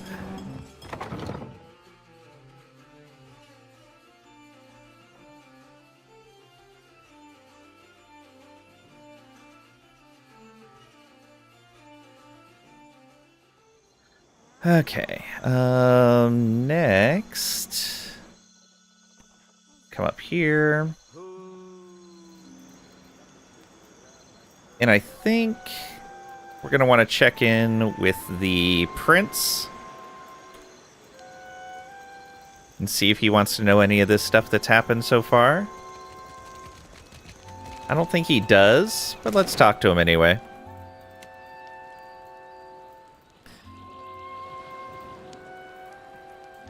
Yeah, just in the palace itself. And then we'll go to the bathhouse to deal with that.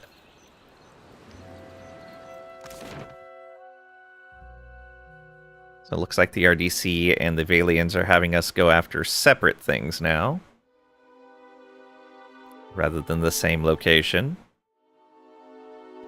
Alright, let's come up and talk to you.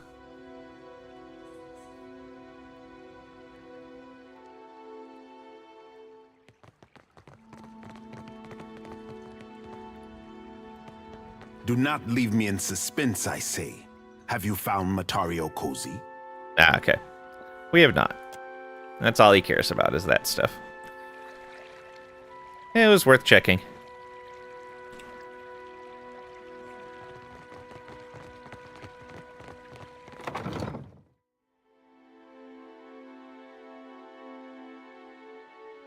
Let me make sure I didn't need to talk to any of the pirates or smugglers here. So that's northeast, northwest, southeast, southwest. Unknown stuff. Oh, we do need to do...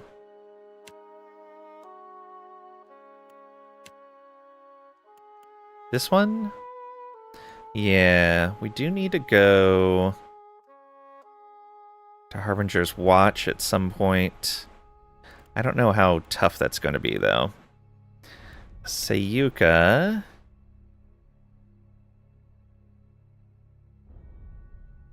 don't know where exactly Sayuka is at. We do want to have Maya with us for that.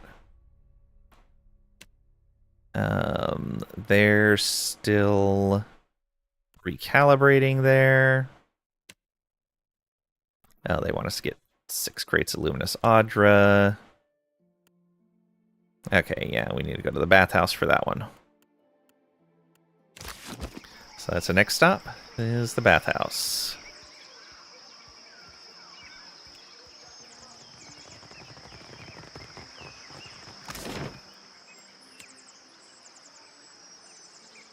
Luminous bathhouse.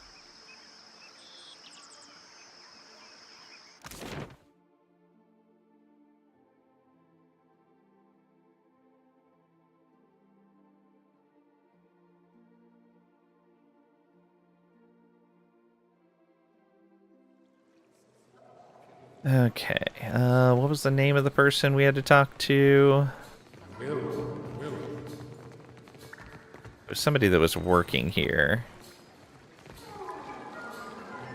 Wasn't her. Maybe it was someone in the boiler room?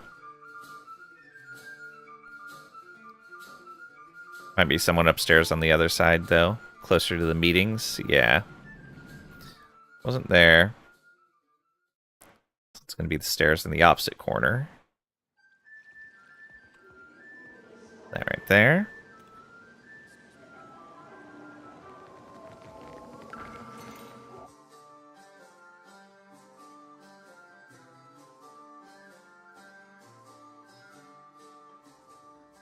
Okay.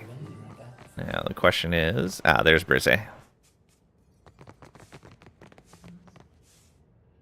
You and I, we have a mutual friend, do we not? She grins widely, tongue pressing pink between her teeth. You can say I'm here at Director Castel's request, or just tell me what I need to do.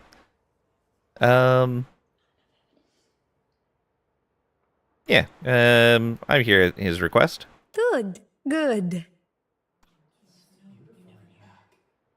The tension in her shoulders settles, and she hazards a small smile. A Royal Deadfire operative, Quarno, and his Principi associate, Tola, will meet tonight to discuss the details of a business arrangement. They have bought out the entire first floor for privacy's sake. Even Gunnar, their proprietor, will excuse himself. Only bathhouse attendants will be allowed to remain to ensure their comfort. You understand? Say, what do you need me to do? Or what can you tell me about Quarno? Or anything I should know about Tola? What can you tell me about Quarno? He is a snake in the body of a man. Though he is supposedly the Royal Deadfire Company's man, he always seems to be working some deal on the side. Anything I should know about Tola?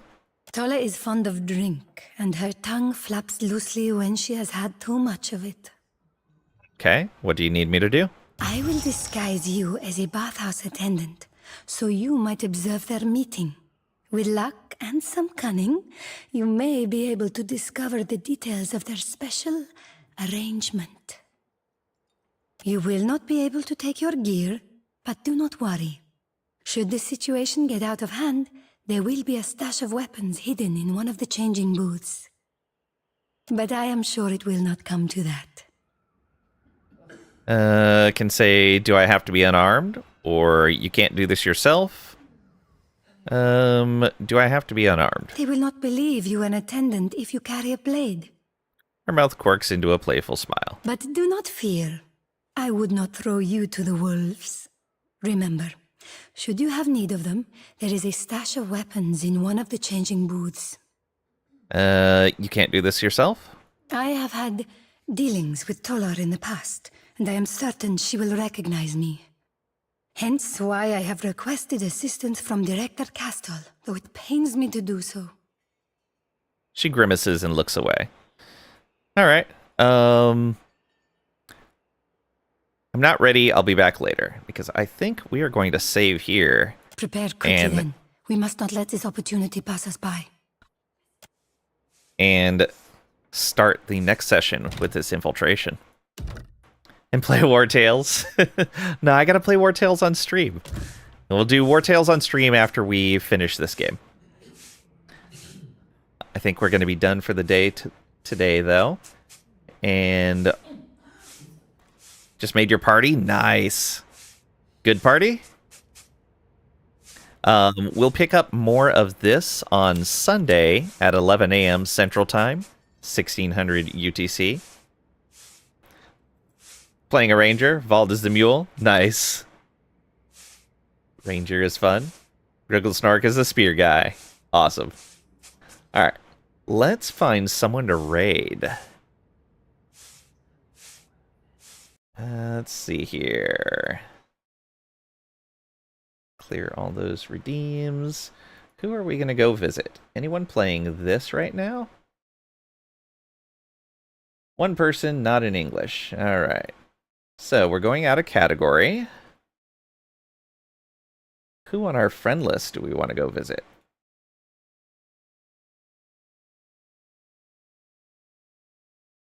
Bell's playing Core Keeper, which just hit their 1.0. Vald and I were talking about playing that sometime soon.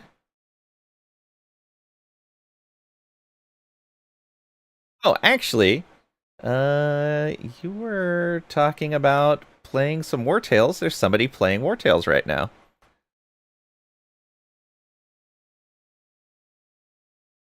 Yeah. Let's go visit them.